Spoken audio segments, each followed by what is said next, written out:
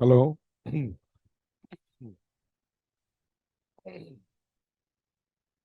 Hello. Am I audible over there? Yes, sir. Thank you. Okay. Hi. Good morning to all of you. Okay. കേൾക്കുന്നുണ്ടോ ബാക്കിൽ? ഉണ്ടോ? ഇല്ല. Hello. ഇപ്പൊ കേൾക്കുന്നുണ്ടോ? Okay fine. So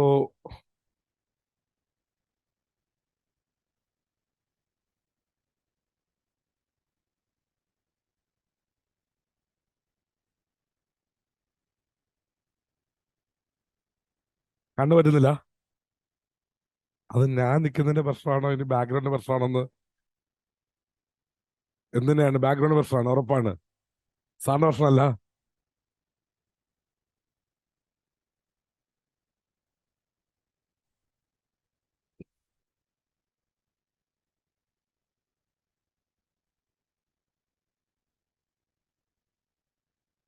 okay.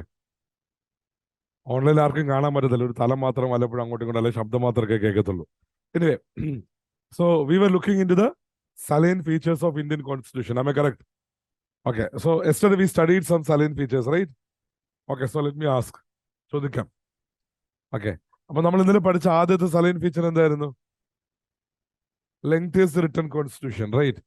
What is the why is Indian Constitution identified as a written constitution? എന്തുകൊണ്ട് ഇതിനെ written constitution എന്ന് വിളിക്കുന്നത്? What's the name? ബാക്കില് എടാ നീ യെല്ലോ. ആ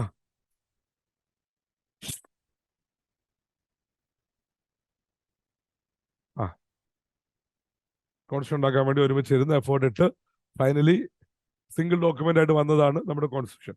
അങ്ങനെ വരുന്ന കോൺസ്റ്റിറ്റ്യൂഷനാണ് നമ്മൾ എന്താണ് റിട്ടൺ കോൺസ്റ്റിറ്റ്യൂഷൻ എന്ന് വിളിക്കുന്നത്, അല്ലേ? ശരി. അപ്പം അൺറിട്ടൺ കോൺസ്റ്റിറ്റ്യൂഷൻ എക്സാമ്പിൾ പറയാം. അവിടെ ബാക്കിൽ ബ്ലൂ അൺറിട്ടൺ കോൺസ്റ്റിറ്റ്യൂഷൻ എക്സാമ്പിൾ പറയാമോ? U K. So U K is identified as an അല്ലെങ്കിൽ U K's constitutional laws are normally identified as part of an unwritten constitution because they don't have a group of dedicated set of people who sat together to find a constitution and all. Okay, but rather than the UK Parliament over a period has actually identified the fundamental constitutional laws of their country. Okay, fine, good. അപ്പുറത്തിരിക്കുന്ന ആള് അടുത്ത feature ഏതാ നമ്മൾ പഠിച്ചത്? Borrowed constitution ആണെന്നല്ലേ? Okay. Why didn't we go for an original constitution? Why couldn't we make an original constitution? Yourself. എന്തുകൊണ്ടായിരുന്നു നമ്മളൊരു original കോൺസ്റ്റിറ്റ്യൂഷനിലേക്ക് പോവാതെ borrow ചെയ്യാൻ നിന്ന്? എന്തുകൊണ്ട്? What is the rational behave that? ചോദ്യം മനസ്സിലായോ? Why couldn't we make an original constitution? ഫ്രണ്ടില് നീ പറയടാ. ആ അതായത് see the objective was never to make an original constitution but rather to have a working constitution, right? അപ്പൊ അത് possible ആവുക എന്നുള്ളതായിരുന്നു നോക്കിക്കൊണ്ടിരുന്നത്. Okay, that's good, fine. അടുത്ത ആള് അടുത്ത ഫീച്ചർ ഏതാ പഠിച്ചത്? അപ്പം എങ്ങനെയാണ് റിജിഡും ഫ്ലെക്സിബിലിറ്റി നമ്മൾ പറയുന്ന ഒരു കോൺസ്റ്റിറ്റ്യൂഷന്? ആ അതായത് ചേഞ്ച് ചെയ്യാൻ ഡിഫിക്കൽട്ട് ഉള്ളത് റിജിഡും ചേഞ്ച് ചെയ്യാൻ എളുപ്പമുള്ളത് ഫ്ലെക്സിബിളും ആണ്. Okay, identify. അടുത്ത parliamentary democracy. Why, what is the fundamental reason we went for parliamentary democracy? എന്തുകൊണ്ട്? ഓ see, in order to ensure accountability of the government and also to have harmony between legislature and executive, right? അത് possible ആവുന്ന part. പിന്നെ ഇതുകൂടാതെ we are very much familiarise with the we are very much familiar with the British system also. Okay, fine. Then one more. ഒന്നുകൂടെ പഠിച്ചില്ലേ? ഒരു ഫീച്ചറും കൂടെ പഠിച്ചില്ലേ? Federal system and okay. So, see, what do you think is more correct? Whether India is a unitary constitution with federal bias or a federal constitution with the unitary bias? Federal constitution with the unitary bias. Why? പറയട്ടെ. So that is the reason for bias. Why ours is identified as a federal constitution?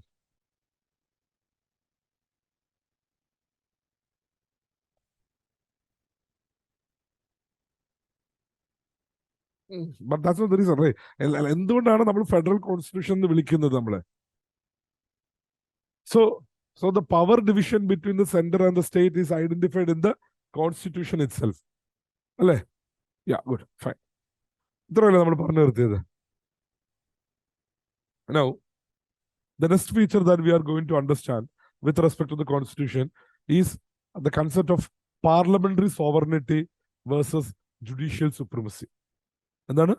Parliamentary sovereignty versus judicial supremacy. The concept of parliamentary sovereignty നമ്മൾ ഇന്നലെ കണ്ടായിരുന്നു. ഓർക്കുന്നുണ്ടോ? Who can you recollect that idea? ഞാൻ ക്ലാസ്സിൽ parliamentary സോവറിറ്റിയുടെ കൺസെപ്റ്റിനെ പറ്റി പറഞ്ഞായിരുന്നു. എപ്പോഴായിരുന്നു? ബ്രിട്ടന്റെ constitution. Good. അതായത് നമ്മൾ പ്രീവിയസ് ഇയർ ക്വസ്റ്റ്യൻസ് 2023 മെയിൻസിന്റെ ക്വസ്റ്റ്യൻസ് നോക്കുമ്പോഴത്തേക്കും ഇന്ത്യയുടെയും ബ്രിട്ടന്റെയും പാർലമെന്ററി സോവറിറ്റിയുടെ കൺസെപ്റ്റിനെ പറ്റി ഒന്ന് അനലൈസ് ചെയ്യാനായിട്ട് ചോദിച്ചിട്ടുണ്ടായിരുന്നു അല്ലേ? അപ്പം എന്താണ് what is this concept of parliamentary sovereignty and what is this other idea of judicial supremacy? എന്താണ് ഈ രണ്ട് ഐഡിയാസ് തമ്മിലുള്ള ഫണ്ടമെന്റൽ കണക്ഷൻ എന്ന് നമുക്ക് നോക്കാം. സി, ഇന്ത്യക്ക് ഇൻഡിപെൻഡൻസ് കിട്ടുമ്പോഴത്തേക്കും നമ്മുടെ ഫ്രണ്ടിലുണ്ട് രണ്ട് പൊളിറ്റിക്കൽ മോഡൽസ്. ഒന്ന് US-ന്റെയും രണ്ടാമത്തത് ബ്രിട്ടന്റെയാണ്. ബ്രിട്ടന്റെ പൊളിറ്റിക്കൽ പോളിസി അല്ലെങ്കിൽ മോഡൽ എന്ന് പറയുന്നത് it's a parliamentary form of government, right? ഇപ്പൊ പാർലമെന്ററി ഫോം ഓഫ് ഗവൺമെന്റ് ആണ്. അതേ സമയത്ത് അപ്പുറത്ത് US-ന്റേത് എന്ന് പറയുന്നത് ഒരു പ്രസിഡൻഷ്യൽ സിസ്റ്റമാണ്. ബ്രിട്ടന്റെ പാർലമെന്ററി ഫോം ഓഫ് ഗവൺമെന്റ് ഞാൻ ഇന്നലെ പറഞ്ഞതുപോലെ ഈ റിട്ടൺ കോൺസ്റ്റിറ്റ്യൂഷൻ എഴുതിയുള്ള സ്ഥലങ്ങളിലൊക്കെ അല്ലെങ്കിൽ ഉള്ള രാജ്യങ്ങളിലൊക്കെ കോൺസ്റ്റിറ്റ്യൂഷൻ സുപ്രീമസി എന്ന് പറഞ്ഞ കൺസെപ്റ്റാണ് ഫോളോ ചെയ്യുന്നത്. കോൺസ്റ്റിറ്റ്യൂഷൻ ഇസ് ഗിവൺ, എഴുതി അവരുണ്ടാക്കിയതാണ്, and that is a fundamental law. At the same time unwritten constitution പോകുന്ന സ്ഥലത്തൊക്കെ ഈ unwritten constitution over a period അവിടുത്തെ ലെജിസ്ലേറ്റീവ് ബോഡി, പാർലമെന്റ് എന്താണ് അവരുടെ പേരെങ്കിലും, what or be that legislative body, അവർ ഓവർ എ പീരീഡ് ക്രിയേറ്റ് ചെയ്തതെന്നല്ലേ പറഞ്ഞത്. So in that sense that particular legislative body is given more supremacy than the constitution or constitutional laws. അതായത് written constitution ഉള്ള സ്ഥലത്ത് constitution ആയിരിക്കും supreme. Written constitution ഇല്ലാത്ത unwritten constitution ഉള്ള സ്ഥലത്ത് ഈ കോൺസ്റ്റിറ്റ്യൂഷൻ ഉണ്ടാക്കിയ ബോഡി അല്ലെങ്കിൽ ആ പാർലമെന്റിനായിരിക്കും കൂടുതൽ പവേഴ്സ്. അങ്ങനെ നോക്കുമ്പോഴത്തേക്കും ബ്രിട്ടീഷ് സിസ്റ്റത്തിന്റെ അകത്ത് ബ്രിട്ടീഷ് പാർലമെന്റ് ഭയങ്കര പവർഫുള്ളാണ്. Again we have discussed yesterday. ഇന്നലെ കണ്ടില്ലായിരുന്നോ? ബ്രിട്ടീഷ് പാർലമെന്റ് ഭയങ്കര പവർഫുൾ ആണെന്നുള്ള കൺസെപ്റ്റ് പറഞ്ഞില്ലായിരുന്നോ? ഓക്കെ, സോ ആ സെൻസിൽ നിന്ന് നോക്കുമ്പോഴത്തേക്കും നമുക്കൊന്നെങ്കിൽ ബ്രിട്ടീഷ് പാർലമെന്റ് പോലെ ഇന്ത്യൻ പാർലമെന്റിനെ ഭയങ്കര പവർഫുൾ ആക്കാം. എന്ന് വെച്ച് കഴിഞ്ഞാൽ there will be no limitation to the law making power of the parliament. അതാണ് പാർലമെന്ററി സോവറിനിറ്റി എന്നുകൊണ്ട് ഉദ്ദേശിക്കുന്നത്. There is no limitation to the power of the parliament to make laws. പക്ഷെ അങ്ങനെയാണോ നമ്മൾ വെച്ചിരിക്കുന്നത്? We do has lot of limitations അല്ലെ? Parliament കുറെ limitation ഇല്ലേ? ഉണ്ടോ ഇല്ലയോ? ഉണ്ട്. അഗ്രികൾച്ചറിനെ പറ്റി പാർലമെന്റ് ലോ ഉണ്ടാക്കാൻ പറ്റുമോ? Can parliament make laws on agriculture or sanitation etcetera? Normally sanitation, agriculture etcetera comes under state list. എന്ന് വെച്ച് കഴിഞ്ഞാൽ നമ്മൾ കഴിഞ്ഞ ദിവസം പറഞ്ഞതുപോലെ ഫെഡറൽ പൊളിറ്റി എന്ന് പറയുമ്പോഴത്തേക്കും സ്റ്റേറ്റ് ചെയ്യേണ്ട കാര്യങ്ങളും സെൻട്രൽ ചെയ്യേണ്ട കാര്യങ്ങളും കോൺസ്റ്റിറ്റ്യൂഷനിൽ ഡിഫൈൻ ചെയ്തിട്ടുണ്ടല്ലോ. കോൺസ്റ്റിറ്റ്യൂഷന്റെ 7ാമത്തെ ഷെഡ്യൂളിന്റെ അകത്ത് ആണ് ഈ ലിസ്റ്റുകൾ ഐഡന്റിഫൈ ചെയ്തിരിക്കുന്നത്. അപ്പൊ അങ്ങനെ നോക്കുമ്പോഴത്തേക്കും സ്റ്റേറ്റ് ചെയ്യേണ്ട കാര്യങ്ങളിൽ പെട്ടതാണ് അഗ്രികൾച്ചർ, സാനിറ്റേഷൻ ഒക്കെ പറയുന്നത്, ഹെൽത്ത്, സാനിറ്റേഷൻ ഒക്കെ പറയുന്നത്. അപ്പൊ അതിൽ ആര് ലോ ഉണ്ടാക്കേണ്ട കാര്യമില്ല? സെൻട്രൽ ലോ ഉണ്ടാക്കേണ്ട കാര്യമില്ല. നോർമൽ സിനാരിയോയില് സ്റ്റേറ്റ് ലോ ഉണ്ടാക്കേണ്ടത്. അപ്പൊ നോർമൽ സിനാരിയോയില് ഞാൻ ഈ പറഞ്ഞ ഹെൽത്തിലോ സാനിറ്റേഷനിലോ അഗ്രികൾച്ചറിലോ ഒന്നും സെൻട്രൽ ലോ ഉണ്ടാക്കേണ്ട കാര്യമില്ല. ഓക്കെ ഓക്കെ അപ്പം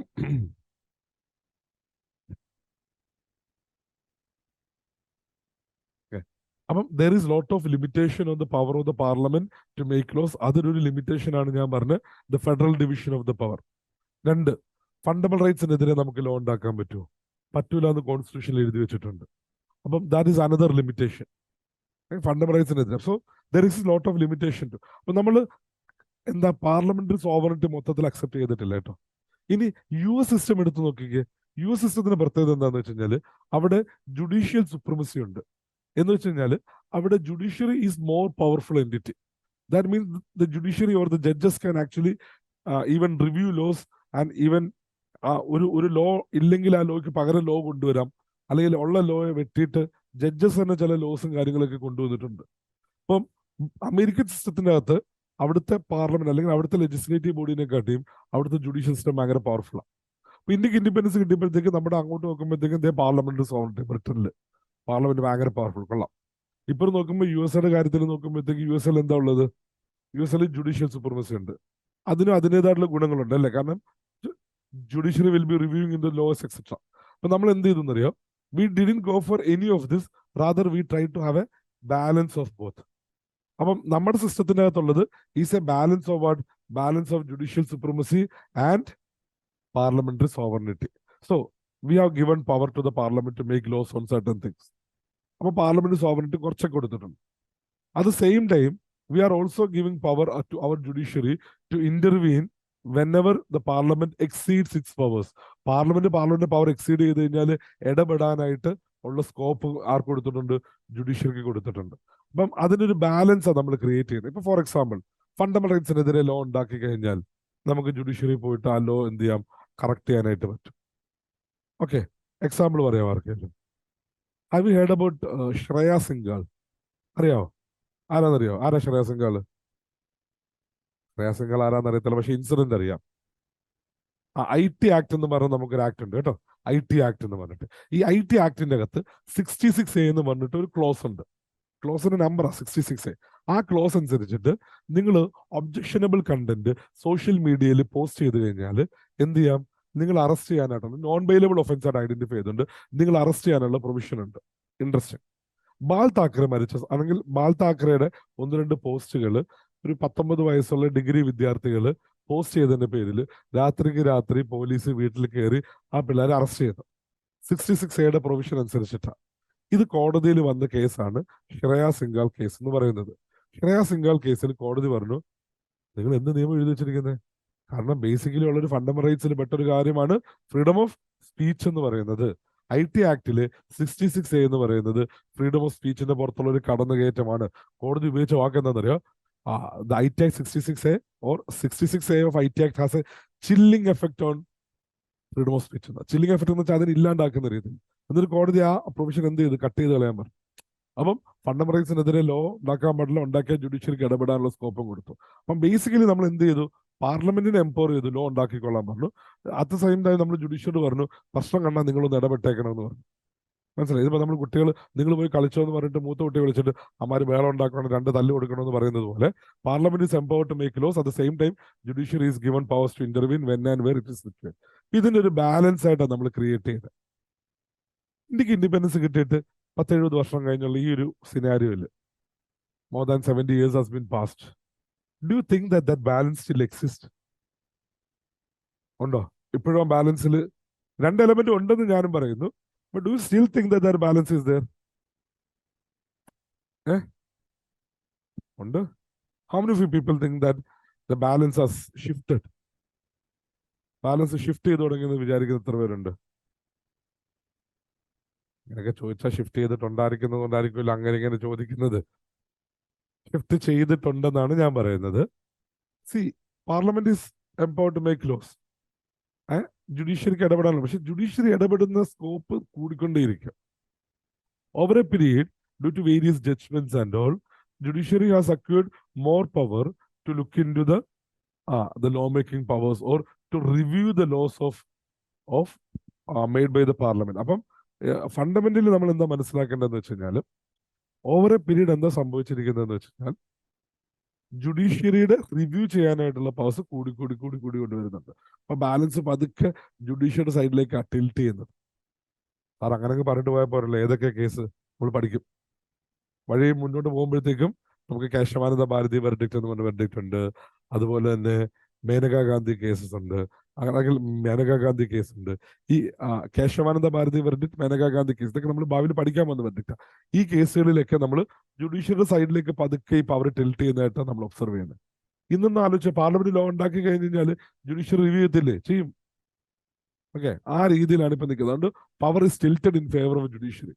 You people might have a difference of opinion, but let's see. നമ്മുടെ ക്ലാസ് മുന്നോട്ട് പോകുമ്പോഴത്തേക്കും whether this is true or not എന്നുള്ളത് നമുക്ക് കാണാം. ഫൈൻ, ശരി. സോ അടുത്ത ഫീച്ചർ എന്താണ്? Balance between judicial supremacy and parliamentary sovereignty. Is it clear? Okay, അടുത്ത ഫീച്ചർ എന്താ പറയാൻ പറ്റുന്നത്? അടുത്ത ഫീച്ചർ, ലെറ്റ്സ് സേ ദാറ്റ് നമ്മുടെ കോൺസ്റ്റിറ്റ്യൂഷന്റെ അകത്തുള്ള അടുത്തൊരു ഫീച്ചർ എന്ന് പറഞ്ഞാൽ സിംഗിൾ സിറ്റിസൺഷിപ്പ്. എന്ന് വെച്ചാൽ എന്താ അതിനർത്ഥം? എന്താ ഈ സിംഗിൾ സിറ്റിസൺഷിപ്പ് എന്ന് വെച്ച് കഴിഞ്ഞാൽ, What do you mean by the idea of single citizenship?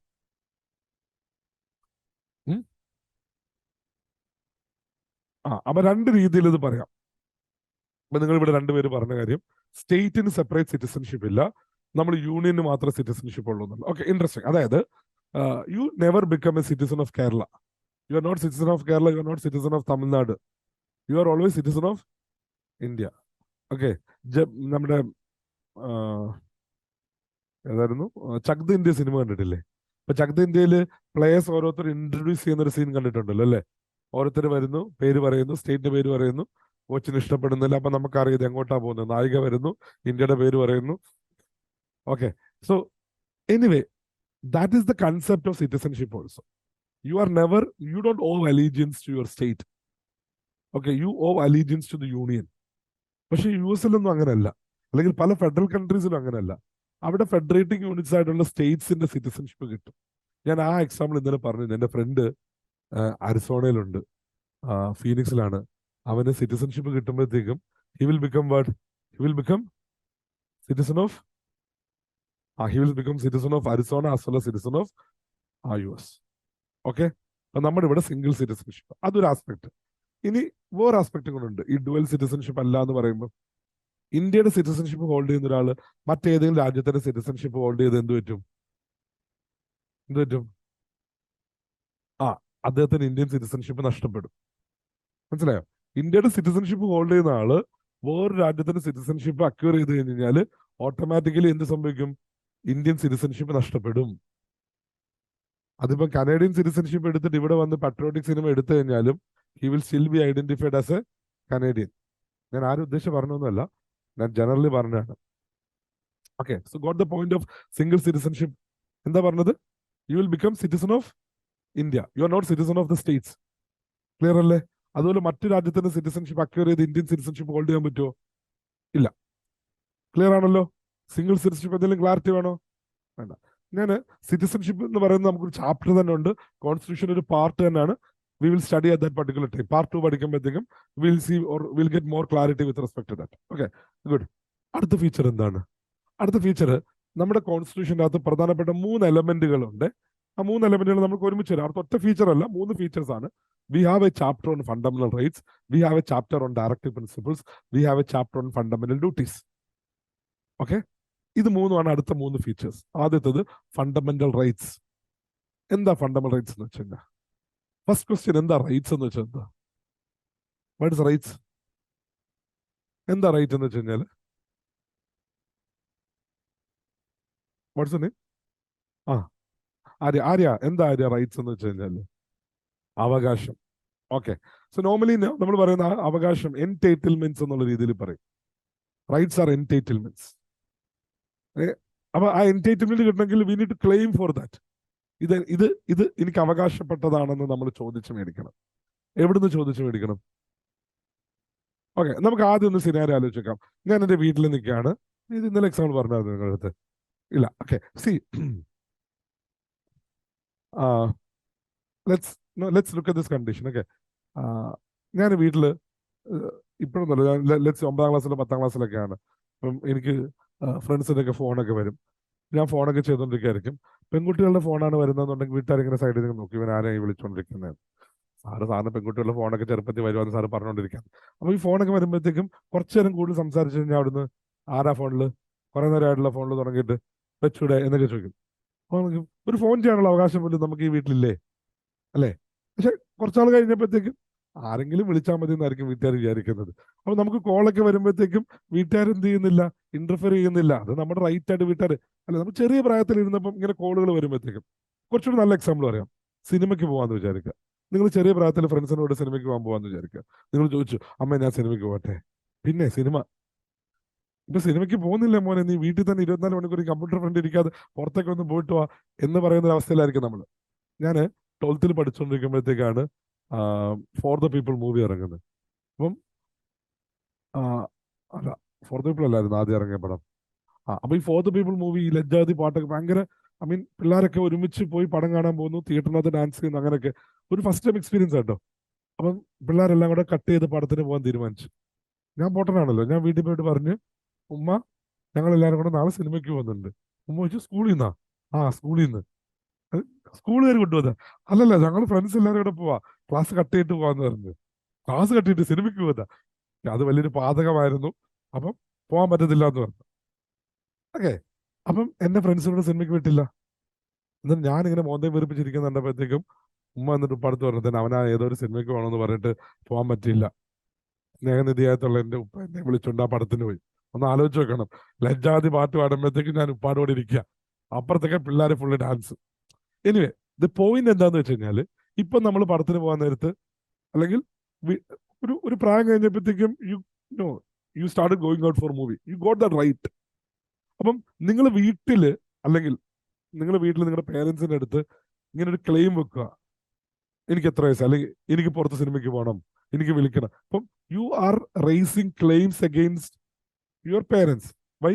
കാരണം നമ്മുടെ വീട്ടില് നമ്മുടെ പേരൻസ് ആണ് അതോറിറ്റി. അപ്പൊ നമ്മൾ അതോറിറ്റിക്കെതിരെയാണ് എന്ത് ചെയ്യുന്നത്? ക്ലെയിംസ് വെക്കുന്നത്. Got the point? നമ്മുടെ സിനാരിയോയിൽ, അല്ലെ സ്റ്റേറ്റ് എന്ന് പറഞ്ഞ സിനാരിയോയിൽ ഗവൺമെന്റ് ആണ് അതോറിറ്റി എന്ന് പറയുന്നത്, അല്ലേ? അപ്പം rights are nothing but claims against state. ശരിയല്ലേ?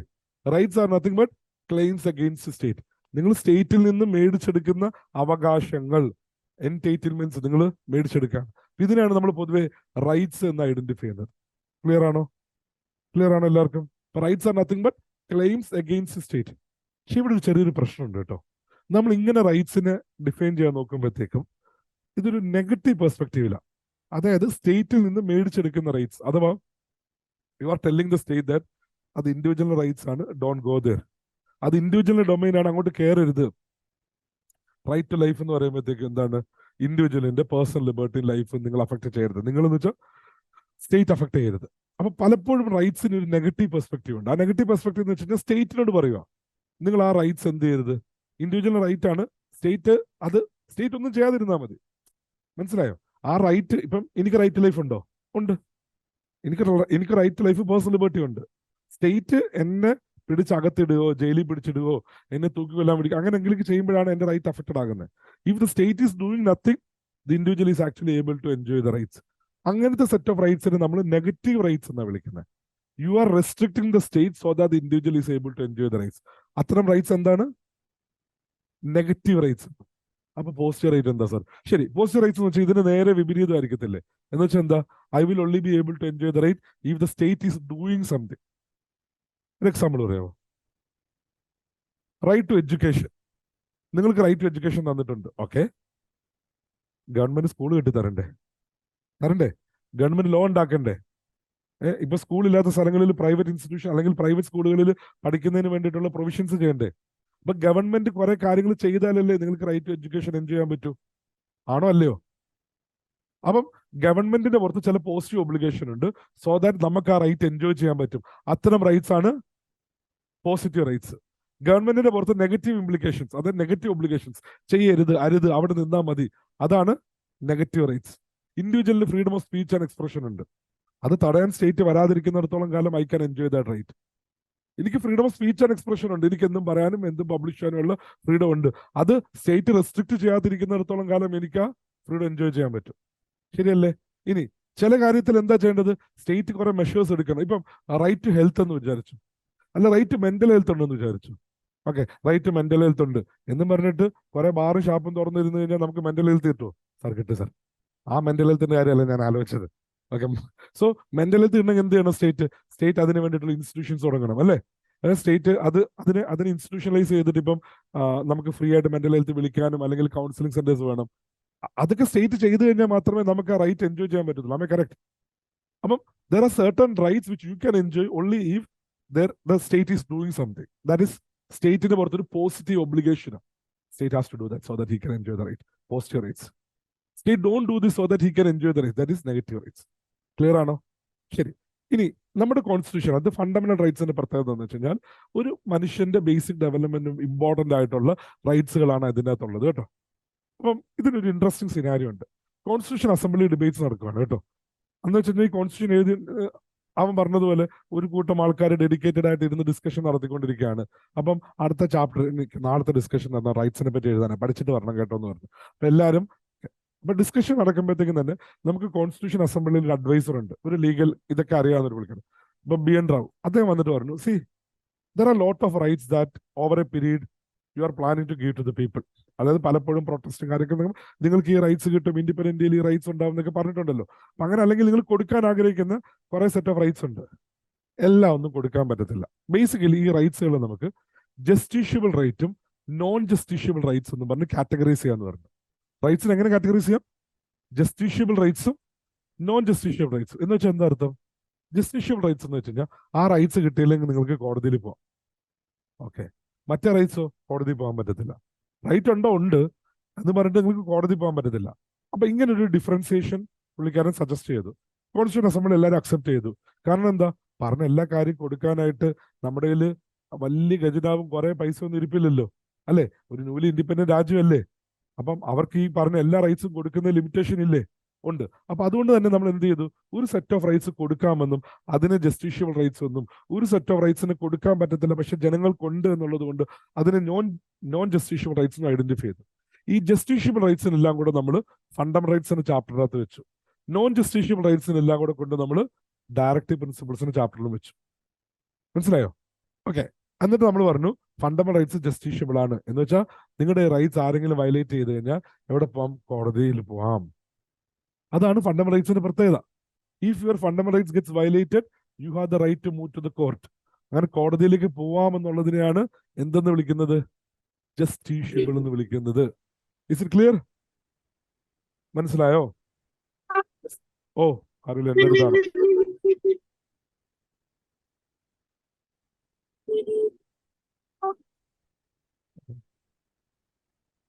ഹലോ, ആരുടെയും മൈക്ക് ഓൺ ആണെന്നുള്ളതൊന്ന് വെരിഫൈ ചെയ്തേക്കണേ. അപ്പം ജസ്റ്റിഷ്യബിൾ റൈറ്റ്സ് എന്ന് വെച്ച് കഴിഞ്ഞാൽ റൈറ്റ്സ് കിട്ടിയില്ലെങ്കിൽ ജനങ്ങൾക്ക് കോടതിയിൽ പോകാൻ പറ്റും. നോൺ ജസ്റ്റിഷ്യബിൾ റൈറ്റ്സ് കിട്ടിയില്ലെങ്കിൽ കോടതിയിൽ പോകാൻ പറ്റത്തില്ല. അങ്ങനെ ഒരു കാറ്റഗറൈസേഷൻ വെച്ചിട്ടാണ് കോൺസ്റ്റിറ്റ്യൂഷൻ അത് ഫണ്ടമെന്റൽ റൈറ്റ്സ് വെച്ചത് കേട്ടോ. പക്ഷെ ഒരു കാര്യം കൂടെ, ഒരു പോയിന്റ് കൂടെ നമ്മൾ പ്രത്യേകം ശ്രദ്ധിക്കണം. ഈ ഫണ്ടമെന്റൽ റൈറ്റ്സിന്റെ ചാപ്റ്റർ നമ്മൾ US-ൽ നിന്ന് ഇൻഫ്ലുവൻസ് ചെയ്ത് കൊണ്ടുവന്നതാണ്. ഇതിനകത്ത് നമ്മൾ ഐഡന്റിഫൈ ചെയ്ത് കൊടുത്തിരിക്കുന്നത് കൂടുതലും പൊളിറ്റിക്കൽ റൈറ്റ്സ് ആണ്. നമ്മൾ 3 സെറ്റ് റൈറ്റ്സ് എന്ന് വേണമെങ്കിൽ പറയാം. പൊളിറ്റിക്കൽ എലമെന്റുകൾ അറ്റൈൻ ചെയ്യാനായിട്ട്, അല്ലെങ്കിൽ ഒരു പൊളിറ്റിക്കൽ ജസ്റ്റിസ് കൊണ്ടുവരുന്നതിന് വേണ്ടിയിട്ട് ഒരു സെറ്റ് ഓഫ് റൈറ്റ്സ് പറയാം. ഒരു എക്കണോമിക് ജസ്റ്റിസ് കൊണ്ടുവരുന്നതിന് വേണ്ടിയിട്ട് സെറ്റ് ഓഫ് റൈറ്റ്സ് പറയാം. സോഷ്യൽ ജസ്റ്റിസ് കൊണ്ടുവരുന്നതിന് സെറ്റ് ഓഫ് റൈറ്റ്സ് പറയാം. ഇതിൽ പൊളിറ്റിക്കൽ ജസ്റ്റിസ് ആണ് യഥാർത്ഥത്തിൽ ഫണ്ടമെന്റൽ റൈറ്റ്സിൽ കൂടെ കിട്ടുന്നത്. ബാക്കി ഈ എക്കണോമിക് ആൻഡ് സോഷ്യൽ ജസ്റ്റിസ് എന്ന് പറയുന്ന സാധനം DPSP-ലാണ്. നമ്മൾ ഫണ്ടമെന്റൽ റൈറ്റ്സും DPSP ഡീറ്റെയിൽ ആയിട്ട് പഠിക്കുമ്പോഴത്തേക്കും ഈ കൺസെപ്റ്റുകളിൽ ക്ലാരിറ്റി വരും. പൊളിറ്റിക്കൽ ജസ്റ്റിസ് എന്ന് പറയുമ്പോഴത്തേക്കും ഇപ്പം ഇന്ത്യയിലെ ഇപ്പം പ്രായപൂർത്തിയായിട്ടുള്ള എല്ലാവർക്കും വോട്ടിംഗ് റൈറ്റ്സ് ഉണ്ട്, ഇല്ലേ? ഇത്ര വയസ്സ് കംപ്ലീറ്റ് ചെയ്ത് കഴിഞ്ഞാൽ നിങ്ങൾക്ക് എല്ലാ പോസ്റ്റിലേക്ക് മത്സരിക്കാൻ പറ്റും. അവിടെ നീ ഇന്ന കമ്മ്യൂണിറ്റിയിൽ നിന്ന് ഉള്ള ഒരാളായിരിക്കണം, നിനക്ക് ഇത്ര രൂപ പൈസ ഉണ്ടായിരിക്കണം, ശമ്പളം ഉണ്ടായിരിക്കണം എന്നൊക്കെയുള്ള സോഷ്യൽ എക്കണോമിക് കണ്ടീഷൻസ് വല്ലതും നമ്മൾ വെച്ചിട്ടുണ്ടോ? ഇല്ല. അപ്പോൾ പൊളിറ്റിക്കൽ ജസ്റ്റിസ് ഏറെക്കുറെ നമ്മൾ ഫണ്ടമെന്റൽ റൈറ്റ്സ് വഴി എത്തിച്ചു കൊടുക്കാൻ നോക്കുന്നുണ്ട്. പക്ഷെ social economic justice is something that the state is still trying to give to the people. Will come to that point while we study. ശരി, ഇനി ഒരു പോയിന്റ് കൂടെ ഞാൻ പറയാം. നിങ്ങൾക്ക് തന്നിരിക്കുന്ന റൈറ്റ്സ് അത് അബ്സല്യൂട്ട് റൈറ്റ് ആയിരിക്കോ അല്ലയോ? What you mean by the concept of absolute right? അല്ലെങ്കിൽ ഈ തന്നിരിക്കുന്ന റൈറ്റ്സിന് പുറത്ത് എന്തെങ്കിലും റെസ്ട്രിക്ഷൻസ് വെക്കും? വേണ്ടേ? റെസ്ട്രിക്ഷൻസ് വേണ്ടേ? അബ്സല്യൂട്ട് റൈറ്റ് എന്ന് വെച്ച് കഴിഞ്ഞാൽ എന്തും ചെയ്യാനുള്ള റൈറ്റ് ആണെന്ന് പറയാം. എന്തും ചെയ്യാനുള്ള റൈറ്റ് കൊടുത്തു കഴിഞ്ഞാൽ അത് ശരിക്കും കായോസിലേക്ക് ലീഡ് ചെയ്യത്തുള്ളൂ. No person will actually be able to enjoy the rights if you are giving that particular person the right to do anything. Right? നിനക്കുള്ള റൈറ്റ് എനിക്കുള്ള റൈറ്റും ഈക്വൽ ആവണമെന്നുണ്ടെങ്കിൽ നിന്റെ റൈറ്റ് ഇവിടെ തീരണം, അല്ലേ? എന്ന് വെച്ചാൽ ഇവിടെ തീരണമെന്ന് ഉദ്ദേശിച്ചത് മറ്റൊരാളുടെ മൂക്കിൻ തുമ്പിലാണ് നമ്മുടെ ഫ്രീഡം അല്ല റൈറ്റ് അവസാനിക്കുന്നത് പറയും. So you will actually be able to enjoy the right if the same right is there for the other person, is there for the same other for the other person. So you need to bring certain restrictions to the rights. റൈറ്റ്സിൽ ചില restrictions കൊണ്ടുവരണം. ഒരു example ഞാൻ പറയാം. Freedom of speech and expression എനിക്കുണ്ട്. Okay, ആര്യനെ ഞാൻ പരിചയപ്പെട്ടു. ഞാൻ വന്നിട്ട് പറയാണ്, ആര്യ ഉണ്ടല്ലോ ഭയങ്കര അലമ്പ് വെച്ച രാവിലെ എന്നെ ക്ലാസ്സിൽ വരുന്നത് പ്രധാന ഉദ്ദേശം വായി നോക്കാൻ വേണ്ടിയിട്ടാണ്. ക്ലാസ്സിൽ ഒരു സാധനം ശ്രദ്ധിച്ചിരിക്കത്തില്ല, ഫുൾ ടൈം വായി നോട്ടാണ് പടുത്തിരിക്കുന്നത്. ഇതൊന്നും കള്ളമൊന്നുമല്ലല്ലോ സാറേ, സത്യമല്ലേ പറയുന്നത്. അപ്പൊ എനിവേ ഞാൻ ഇങ്ങനെ ആര്യനെ പറ്റി മോശം പറഞ്ഞുകൊണ്ടിരിക്കുക. ആര്യ വന്നിട്ട് വെച്ച്, സാർ എന്ത് തോന്നിയ ദിവസം അവിടെ നിന്ന് പറയുന്നത്? സാർ ഇത് എന്തിനാ ഇതൊക്കെ എങ്ങനെ പറയാൻ പറ്റുന്നതെന്ന് വെച്ചു. അപ്പൊ ഞാൻ പറഞ്ഞത് എന്റെ ഫ്രീഡം ഓഫ് സ്പീച്ച് ആൻഡ് എക്സ്പ്രഷനാണ്. എന്റെ freedom of speech and expression ആണ്, എനിക്കിത് പറയാം. പറ്റുമോ? എന്തുകൊണ്ടാണ് പറ്റാത്ത? എന്താണ് ഡിഫമേഷൻ? ഞാൻ ആര്യനെ ഡീഫെയിം ചെയ്യാൻ നോക്കുകയാണ്. അപ്പം ഒരാളെ ഡീഫെയിം ചെയ്യാൻ വേണ്ടിയിട്ട് നിങ്ങളുടെ freedom of speech and expression ഉപയോഗിക്കാൻ പറ്റുമോ? ഇല്ല. അപ്പം freedom of speech and expression of restrictions വേണ്ടേ? ഇതുപോലെ നമുക്ക് ഐഡന്റിഫൈ ചെയ്തിരിക്കുന്ന എല്ലാ റൈറ്റ്സിനും എന്ത് വേണം? റെസ്ട്രിക്ഷൻസ് വേണം. വേണ്ടേ? വേണം. അപ്പം റെസ്ട്രിക്ഷൻസ് ഉള്ള റൈറ്റ്സുകളെ നമ്മൾ വിളിക്കുന്ന പേര് ക്വാളിഫൈഡ് റൈറ്റ്സ് എന്ന. എന്താ? Qualified rights. യാതൊരു വിധത്തിലുള്ള റെസ്ട്രിക്ഷനും ഇല്ലാത്ത റൈറ്റ്സിനെ നമ്മൾ എന്ത് വിളിക്കും? അബ്സല്യൂട്ട് റൈറ്റ്സ് എന്ന് വിളിക്കും. അപ്പൊ എന്തെങ്കിലുമൊക്കെ റെസ്ട്രിക്ഷൻസ് ഉള്ള റൈറ്റ്സിനെ നമ്മൾ ക്വാളിഫൈഡ് റൈറ്റ്സ് എന്ന് വിളിക്കും. യാതൊരു റെസ്ട്രിക്ഷൻസ് ഇല്ലാത്ത റൈറ്റ്സിനെ നമ്മൾ അബ്സല്യൂട്ട് റൈറ്റ്സ് എന്ന് വിളിക്കും. ഇത് ക്ലിയർ ആണോ? ക്ലിയർ അല്ലേ? പിന്നെ നമ്മുടെ കോൺസ്റ്റിറ്റ്യൂഷൻ അത് അബ്സല്യൂട്ട് റൈറ്റ് എന്തെങ്കിലും ഉണ്ടോ? എന്തെങ്കിലും അബ്സല്യൂട്ട് റൈറ്റ്സ് ഉണ്ടോ? ടെക്നിക്കലി സ്പീക്കിംഗ് ആകെ ഒരു ഒറ്റ അബ്സല്യൂട്ട് റൈറ്റ് ഉണ്ടെന്നേ നമ്മൾ പറയാറുള്ളത്. That is none other than right against untouchability. അൺടച്ചബിലിറ്റിയുടെ റൈറ്റ്സ് പറയുന്ന സ്ഥലത്ത് അൺടച്ചബിലിറ്റി ഒരു രീതിയിലും പ്രാക്ടീസ് ചെയ്യരുതെന്ന് പറയുന്നിടത്ത് നമ്മൾ എന്ത് കൊണ്ടുവന്നിട്ടില്ല? യാതൊരു രീതിയിലുള്ള റെസ്ട്രിക്ഷൻസ് നമ്മൾ ഐഡന്റിഫൈ ചെയ്തിട്ടില്ല എന്നുള്ളതാണ് ഫാക്ട്. മനസ്സിലായോ? അത് മാത്രമാണ് ഒരു അബ്സല്യൂട്ട് റൈറ്റ് എന്ന് വിളിക്കാൻ പറ്റുന്നത്. ഒരു എക്സാമ്പിൾ, ഇനി നമ്മൾ നേരത്തെ പോസിറ്റീവ് റൈറ്റ്സ് നെഗറ്റീവ് റൈറ്റ്സ് എന്ന് പറഞ്ഞില്ലേ? അപ്പം സ്റ്റേറ്റിന്റെ പുറത്തുള്ള റെസ്ട്രിക്ഷൻ ഉള്ള റൈറ്റ് ഉണ്ട്. അതായത് സ്റ്റേറ്റ് എന്റെ freedom of speech and expression affect ചെയ്യരുത്, so that I can enjoy that. So freedom of speech എന്ന് പറയുന്ന ഒരു നെഗറ്റീവ് റൈറ്റ് ഒക്കെ ആയിട്ട് നമുക്ക് പറയാം. എന്നാൽ ഈ പോസിറ്റീവ് റൈറ്റ്സ് ഞാൻ നേരത്തെ പറഞ്ഞതിൽ റൈറ്റ് ടു എഡ്യൂക്കേഷൻ, റൈറ്റ് നമ്മുടെ കോൺസ്റ്റിറ്റ്യൂഷനിൽ റൈറ്റ് ടു എഡ്യൂക്കേഷനെ പറ്റി പറയുന്നുണ്ട് കേട്ടോ. നമ്മുടെ കോൺസ്റ്റിറ്റ്യൂഷനകത്ത് ഫണ്ടമെന്റൽ റൈറ്റ്സിന്റെ ചാപ്റ്റർ നോക്കിക്കഴിഞ്ഞാൽ കൂടുതലും നെഗറ്റീവ് റൈറ്റ്സ് ആണ്. But it also has 1 or 2 positive rights. For example right to education positive right. ബാക്കി റൈറ്റ്സുകൾ കൂടുതലും നെഗറ്റീവ് റൈറ്റ്സ്. നമ്മുടെ ഫണ്ടമെന്റൽ റൈറ്റ്സ് എടുത്തു കഴിഞ്ഞാൽ കൂടുതലും ക്വാളിഫൈഡ് റൈറ്റ്സ് എന്ന് വെച്ച് കഴിഞ്ഞാൽ there is one or other restrictions to it.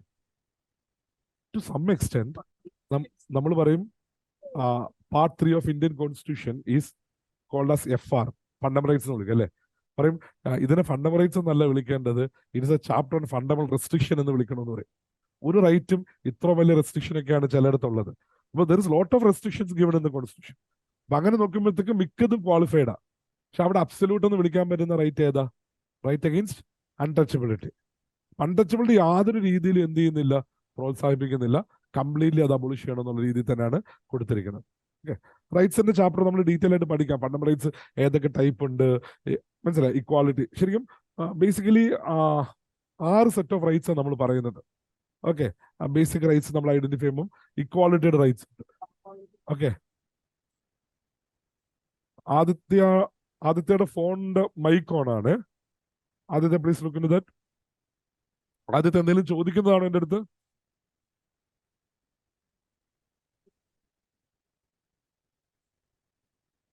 Let's see.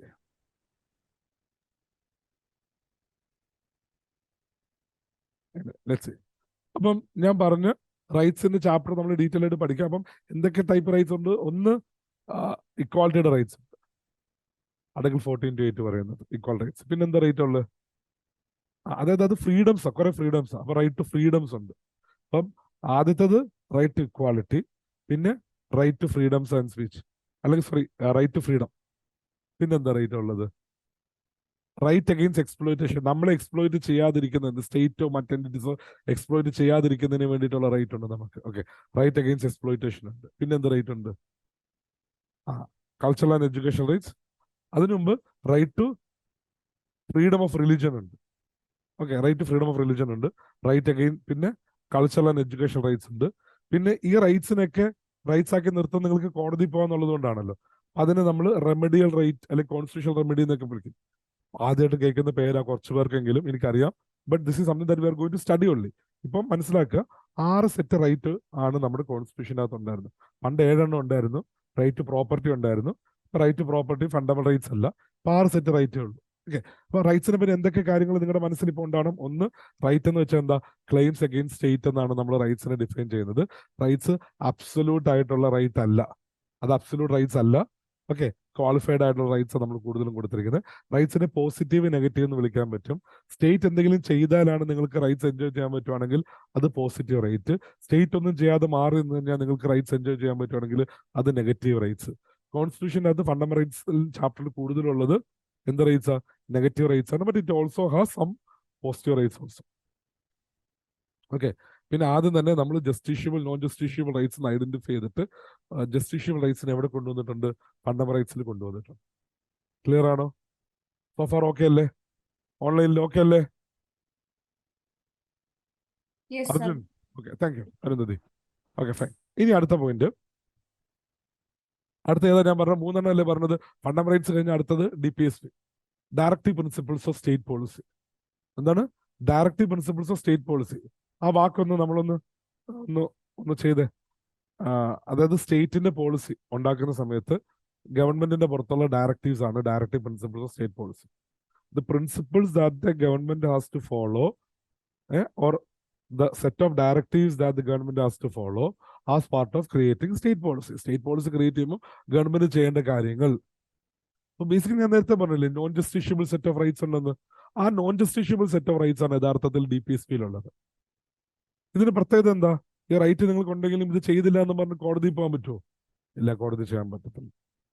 അതാണ് DPSP-യുടെ പ്രത്യേകത. റൈറ്റ്സ് ഉണ്ട് നിങ്ങൾക്ക്, പക്ഷെ ആ റൈറ്റ്സ് വയലേറ്റ് ചെയ്യപ്പെട്ടു എന്നുണ്ടോ പറഞ്ഞ് നിങ്ങൾക്ക് എവിടെ പോകാൻ പറ്റത്തില്ല? ഒരിക്കലും കോടതിയിൽ പോകാൻ പറ്റത്തില്ല. രണ്ടാമത്തെ പോയിന്റ്, ഇതിൽ പറഞ്ഞിരിക്കുന്നതിന് നമുക്കൊന്ന് വേണം കാറ്റഗറൈസ് ചെയ്യാൻ പറ്റും, ക്ലാസിഫൈ ചെയ്യാൻ പറ്റും. ഇത് കോൺസ്റ്റിറ്റ്യൂഷൻ ക്ലാസിഫിക്കേഷൻ അല്ല, പിന്നീട് വന്ന പല കോൺസ്റ്റിറ്റ്യൂഷൻ എക്സ്പേർട്ടും പറഞ്ഞതാണ്, DPSP-യിൽ ഇതൊക്കെ ഗാന്ധിയനാണ്, ഇതൊക്കെ സോഷ്യലിസ്റ്റ് ആണ്, ഇതൊക്കെ ലിബറൽ ഇന്റലക്ച്വൽ ആണ്. അങ്ങനെ 3 ക്ലാസിഫിക്കേഷനാണ് പറയുന്നത്. എന്തൊക്കെയാണ്? കുറെയൊക്കെ ഗാന്ധി പറഞ്ഞ ഐഡിയാസ് ആണ്. അന്ന് ഗാന്ധി എന്ത് ഐഡിയാസാണ് പറഞ്ഞത്? അവിടെയാണ് നമുക്ക് ഇൻട്രസ്റ്റിംഗ് ഒരു സിനാരിയോ നമ്മുടെ പൊളിറ്റിക്കൽ സയൻസ് അല്ലെങ്കിൽ നമ്മൾ ഇതിൽ കാണുന്നത്. ഇന്ത്യക്ക് ഇൻഡിപെൻഡൻസ് കിട്ടുന്ന ആ ഒരു മൂവ്മെന്റ് നമ്മൾ എടുത്തു കഴിഞ്ഞാൽ, ഇന്ത്യൻ ഇൻഡിപെൻഡൻസ് മൂവ്മെന്റ് തുടക്കം ഫേസ് എന്ന് വെച്ച് കഴിഞ്ഞാൽ എന്താ? തുടക്കം ഫേസ് എന്ന് വെച്ചാൽ ഇതൊരു എന്താ പറയാ, ഒരു കുറച്ച് എലൈറ്റിസ്റ്റ് ആയിട്ടുള്ള കുറച്ച് പാക്കറ്റുകളിൽ മാത്രമായിട്ട് നടക്കുന്ന ഒരു ഫ്രീഡം സ്ട്രഗിൾ ആയിരുന്നു. അതൊരു ലാർജ് സ്കെയിൽ ഫ്രീഡം സ്ട്രഗിൾ ആയിട്ടൊന്നും അല്ല ഇന്ത്യയിൽ ഉണ്ടായിരുന്നത്. അതിനെ ഒരു മാസ് മൂവ്മെന്റ് ആയിട്ട് മാറിയത് എപ്പോഴാ? ആര് വന്നിട്ടാ? ഗാന്ധിജി വന്നിട്ട്.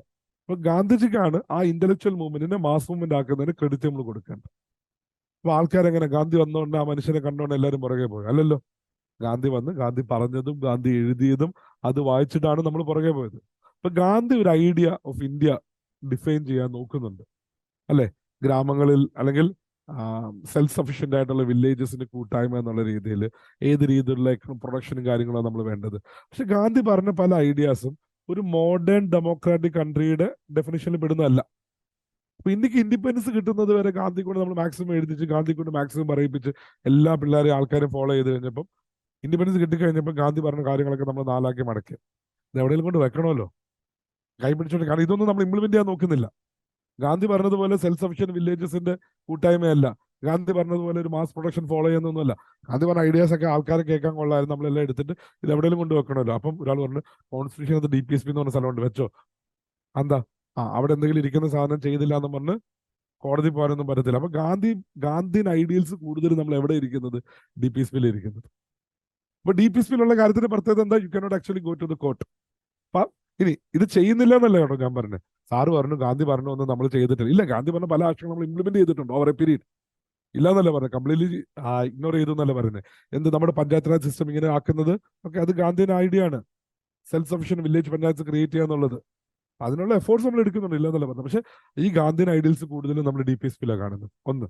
രണ്ടാമത്തത്, കുറച്ച് സോഷ്യലിസ്റ്റ് ഐഡിയാസ് ഉണ്ട്, വർക്കിംഗ് ക്ലാസ്സിന് വേണ്ടി സപ്പോർട്ട് ചെയ്യുന്ന അല്ലെങ്കിൽ അവരുടെ ഇൻട്രസ്റ്റ് പ്രൊട്ടക്ട് ചെയ്യുന്നതിന് വേണ്ടിയിട്ട് ഉള്ളൊരു സോഷ്യലിസ്റ്റ് ഐഡിയാസ്. അപ്പൊ ഒരു കൺഫ്യൂഷനാണ്, എന്താ സാറേ socialism? What is socialism? What is socialism? What is Marxism? What is communism? What is liberalism? നമുക്ക് തുടങ്ങുവാണ് അവിടെ നിന്ന് തുടങ്ങണം. What is liberalism?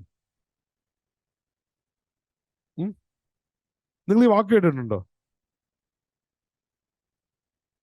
സോഷ്യൽ മീഡിയയിലൊക്കെ ഇപ്പൊ ലിബറലിസം എന്ന് പറയുന്നത് ചെറിയ ചീത്തയായിട്ടൊക്കെയാണ് എല്ലാവരും കൺസിഡർ ചെയ്യുന്നത്. എന്നാലും ലിബറലിസം എന്നുള്ള വാക്കിന് അർത്ഥം എന്താ? പറഞ്ഞോ. ഫ്രീഡം. ഫ്രീഡം ഫ്രീഡം എന്ന് ആരാ പറഞ്ഞോട്? ഓക്കെ, ജസ്റ്റ് മിയർ ഫ്രീഡം എന്നാണ്. എന്താണ് അതുകൊണ്ട് ഉദ്ദേശിക്കുന്നത്? അതായത് ഇൻഡിവിജ്വലിന്റെ ഫ്രീഡത്തിന്, ലിബർട്ടിനെ ഫോക്കസ് ചെയ്യുന്ന ഒരു സിസ്റ്റം. അതാണ് ലിബറലിസത്തിന്റെ പ്രത്യേകത. ലിബറലിസം ഫണ്ടമെന്റൽ എന്ന് വെച്ച് കഴിഞ്ഞാൽ ഏതൊരു ഐഡിയോളജി എടുത്തു കഴിഞ്ഞാൽ അതിന്റെ കോർ തീം എന്താണ്? ഇവിടുത്തെ കോർ തീം ഇൻഡിവിജ്വലിന്റെ ലിബർട്ടിയാ. സ്റ്റേറ്റ് അതിനടിയിലേ വരുത്തും. സ്റ്റേറ്റ് ഓൾ പവർഫുൾ എൻറ്റിറ്റി ഒന്നുമില്ല. അപ്പം ഇൻഡിവിജ്വലിന്റെ ലിബർട്ടിനെയും ഇൻഡിവിജ്വലിന്റെ ബേസിക് ആയിട്ടുള്ള റൈറ്റുകളെയും പ്രൊട്ടക്ട് ചെയ്യുന്ന ഒരു സംവിധാനമാണ് ലിബറലിസം എന്ന് പറയുന്നത്. സ്റ്റേറ്റ് എന്ന് പറയുന്നത് ഇൻഡിവിജ്വലിന് മുകളിലല്ല. അപ്പം അവിടെ നമ്മൾ ക്രിയേറ്റ് ചെയ്യാൻ നോക്കുന്ന വളരെ ലിമിറ്റഡ് ആയിട്ടുള്ള സ്റ്റേറ്റിലാണ്. ലിബറലിസം എന്ന് പറയുമ്പോഴത്തേക്കും അങ്ങനെ ഓൾ പവർഫുൾ സ്റ്റേറ്റ് അല്ല നമ്മൾ ക്രിയേറ്റ് ചെയ്യുന്നത്. എന്താ? Limited government. ഇൻഡിവിജ്വലിന്റെ റൈറ്റ്സിനും ഇൻഡിവിജ്വലിന്റെ ഫ്രീഡത്തിനും ഒക്കെയാണ് നമ്മൾ കൂടുതൽ എംഫസ് കൊടുക്കുന്നത്. ഓക്കെ, അപ്പം minimal interference by the government on the system എന്നാണ്. അങ്ങനെ നോക്കുമ്പോഴത്തേക്കും എക്കണോമിയിൽ മിനിമൽ ഇന്റർഫറൻസ് ആയിരിക്കണം. എന്ന് വെച്ചാൽ ഒരു ക്യാപിറ്റലിസ്റ്റ് സിസ്റ്റം ആയിരിക്കും എക്കണോമി ഫോളോ ചെയ്യുന്നത്. ഇപ്പൊ ലിബറലിസം എന്ന് പറയുന്ന പൊളിറ്റിക്കൽ ഐഡിയോളജിയുടെ കറസ്പോണ്ടിങ് ആയിട്ടുള്ള എക്കണോമിക് മോഡൽ എന്ന് പറയുന്നത് ഏറെക്കുറെ ക്യാപിറ്റലിസ്റ്റ് ആയിട്ടുള്ള ഒരു എക്കണോമിക് മോഡൽ സിസ്റ്റം ആയിരിക്കും. സ്റ്റേറ്റിന്റെ റോള് ഭയങ്കര മിനിമൽ ആയിരിക്കും. ഇൻഡിവിജ്വലിന്റെ റൈറ്റ്സിനായിരിക്കും ഏറ്റവും കൂടുതൽ എംഫസിസ് കൊടുത്തിട്ടുണ്ടാവുക. ഇതാണ് ലിബറലിസം ആസ് ആൻ ഐഡിയോളജിയുടെ പ്രത്യേകത. ക്ലിയർ? ഇപ്പൊ റൈറ്റ്സ്, ഇൻഡിവിജ്വൽ റൈറ്റ്സിന് ഭയങ്കര ഇമ്പോർട്ടൻസ് ആയിരിക്കും ലിബറലിസത്തിൽ കൊടുത്തിട്ടുണ്ടാവും. ഇനി എന്താ ഇപ്പൊ സോഷ്യലിസം എന്ന് വെച്ചാൽ? What is socialism? Instead of individual, the focus is actually given to society. Rather than competing between the individual, they believe in corporation. Cooperation between. അപ്പം ആൾക്കാർ കോപ്പറേറ്റ് ചെയ്യുന്നതാണ് സോഷ്യലിസ്റ്റിന് ഒരു ഫണ്ടമെന്റൽ ഐഡിയ എന്ന് പറയുന്നത് തന്നെ. മാത്രമല്ല സ്റ്റേറ്റ് എന്ത് ചെയ്യും? സ്റ്റേറ്റ് എല്ലാവരുടെയും റിക്വയർമെന്റ്സ് മീറ്റ് ചെയ്യാൻ വേണ്ടിയിട്ട് എഫോർട്ട് ഇടും. എവിടെ? സോഷ്യലിസത്തിൽ. സോഷ്യലിസത്തിൽ എല്ലാവരുടെയും എഫോർട്ട് മീറ്റ്, അതായത് എല്ലാവരുടെയും നീഡ് മീറ്റ് ചെയ്യാനായിട്ട് നോക്കും. ഒരു ലിബറൽ സിസ്റ്റത്തിന്റെ പ്രത്യേകത എന്താ? സ്റ്റേറ്റ് അനാവശ്യമായിട്ട് ഇന്റർവ്യൂൻ ചെയ്തില്ല. ഇൻഡിവിജ്വലിന് വിട്ടുകൊടുത്തിരിക്കുക. ഇൻഡിവിജ്വൽ ഫ്രീ ആണ്, മാർക്കറ്റ് ഫ്രീ ആണ്, പൈസ ഉള്ളതിന് പൈസ ഉണ്ടാക്കാം. Through your hard work, through your മെഹനത്ത് you can actually become rich എന്നാണല്ലോ നമ്മൾ പറയുന്നത്, അല്ലേ? നമ്മുടെ ഹാർഡ് വർക്കും ടാലന്റും ഒക്കെ ഉണ്ടെന്നുണ്ടെങ്കിൽ നമുക്ക് പൈസ ആവാന്ന് പറയും. പൈസ ആയില്ലെങ്കിലോ? അത് സിസ്റ്റത്തിന്റെ കുഴപ്പമൊന്നുമല്ല, നിങ്ങൾ കഴിവില്ലാത്തവരാണെന്നുള്ള. ഇത് തന്നെയാണ് ഈ ഞാൻ നേരത്തെ പറഞ്ഞ ലിബറലിസത്തിന്റെ ക്യാപിറ്റലിസത്തിന്റെ ഫണ്ടമെന്റൽ ഫ്ലോ. താഴെ പോകുന്നതിന് എന്ത് ചെയ്യുന്നില്ല, നമ്മൾ കൺസിഡർ ചെയ്യുന്നില്ല. ഇത് കണ്ടപ്പോഴത്തേക്കും കുറച്ച് പേർക്കെങ്കിലും തോന്നി തുടങ്ങി, ഈ ഇൻഡിവിജ്വലിനെ ഫോക്കസ് ചെയ്യുന്ന ഒരു സിസ്റ്റത്തെക്കാട്ടി നല്ലത് സൊസൈറ്റി ഫോക്കസ് സിസ്റ്റം അല്ലേ? അങ്ങനെ ലിബറലിസം എന്ന് പറയുന്ന ഒരു ഐഡിയോളജിക്ക് ബദലായിട്ടാണ് എന്ത് ഡെവലപ്പ് ചെയ്തു വന്നത്? സോഷ്യലിസം ഡെവലപ്പ് ചെയ്തു വന്നത്. എല്ലാവർക്കും പ്രശ്നം അറിയാം. ഓക്കെ, ലിബറലിസം ഇങ്ങനെയാ, പ്രശ്നമാണ്. ഇൻഡിവിജ്വലിനെ ഫോക്കസ്, നമുക്ക് സൊസൈറ്റിയിലാണ് ഫോക്കസ് ചെയ്യേണ്ടത്. ഈ ഉള്ളവനും ഇല്ലാത്തവനും തമ്മിൽ ഒരുമിച്ച് പോകണം, അവർ തമ്മിൽ പക്ഷെ ഇതെങ്ങനെയെന്നുള്ളതൊന്നും ആർക്കും അറിഞ്ഞൂടെ. എങ്ങനെ നമുക്ക് ഈ that camaraderie between haves and have not, camaraderie or friendship or that cooperation between haves and have not കൊണ്ടുവരുന്നൊന്നും അറിഞ്ഞിടാം. പക്ഷെ സൊസൈറ്റിയിൽ ഫോക്കസ് ചെയ്യണം, അങ്ങോട്ടും ഇങ്ങോട്ടും കോപ്പറേറ്റ് ചെയ്ത് പോകണമെന്നാണ് പറഞ്ഞുകൊണ്ടിരുന്നത്. അപ്പൊ ഒരു പയ്യൻ വന്നിട്ട് പറഞ്ഞു, ഒരു പയ്യനല്ല, കുറച്ച് പ്രായമുണ്ട്, നല്ല താടിയൊക്കെ വളർത്തിട്ട് മനുഷ്യൻ വന്നിട്ട് പറഞ്ഞു, ഇതിനുള്ള മറുപടി അല്ല, ഇതിനുള്ള പണി എൻ്റെ കയ്യിലുണ്ട്. എന്താണ് പണി? ഒരു കുഞ്ഞ് റെവല്യൂഷൻ നടത്തണം, കുറച്ച് പേരെ തട്ടിക്കളയണം, അതിനുശേഷം നമ്മൾ എക്കണോമി ഫുള്ള് കൺട്രോൾ ചെയ്യും. ഓക്കെ പറഞ്ഞു. ഇങ്ങനൊന്നും അല്ല കേട്ടോ, അദ്ദേഹം ഭയങ്കര ഡീറ്റെയിൽ ആയിട്ട് പറഞ്ഞൊരു കാര്യമാണ്. Excuse me 1 minute. ഇപ്പം സോഷ്യലിസം പറഞ്ഞ ഒരാളായിരുന്നു മാർക്സ്. അപ്പൊ മാർക്സിന്റെ ഒരു സെറ്റ് ഓഫ് കൺസെപ്റ്റിൽ കൂടി എങ്ങനെ നമുക്ക് ഇത് അറ്റൈൻ ചെയ്യാമെന്ന് പറഞ്ഞു. അതിനെയാണ് നമ്മൾ മാർക്സിസം, കമ്മ്യൂണിസം എന്ന് പറയുന്നത് അതിന്റെ ലാസ്റ്റ് സ്റ്റേജ് ആണ്. അപ്പം ആ ഐഡിയോളജി അല്ലെങ്കിൽ ആ സെറ്റ് ഓഫ് വാല്യൂസ് നമ്മൾ മാർക്സിസം എന്ന് വിളിച്ചു. അപ്പം ഈ ലിബറലിസത്തിന്റെ ഫണ്ടമെന്റൽ എലമെന്റ് എന്ന് പറയുന്നത് ഇൻഡിവിജ്വലിലാണ് ഫോക്കസ് ചെയ്യുന്നതെങ്കിൽ ഇവിടെ സൊസൈറ്റിയിലാണ് ഫോക്കസ് ചെയ്യുന്നത്. ഇവിടെ ഓരോ ഇൻഡിവിജ്വലും അവന്റെ കഴിവിനനുസരിച്ച് മുകളിലേക്ക് പോകുകയാണെങ്കിൽ ഇവിടെ ബേസിക് റിക്വയർമെന്റ്സ് സ്റ്റേറ്റ് മീറ്റ് ചെയ്ത് കൊടുക്കും. സ്റ്റേറ്റ് അവർക്ക് വേണ്ടിയിട്ട് എന്താണ് എക്കണോമി കൺട്രോൾ ചെയ്യും. എക്കണോമിയിൽ പല എലമെന്റുകളും സ്റ്റേറ്റിന്റെ അധീനതയിലാണ് വരുന്നത്. മനസ്സിലായോ? ഓക്കെ. അപ്പൊ ഇത്തരം ചില സോഷ്യലിസ്റ്റ് വാല്യൂസ്, സ്റ്റേറ്റ് ജനങ്ങളുടെ വെൽഫെയർ പ്രൊട്ടക്ട് ചെയ്യുന്നതിന് വേണ്ടിയിട്ടുള്ള ചില സോഷ്യലിസ്റ്റ് മെഷേഴ്സ് നമ്മൾ എവിടെ കൊണ്ടുവന്നിട്ടുണ്ട്? നമ്മുടെ ഡയറക്റ്റീവ് പ്രിൻസിപ്പിൾസിലുണ്ട്. പിന്നെ കുറച്ച് ലിബറൽ ഇന്റലക്ച്വൽ വാല്യൂസ് ഉണ്ട്. അപ്പം ഈ എലമെന്റുകളുടെ കൂട്ടായ്മയാണ് നമ്മുടെ DPSP എന്ന് പറയുന്നത്. എന്തൊക്കെയുണ്ട് DPSPയിൽ? ഗാന്ധിയൻ ആശയങ്ങളുണ്ട്, സോഷ്യലിസ്റ്റ് ആശയങ്ങളുണ്ട്, ലിബറൽ ഇന്റലക്ച്വൽ ആശയങ്ങളുണ്ട്. ക്ലിയർ ആണോ? പക്ഷെ DPSPയുടെ പ്രത്യേകത എന്താ? അത് ജസ്റ്റിഷ്യബിൾ അല്ല. അതിനർത്ഥം അത് ഇമ്പോർട്ടന്റ് ആണോ അല്ലെന്നാണോ? അല്ല. ശരിക്കും പറഞ്ഞു കഴിഞ്ഞാല് കോൺസ്റ്റിറ്റ്യൂഷൻ അസംബ്ലിയിൽ ഡിബേറ്റ് നടന്ന സമയത്ത് ഒരു ചോദ്യം ഉണ്ടായി, സാർ ഇത് ഇമ്പോർട്ടന്റ് ആണെന്ന് നിങ്ങൾ പറയുന്നു, പക്ഷെ നിങ്ങൾ ജസ്റ്റിഷ്യബിൾ ആക്കുന്നില്ല, അതെന്ത് ലോജിക്കാണ്? ഇമ്പോർട്ടന്റ് ആണെങ്കിൽ അത് ജസ്റ്റിഷ്യബിൾ ആക്കണമെന്ന് വെച്ചു. അപ്പൊ അംബേദ്കർ പറഞ്ഞു, മിയർ ലീഗൽ സാങ്ഷൻ കൊണ്ടല്ല ഇത് ഗവൺമെന്റുകൾ ചെയ്യേണ്ടത്, പിന്നെയോ it's by a greater sanction. എന്ത് തേങ്ങയാണ്? ലീഗൽ സാങ്ഷൻ അല്ല. എന്ന് വെച്ചാൽ എന്താ? കോടതി പറഞ്ഞതിന്റെ പേരിലല്ല നിങ്ങൾ DPSP ചെയ്യേണ്ടത്, പിന്നെയോ A greater sanction, that is sanction of the people. 5 വർഷം കൂടുമ്പോൾ നിങ്ങൾ വോട്ടും ചോദിച്ച് ചെല്ലുമ്പം DPSPയിൽ പറഞ്ഞ കാര്യങ്ങൾ ചെയ്തില്ലെങ്കിൽ ജനങ്ങളായിരിക്കും അവർക്ക് മറുപടി കൊടുക്കുക എന്നാണ് അംബേദ്കർ ഉദ്ദേശം. ഓക്കെ, നല്ല ഉദ്ദേശമായിരുന്നു, പക്ഷെ ജനങ്ങൾ പൊട്ടന്മാർ. Okay, so let's see. അപ്പം നമ്മൾ DPSPനെ പറ്റി പറഞ്ഞു, അപ്പൊ ഫണ്ടമെന്റൽ റൈറ്റ്സ് പറഞ്ഞു, DPSPനെ പറ്റി പറഞ്ഞു. അടുത്ത എന്താ പറഞ്ഞു? മൂന്നാമത്തെ കാര്യം ഫണ്ടമെന്റൽ റൈറ്റ്സ് അല്ല, സോറി, ഫണ്ടമെന്റൽ ഡ്യൂട്ടീസ്. അത് പക്ഷെ കോൺസ്റ്റിറ്റ്യൂഷൻ ഇല്ലായിരുന്നല്ലോ. ഐ മീൻ ഒറിജിനൽ കോൺസ്റ്റിറ്റ്യൂഷനിൽ. Do we have something known as original constitution? See, നമ്മൾ ചില സ്ഥലങ്ങളിൽ, ഈവൻ ഞാൻ ക്ലാസ്സിലാണെങ്കിൽ പോലും ഇടയ്ക്കിടയ്ക്ക് പറയും ഒറിജിനൽ കോൺസ്റ്റിറ്റ്യൂഷൻ. അങ്ങനെ സാധനമൊന്നുമില്ല കേട്ടോ. There is only one constitution and over a period we have made some changes to it. അപ്പോൾ ഫസ്റ്റ് നമ്മൾ അഡോപ്റ്റ് ചെയ്ത കോൺസ്റ്റിറ്റ്യൂഷൻ, ഫസ്റ്റ് കോൺസ്റ്റിറ്റ്യൂഷൻ അഡോപ്റ്റ് ചെയ്യുമ്പോഴത്തേക്ക് അതിനകത്ത് ഫണ്ടമെന്റൽ ഡ്യൂട്ടി എന്ന് പറഞ്ഞൊരു ചാപ്റ്റർ ഇല്ല. ഫണ്ടമെന്റൽ എന്ന് പറഞ്ഞ ചാപ്റ്റർ ഇല്ല. നമ്മൾ പിന്നീട് സ്വരൺ സിംഗ് കമ്മിറ്റി എന്ന് പറഞ്ഞൊരു കമ്മിറ്റീനെ വെച്ചിട്ട് കോൺസ്റ്റിറ്റ്യൂഷനിലെ ചേഞ്ചസിനെ പറ്റി ഡിസ്കസ് ചെയ്ത സമയത്ത് ആ കമ്മിറ്റിയുടെ റെക്കമെൻഡേഷൻ ആണ്, സോവിയറ്റ് കോൺസ്റ്റിറ്റ്യൂഷനിലും മറ്റുമൊക്കെ ഫണ്ടമെന്റൽ ഡ്യൂട്ടി എന്ന് പറഞ്ഞ ചാപ്റ്റർ ഉണ്ട്, അത്തരം ഒരു ചാപ്റ്റർ നമുക്ക് കൊണ്ടുവരണം. കാരണം സ്റ്റേറ്റിനോടുള്ള ഉത്തരവാദിത്തം പല സിറ്റിസൺസും മറക്കുന്നുണ്ട് എന്ന് പറഞ്ഞു. ഇത് എപ്പോഴാണ് പറഞ്ഞത്? എമർജൻസിയുടെ സമയത്ത്. ശരിയാ, ആ സമയത്ത് ഇത് കൃത്യമായിട്ടും പറയേണ്ട ഒരു കാര്യമായിരുന്നു. അതുകൊണ്ട് തന്നെ എമർജൻസിയുടെ സമയത്ത് സ്വരൺ സിംഗ് കമ്മിറ്റിയുടെ റെക്കമെൻഡേഷൻ അനുസരിച്ച് നമ്മുടെ കോൺസ്റ്റിറ്റ്യൂഷൻ്റെ അകത്തേക്ക് എഴുതി ചേർത്തതാണ് ഫണ്ടമെന്റൽ ഡ്യൂട്ടീസ്. ഒരു സിറ്റിസണ് സ്റ്റേറ്റിനോടുള്ള, ഗവൺമെന്റിനോടുള്ള ഉത്തരവാദിത്തങ്ങൾ എന്തൊക്കെയാണെന്നുള്ളതാണ് ഫണ്ടമെന്റൽ ഡ്യൂട്ടിയിൽ പറയുന്നത്. അത് നമ്മൾ കോൺസ്റ്റിറ്റ്യൂഷൻ്റെ അകത്ത് ഡയറക്റ്റീവ് പ്രിൻസിപ്പിൾസ് കഴിഞ്ഞിട്ട് 4 ആണ് ഡയറക്റ്റീവ് പ്രിൻസിപ്പിൾ, പാർട്ട് 4A എന്ന് പറഞ്ഞിട്ടാണ് ഫണ്ടമെന്റൽ ഡ്യൂട്ടി ഇൻട്രൊഡ്യൂസ് ചെയ്യുന്നത്.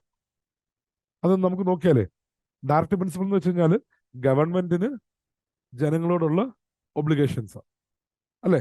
ഡയറക്റ്റീവ് പ്രിൻസിപ്പിൾ എന്ന് പറയുമ്പോഴത്തേക്കും ഗവൺമെന്റിന് ജനങ്ങളോടുള്ള ഒബ്ലിഗേഷൻ. ശരിയല്ലേ? ഡയറക്റ്റീവ് പ്രിൻസിപ്പിൾ എന്ന് പറയുന്നത് ഇമ്പോർട്ടന്റ് ആണ്, ഗവൺമെന്റ് അത് ഫുൾഫിൽ ചെയ്യേണ്ടതാണെന്ന് തന്നെ പറഞ്ഞിരിക്കുന്നത്. ഫണ്ടമെന്റൽ ഡ്യൂട്ടി എന്ന് പറയുന്നത് ജനങ്ങൾക്ക് ഗവൺമെന്റിനോടുള്ള ഒബ്ലിഗേഷൻ, സ്റ്റേറ്റിനോടുള്ള ഒബ്ലിഗേഷൻ. മനസ്സിലായോ?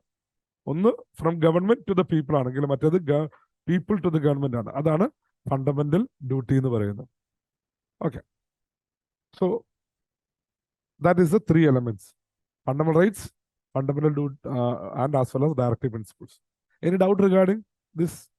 നമ്മൾ 4 കാര്യങ്ങളാണ് ഇതുവരെ പഠിച്ചിരിക്കുന്നത്. ഇപ്പം ഏതൊക്കെ 4 കാര്യങ്ങൾ പഠിച്ച്? 5 കാര്യങ്ങൾ പറഞ്ഞു അല്ലേ. നമ്മൾ പാർലമെന്ററി സോവറിനിറ്റിയും ജുഡീഷ്യൽ സുപ്രമസി തമ്മിൽ ബാലൻസ് ആണെന്ന് പറഞ്ഞു, പിന്നെ സിംഗിൾ സിറ്റിസൺഷിപ്പ് പറഞ്ഞു, പിന്നെ fundamental rights, DPSP, fundamental duty പറഞ്ഞു. ഓക്കെ, ഇനി എന്താ നമ്മുടെ കോൺസ്റ്റിറ്റ്യൂഷന് സലൈൻ ഫീച്ചേഴ്സ്, ഇമ്പോർട്ടന്റ് ഫീച്ചേഴ്സ് പറയാനായിട്ടുള്ളത് എന്നൊക്കെ? ഓക്കെ, ശരി. നമുക്ക് 3 tier സിസ്റ്റം ആണെന്ന് വേണം പറയാം അല്ലെ. എന്താ ഈ 3 tier സിസ്റ്റം കൊണ്ട് ഉദ്ദേശിക്കുന്നത്? We have a central government, we have state government and we have the local self government അല്ലെ. ഇപ്പൊ സെൻട്രൽ ഗവൺമെന്റ് എന്ന് പറയുമ്പോൾ it consist of the central legislative body and central executive body. ഇപ്പൊ central legislative body, central law ഉണ്ടാക്കുന്ന body ഏതാ? Parliament. Central executive body ഏതാ? Council of ministers അല്ലെ. സ്റ്റേറ്റിലെ ലെജിസ്ലേറ്റീവ് ബോഡി ഏതാ?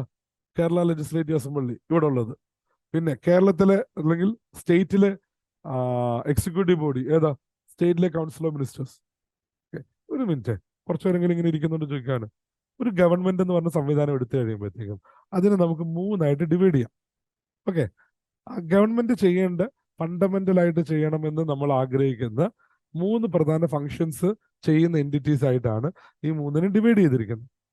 അതിൽ ഒന്നെന്ന് പറയുന്നത് നിയമനിർമ്മാണം എന്നാണ് പറയുന്നത്, ലോ മേക്കിംഗ് ബോഡി. പല സമയത്ത് പല രീതിയിലുള്ള നിയമങ്ങൾ നമ്മൾ കൊണ്ടുവന്നതിന് മാത്രമാണ് സൊസൈറ്റിയിൽ ഒരു ഓർഡർലി ലൈഫ് പോസിബിൾ ആവുന്നത്. അത്തരം ഒരു ഓർഡർലി ലൈഫ് ക്രിയേറ്റ് ചെയ്യുന്നതിന് വേണ്ടിയിട്ട് നിയമനിർമ്മാണം നടത്തുക എന്ന് പറയുന്ന ഫണ്ടമെന്റൽ ജോബാണ് ആര് ചെയ്യുന്നത്? ലെജിസ്ലേച്ചർ ചെയ്യുന്നത്, നിയമനിർമ്മാണം നടത്തുക. ഇതിന് ഒരു കൺസെപ്റ്റ് നിങ്ങൾ മനസ്സിലാക്കണം. നമ്മൾ ഇന്നലെ പറഞ്ഞൊരു കാര്യമുണ്ട്. പണ്ട് കാലത്ത് രാജാവ് തന്നെ നിയമം ഉണ്ടാക്കുകയും നിയമം എക്സിക്യൂട്ട് ചെയ്യും നിയമം ഇംപ്ലിമെന്റ് ചെയ്യുകയും ചെയ്തുകൊണ്ടിരിക്കുമായിരുന്നു അല്ലേ. ഈ 3ഉം രാജാവ് തന്നെയാണ് ചെയ്തുകൊണ്ടിരുന്നത്. അങ്ങനെ ഇരിക്കുമ്പോഴത്തേക്കും ഈ രാജാവ് എന്താ നിയമത്തിന് അതീതനാണോ, അതോ എല്ലാവർക്കും ഒരുപോലെ നിയമം ബാധകമോ രാജാവിന് അത് ബാധകമാകണ്ടേ? മാത്രമല്ല, ഈ ഉണ്ടാക്കുന്ന നിയമങ്ങൾ രാജാവ് പറയുന്നതനുസരിച്ചിട്ടാണോ ജനങ്ങൾ പറയുന്നതനുസരിച്ചിട്ടാണോ വേണ്ടത് എന്നുള്ളൊക്കെയുള്ള പല തോട്ട് പ്രോസസ്സുകൾ ഉറക്കെ ആൾക്കാരിലേക്ക് കേട്ടു തുടങ്ങിയപ്പോഴത്തേക്കും, ആൾക്കാർ അങ്ങനെ ചോദിക്കാൻ തുടങ്ങിയപ്പോഴത്തേക്കാണ് പതുക്കെ നമ്മൾ എന്ത് ക്രിയേറ്റ് ചെയ്യപ്പെട്ടത്? പാർലമെന്റ് എന്ന് പറഞ്ഞ സംവിധാനം ക്രിയേറ്റ് ചെയ്യപ്പെടുന്നത്. എന്ന് വെച്ച് കഴിഞ്ഞാൽ ഓക്കെ, ലോ മേക്കിംഗ് ചെയ്യുന്നതിന് ജനങ്ങളുടെ റെപ്രസെന്റേറ്റീവ് ആയിട്ടുള്ള ഒരു സെറ്റ് ആൾക്കാർ. മനസ്സിലായി? ഇങ്ങനെയാണ് ശരിക്കും പാർലമെന്റ് എന്ന് പറഞ്ഞ കൺസെപ്റ്റ് ലോകത്ത് തന്നെ ഉണ്ടാകുന്നത്. അപ്പം ഇന്ത്യയിൽ ഈ പാർലമെന്റ് എന്ന് പറഞ്ഞ സംവിധാനത്തിന്റെ ഫണ്ടമെന്റൽ ഫംഗ്ഷൻ എന്ന് പറയുന്നത് എന്താ? ലോ ഉണ്ടാക്കുക. അപ്പൊ ലോ ഉണ്ടാക്കുന്ന ബോഡി ലെജിസ്ലേച്ചർ എന്ന് പറയുന്നത് എന്താണ്? പാർലമെന്റ് ആണ്. ലോക്സഭ രാജ്യസഭ അടങ്ങുന്നതാണ് പാർലമെന്റ് എന്ന് പറയുന്നത്. അത് സ്റ്റേറ്റിൽ വരുമ്പോഴത്തേക്ക് എന്തായിരിക്കും? സ്റ്റേറ്റ് ലെജിസ്ലേറ്റീവ് അസംബ്ലി ആയിരിക്കും. ഓക്കെ ആണോ പറഞ്ഞ ബ്രോ? ഇനി ഗവൺമെന്റിന്റെ 2ാമത്തെ വിങ് എന്ന് പറയുന്നത് എന്താണ്? ഈ ഉണ്ടാക്കിയ നിയമം എന്ത് ചെയ്യണം? ഇംപ്ലിമെന്റ് ചെയ്യണം, എക്സിക്യൂട്ട് ചെയ്യണം. അപ്പം അതിന് വേണ്ടിയിട്ടുള്ള ബോഡി എക്സിക്യൂട്ടീവ്. ലെജിസ്ലേച്ചറിന്റെ അടുത്ത ബോഡിയാണ് എക്സിക്യൂട്ടീവ്. നമ്മുടെ എക്സിക്യൂട്ടീവ്, സെൻട്രൽ എക്സിക്യൂട്ടീവ് എന്ന് പറയുന്നത് ആരൊക്കെയാ? President, vice president, council of ministers. സ്റ്റേറ്റിൽ വന്നു കഴിഞ്ഞാൽ governor, council of ministers. Vice governor എന്ന് പറഞ്ഞ പോസ്റ്റ് ഇല്ല, ഗവർണറും കൗൺസിൽ ഓഫ് മിനിസ്റ്റേഴ്സ്. ക്ലിയർ ആണോ? ഇനി മൂന്നാമത്തെ ബോഡി ഏതാ? ജുഡീഷ്യറി, ലോ അഡ്ജുഡിക്കേറ്റ് ചെയ്യുന്ന ബോഡി. ഇവിടെ നമ്മൾ സെൻട്രൽ സ്റ്റേറ്റ് എന്ന് പറഞ്ഞ് ഡിഫറൻഷിയേറ്റ് ചെയ്യാൻ നിൽക്കുന്നില്ല. ഒരു സിംഗിൾ ഇന്റഗ്രേറ്റഡ് ആയിട്ടുള്ള ഒരു ജുഡീഷ്യൽ സിസ്റ്റമാണ്. That is one of the feature of the constitution. Indian constitution ഒരു ഫീച്ചറാണ് ഇന്റഗ്രേറ്റഡ് ആയിട്ടുള്ള ഒരു ജുഡീഷ്യൽ സിസ്റ്റം. എന്ന് വെച്ചാൽ എന്താ? സെന്ററിന് വേറെ സ്റ്റേറ്റിന് വേറെ ജുഡീഷ്യൽ സിസ്റ്റം ആണോ? അല്ല. ഇപ്പൊ യു എസ് എടുത്തു കഴിഞ്ഞാൽ യു എസിൽ ഓരോ സ്റ്റേറ്റിലും അവരുടേതായിട്ടുള്ള സെറ്റ് ഓഫ് കോർട്ട് ഉണ്ട്. ഓക്കെ, ആ സ്റ്റേറ്റിലെ ലോ അഡ്ജുഡിക്കേറ്റ് ചെയ്യുന്നതിന് വേണ്ടിയിട്ട്. സെൻട്രൽ ലോ അഡ്ജുഡിക്കേറ്റ് ചെയ്യുന്നതിന് വേണ്ടിയിട്ട് എന്തുണ്ട്? വേറെ ഒരു ഫെഡറൽ സെറ്റ് ഓഫ് കോർട്ട്സ് ഉണ്ട്, ഫെഡറൽ കോർട്ട്സ് ഉണ്ട്. നമ്മുടെ ഇവിടെ അങ്ങനെ രണ്ട് സെറ്റ് ഓഫ് കോർട്ട് ഉണ്ടോ? ഇല്ല, ഒരു സിംഗിൾ സെറ്റ് ഓഫ് കോർട്ട്. നമ്മൾ ഒരു കീഴ്ക്കോടതിയിൽ പോകുന്നു, അവിടുന്ന് ഡിസ്ട്രിക്ട് കോടതിയിലേക്ക് പോകുന്നു, അവിടുന്ന് മുകളിലേക്ക് പോകുന്നു. അപ്പം അത് കഴിയുമ്പോൾ ഹൈക്കോടതിയിലേക്കും, ഹൈക്കോടതിയുടെ മേളിൽ ചെല്ലുമ്പോഴത്തേക്കും സുപ്രീം കോടതിയിലേക്കും. ഇതൊറ്റ സിസ്റ്റമാണ്, ഒരു സിംഗിൾ സിസ്റ്റമാണ്. അപ്പൊ അതുകൊണ്ട് തന്നെ ഈ സിസ്റ്റം എന്താണ്? ഇന്റഗ്രേറ്റഡ് ആണ്. മറ്റേത് രണ്ടായിട്ടല്ലായിരുന്നോ? അല്ലേ? അപ്പൊ ഇന്റഗ്രേറ്റഡ് ജുഡീഷ്യറി എന്ന് പറയുന്നത് നമ്മുടെ കോൺസ്റ്റിറ്റ്യൂഷൻ ഒരു ഫീച്ചറും കൂടെ. ഇനി നമ്മുടെ കോൺസ്റ്റിറ്റ്യൂഷൻ മറ്റൊരു പ്രത്യേകത എന്താണെന്നറിയോ? അത് ഇന്റഗ്രേറ്റഡ് മാത്രമല്ല, അത് ഇൻഡിപെൻഡന്റും കൂടാണ്. എന്താ ഇൻഡിപെൻഡന്റ് ജുഡീഷ്യറി എന്നുകൊണ്ട് ഉദ്ദേശിക്കുന്നത്? ജുഡീഷ്യറി എന്ന് പറയുന്നത് ഗവൺമെന്റിന്റെ അടിയിലുള്ള ഒരു ബോഡി വല്ലതും ആണോ? ഗവൺമെന്റിന്റെ ഒരു ഡിപ്പാർട്ട്മെന്റ് ആണോ? ലെജിസ്ലേച്ചറിന്റെ ഡിപ്പാർട്ട്മെന്റ് ആണോ? അല്ല, അത് എൻറ്റയർലി ഡിഫറെന്റ് ആയിട്ട് ഫങ്ഷൻ ചെയ്യുന്ന ഒരു സാധനം അല്ലേ? ഈ ഇപ്പം ഗവൺമെന്റിന്റെ അടിയിലുള്ള ഒരു സാധനമായിട്ട് നമുക്ക് കോടതിനെ കാണാൻ പറ്റുമോ? അങ്ങനെയാണെങ്കിൽ ഗവൺമെന്റിനെതിരെ എങ്ങനെ കേസ് കൊടുക്കുന്നത്? അടുത്തായിട്ട് എന്റെ മുതലാളിക്ക് നേരെയുള്ള കേസാണ്, അല്ലെ അടുത്തായിട്ട് എന്റെ ബോസിനെതിരെയുള്ള, അല്ലല്ലോ. അപ്പോൾ judiciary is completely independent and it is integrated also. Why? Because we have a single system of judiciary where both the central and the state laws are adjudicated. Clear ആണോ? ക്ലിയർ അല്ലേ? ഓക്കെ. നമ്മളിത് എന്തിനാ പറഞ്ഞു വന്നത്? We were actually talking about the 3 tiers of the government. അപ്പം മുകളിലത്തെ tyre എന്ന് പറയുന്നത് എന്താണ്? സെൻട്രൽ ലെജിസ്ലേച്ചറും സെൻട്രൽ ഗവൺമെന്റും, പിന്നെ സ്റ്റേറ്റ് ലെജിസ്ലേച്ചറും സ്റ്റേറ്റ് ഗവൺമെന്റും, പിന്നെ നമ്മുടെ ലോക്കൽ സെൽഫ് ഗവൺമെന്റ്, അതായത് പഞ്ചായത്ത് രാജ്, മുനിസിപ്പാലിറ്റീസ്. ഇതാണ് 3 ടയർ ഓഫ് ഗവൺമെന്റ് എന്ന് പറയുന്നത്. ക്ലിയർ? അപ്പം നമ്മൾ 3 ടയർ ഓഫ് ഗവൺമെന്റ് ഒരു ഫീച്ചറാണ്. പിന്നെയോ ഇന്റഗ്രേറ്റഡ് ആൻഡ് ഇൻഡിപെൻഡന്റ് ജുഡീഷ്യറി വേറൊരു ഫീച്ചർ. ക്ലിയർ? ക്ലിയർ ആയോ? നിങ്ങൾ ഇത് മനസ്സിലായാൽ മാത്രം മതി. Nobody is actually going right down all the salient features of the constitution. ഞാനല്ലാതെ ആരും ചോദിക്കത്തില്ല. ഞാൻ നാളത്തെ ക്ലാസ്സിൽ രാവിലെ വരുമ്പോഴത്തേക്ക് നിങ്ങളെ കൊണ്ട് എഴുതിക്കോ പറയുകയൊക്കെ ചെയ്യുന്നിരിക്കും. അതല്ലാതെ UPSC സലൈൻ ഫീച്ചേഴ്സ് എണ്ണി തരാമെന്ന് പറയത്തില്ല. But this all of these elements are what we are actually going to study in detail in the further classes. അതാണ് പറയുന്നത്. ഓക്കെ, അടുത്ത സലൈൻ ഫീച്ചേഴ്സ് എന്താ? Universal adult franchise. ഇതിൽ എത്ര പേര് വോട്ട് ചെയ്തിട്ടുണ്ട്? ഓക്കെ, കൈപോക്കിയില്ലേ? മോശമാണല്ലോ അത്. ഓക്കെ, താത്തിട്ടുണ്ട്. എന്താണ് വോട്ട് ചെയ്യാനുള്ള യോഗ്യത എന്ന് പറയുന്നത്? എന്താണ്? ഏജ് ഒരു ക്വാളിഫിക്കേഷൻ. ഏജ് മാത്രമാണ് ഒരു ക്വാളിഫിക്കേഷൻ അല്ലേ? ആ, പിന്നെ സിറ്റിസൺഷിപ്പ്. ഓക്കെ, ശരി. അപ്പം 18 വയസ്സ് പ്രായപൂർത്തിയായിട്ടുള്ള എല്ലാ ഇന്ത്യക്കാർക്കും നമ്മൾ വോട്ടിംഗ് റൈറ്റ്സ് എൻഷുർ ചെയ്ത് കൊടുത്തിട്ടുണ്ട്. ഇതിലെന്ത് ഇത്ര പ്രത്യേകത? വോട്ടിംഗ് റൈറ്റ്സ് എല്ലാ രാജ്യത്തിലും ഇങ്ങനല്ലേ? ഇതിനൊരു പ്രത്യേകതയുണ്ട്. ഇന്ത്യയിൽ സഫറേജ് മൂവ്മെന്റ്സ്, വോട്ടിംഗ് റൈറ്റ്സിന് വേണ്ടിയിട്ടുള്ള മൂവ്മെന്റ് വല്ലതും നടന്നിട്ടുണ്ടോ? ഉണ്ടോ? ലോകത്തുള്ള പല വെള്ളം കുടിച്ചോ? കുഴപ്പമൊന്നുമില്ല. ഇങ്ങനെ എന്നോട് ചോദ്യം ചോദിക്കാനാണോന്ന്. ഓക്കെ, ലോകത്തുള്ള പല രാജ്യങ്ങളിലും പല രീതിയിലുള്ള സഫറേജ് മൂവ്മെന്റ്സ് നടന്നിട്ടുണ്ട്. കാരണം എന്താണെന്നറിയോ? എല്ലാ രാജ്യത്തിനും അവർക്ക് ഇൻഡിപെൻഡൻസ് കിട്ടിയ സമയത്ത് എല്ലാവർക്കും ഒരുമിച്ച് എന്ത് കൊടുത്തില്ല? വോട്ടിംഗ് റൈറ്റ്സ് കൊടുത്തില്ല. കുറെ പേർക്ക് ആദ്യം കൊടുത്തില്ല. പല രാജ്യങ്ങളും വുമണ് വോട്ടിംഗ് റൈറ്റ്സ് ഇല്ല, ബ്ലാക്സിന് വോട്ടിംഗ് റൈറ്റ്സ് ഇല്ല. പിന്നെ അതുപോലെ തന്നെ പ്രോപ്പർട്ടി ഓൺ ചെയ്യുന്നവർക്ക് എന്തുള്ളൂ, ടാക്സ് അടയ്ക്കുന്നവർക്ക് വോട്ടിംഗ് റൈറ്റ്സ് ഉള്ളൂ. ഇങ്ങനെയൊക്കെയായിരുന്നു സംവിധാനം. എഡ്യൂക്കേറ്റഡ് ആയിട്ടുള്ളവർക്ക് വോട്ടിംഗ് റൈറ്റ്സ് ഉള്ളൂ. പക്ഷെ ഡെമോക്രസി എന്ന് പറയുമ്പോഴത്തേക്ക് എന്താണ്? എല്ലാവർക്കും വോട്ടിംഗ് റൈറ്റ്സ് കിട്ടുന്ന ഒരു സംവിധാനം എന്നുള്ള അർത്ഥത്തിലല്ലേ നമ്മൾ ഡെമോക്രസി എന്ന് പറയുന്നത് തന്നെ. അപ്പൊ ആ അർത്ഥത്തിൽ യഥാർത്ഥത്തിൽ ഇൻഡിപെൻഡന്റ് ആകുമ്പോൾ തന്നെ ട്രൂലി ഡെമോക്രാറ്റിക് ആയ കൺട്രിയിൽ ഒന്നാണ് ഇന്ത്യ. അന്ന് നമ്മൾ 21 വയസ്സ് പ്രായപൂർത്തിയാവുന്ന എല്ലാവർക്കും നമ്മൾ വോട്ടിംഗ് റൈറ്റ്സ് കൊടുത്തു. ഓക്കെ, അപ്പൊ അതാണ് നമ്മൾ യൂണിവേഴ്സൽ ഫ്രാഞ്ചൈസി നമ്മൾ കൊണ്ടുവരുന്നത്. ലോകത്തുള്ള പല രാജ്യങ്ങളിലും ആദ്യം എല്ലാവർക്കും വോട്ട് റൈറ്റ്സ് കൊടുത്തില്ല. വുമണൊക്കെ പിന്നെയാണ് പലയിടത്തും കിട്ടുന്നത്. US നോക്കി കഴിഞ്ഞാൽ 1900s തുടക്കത്തിലാണ് വുമണ് വോട്ടർ റൈറ്റ്സ് കിട്ടുന്നത്. Okay, so the point I am trying to emphasize over here is that ഇന്ത്യക്ക് ഇൻഡിപെൻഡൻസ് കിട്ടുന്ന സമയത്ത് there are many people who was complaint that C ഇങ്ങനെ യൂണിവേഴ്സൽ ഫ്രാഞ്ചൈസി ഒന്നും കൊടുക്കല്ലേ പണി കിട്ടും. കാരണം അത് ഈ പഠിപ്പും വിവരം ഇല്ലാത്തവർക്ക് വോട്ടിംഗ് റൈറ്റ്സ് കൊടുത്തിട്ട് യാതൊരു കാര്യമില്ല എന്ന്. നമ്മൾ പറഞ്ഞു അല്ല, യൂണിവേഴ്സൽ ഫ്രാഞ്ചൈസിയിൽ നിന്ന് എല്ലാവർക്കും വോട്ടവകാശം ഉണ്ടാകും എന്നുള്ളതായിരുന്നു നമ്മൾ അതില്ലാത്തതിന്റെ പേരിലായിരുന്നല്ലോ ബ്രിട്ടനെതിരെ നമ്മൾ ഫൈറ്റ് ചെയ്തുകൊണ്ടിരുന്നത് ആണല്ലോ. അപ്പം finally we have decided to give it. ശരിക്കും പറഞ്ഞാൽ നമ്മുടെ ഫസ്റ്റ് ഇലക്ഷൻ ഒക്കെ ഉണ്ടല്ലോ വളരെ ഇൻട്രസ്റ്റിംഗ് ആണ്. കാരണം എന്താ, വോട്ടിംഗ് റൈറ്റ്സ് ഇല്ല, ഇവരെങ്ങനെ പിന്നെ സ്ഥാനാർത്ഥിയുടെ പേര് വായിക്കുന്നത്? അപ്പൊ നമ്മൾ എന്ത് കൊണ്ടുവന്നു? ഈ ഇലക്ഷൻ സിംബൽസ് എന്ന് പറഞ്ഞ കൺസെപ്റ്റ് കൊണ്ടുവരുന്നത് തന്നെ എന്താണ്, ഈ ഇല്ലിറ്ററേറ്റ് ആയിട്ടുള്ള ആൾക്കാർക്ക് പ്രോപ്പർലി വോട്ട് ചെയ്യുമ്പോൾ കറക്റ്റ് സ്ഥാനാർത്ഥിക്ക് വോട്ട് കൊടുക്കുന്നതിന് വേണ്ടിയിട്ടാണ്. ഇന്നും പറയത്തില്ലേ എന്താണ്, നമ്മുടെ ചിഹ്നം അല്ലെങ്കിൽ നമ്മുടെ ചിഹ്നം ഇന്നതാണ്, നമ്മുടെ ചിഹ്നം ടവറാണ്, ട്രാക്ടറാണ്, കൈപ്പത്തിയാണ്, ചൂലാണ് എന്നിങ്ങനെ പല രീതിയിൽ നമ്മൾ പറയത്തില്ലേ. ഈ ചിഹ്നത്തിന് importance rises from that point. പിന്നെ നമ്മൾ ഇലക്ട്രൽ റോളിസ്റ്റ് ഉണ്ടാക്കിയപ്പോഴത്തേക്കും ഇവര്, അതായത് ഇന്ത്യയില് നമ്മൾ നോർത്തിലേക്ക് ചെന്ന് കഴിഞ്ഞാൽ പല കമ്മ്യൂണിറ്റീസിലും വുമണ് പർദ സിസ്റ്റം ഫോളോ ചെയ്യുന്നുണ്ട്. Is not particular to any religion എന്നുള്ളത് സത്യം. അതായത് മുസ്ലിംസ് പല സ്ഥലങ്ങളിലും പർദ സിസ്റ്റം ഫോളോ ചെയ്യുന്നവരുണ്ടാവും. പക്ഷെ ഇത് മുസ്ലിംസ് മാത്രമല്ല, ചിലയിടത്ത് നോർത്തിലൊക്കെ ചെന്ന് കഴിഞ്ഞാൽ, രാജസ്ഥാനിലൊക്കെ ചെന്ന് കഴിഞ്ഞാൽ ചില വുമനൊന്നും എന്ത് ചെയ്യത്തില്ല, പുറത്തേക്ക് വരുത്തുന്നില്ല. അപ്പൊ ഇൻട്രസ്റ്റിംഗിൽ എന്താ സംഭവിച്ചെന്ന് വെച്ച് കഴിഞ്ഞാൽ, ഹലോ ഹലോ ഓക്കെ, നാളെ ഏതാ പോയിന്റാ പറഞ്ഞേ? സി അപ്പം ഈ പർദ സിസ്റ്റം ഫോളോ ചെയ്യുന്നുണ്ട്. ഇലക്ട്രോളിസ്റ്റ് തയ്യാറാക്കിയപ്പോഴത്തേക്കും people are not ready to come out. അപ്പൊ അന്ന് ഫോട്ടോയും കാര്യങ്ങളും പതിച്ച വോട്ടേഴ്സ് ലിസ്റ്റ് ഒക്കെ ഇപ്പോഴാണ് വന്നു തുടങ്ങിയത്. പക്ഷെ അന്ന് പേര് പോലും പറയത്തില്ലായിരുന്നു. എന്ന് വെച്ച് കഴിഞ്ഞാൽ പല സ്ത്രീകളുടെയും പേര് മദർ ഓഫ് ഇന്നാള്, വൈഫ് ഓഫ് ഇന്നാള്, ഡോട്ടർ ഓഫ് ഇന്നാളെന്ന് പറഞ്ഞിട്ടാണ് ഇലക്ട്രോളിസ്റ്റിൽ വന്നത്. അപ്പൊ ഫസ്റ്റ് ഇലക്ഷൻ കമ്മീഷന്റെ പുസ്തകമുണ്ട് ഇത് എങ്ങനെ ഇലക്ഷൻ നടത്തുന്നത്. അതേപോലെ ഇതെല്ലാം കൊണ്ടുപോയിക്കോളാൻ പറഞ്ഞു. എന്നിട്ട് ഇത് ഫുൾ ഇലക്ട്രോളിസ്റ്റ് രണ്ടാമത് പോയി പറഞ്ഞ അതിന്റെ ഇമ്പോർട്ടൻസ് മനസ്സിലാക്കി ഇലക്ട്രോളിസ്റ്റ് പ്രിപ്പയർ ചെയ്യുന്നുണ്ട്. പിന്നെ അടുത്തൊരു പേടി എന്ന് വെച്ച് കഴിഞ്ഞാൽ ഒന്നിലധികം വോട്ട് ആൾക്കാർ ചെയ്യുമ്പോൾ അത് അഡ്രസ് ചെയ്യാൻ എന്ത് ചെയ്യുന്നത്. അപ്പൊ ഈ ഇൻഡെലിബിൾ ഇങ്ക് എന്നും പറഞ്ഞ ഒരു കൺസെപ്റ്റ് നമ്മൾ ഇൻട്രൊഡ്യൂസ് ചെയ്യുന്ന അങ്ങനെ എങ്ങനെയാണ് രണ്ടാമത് ആൾ വോട്ട് ചെയ്യുന്നത് ഒഴിവാക്കാൻ പറ്റുന്നത്.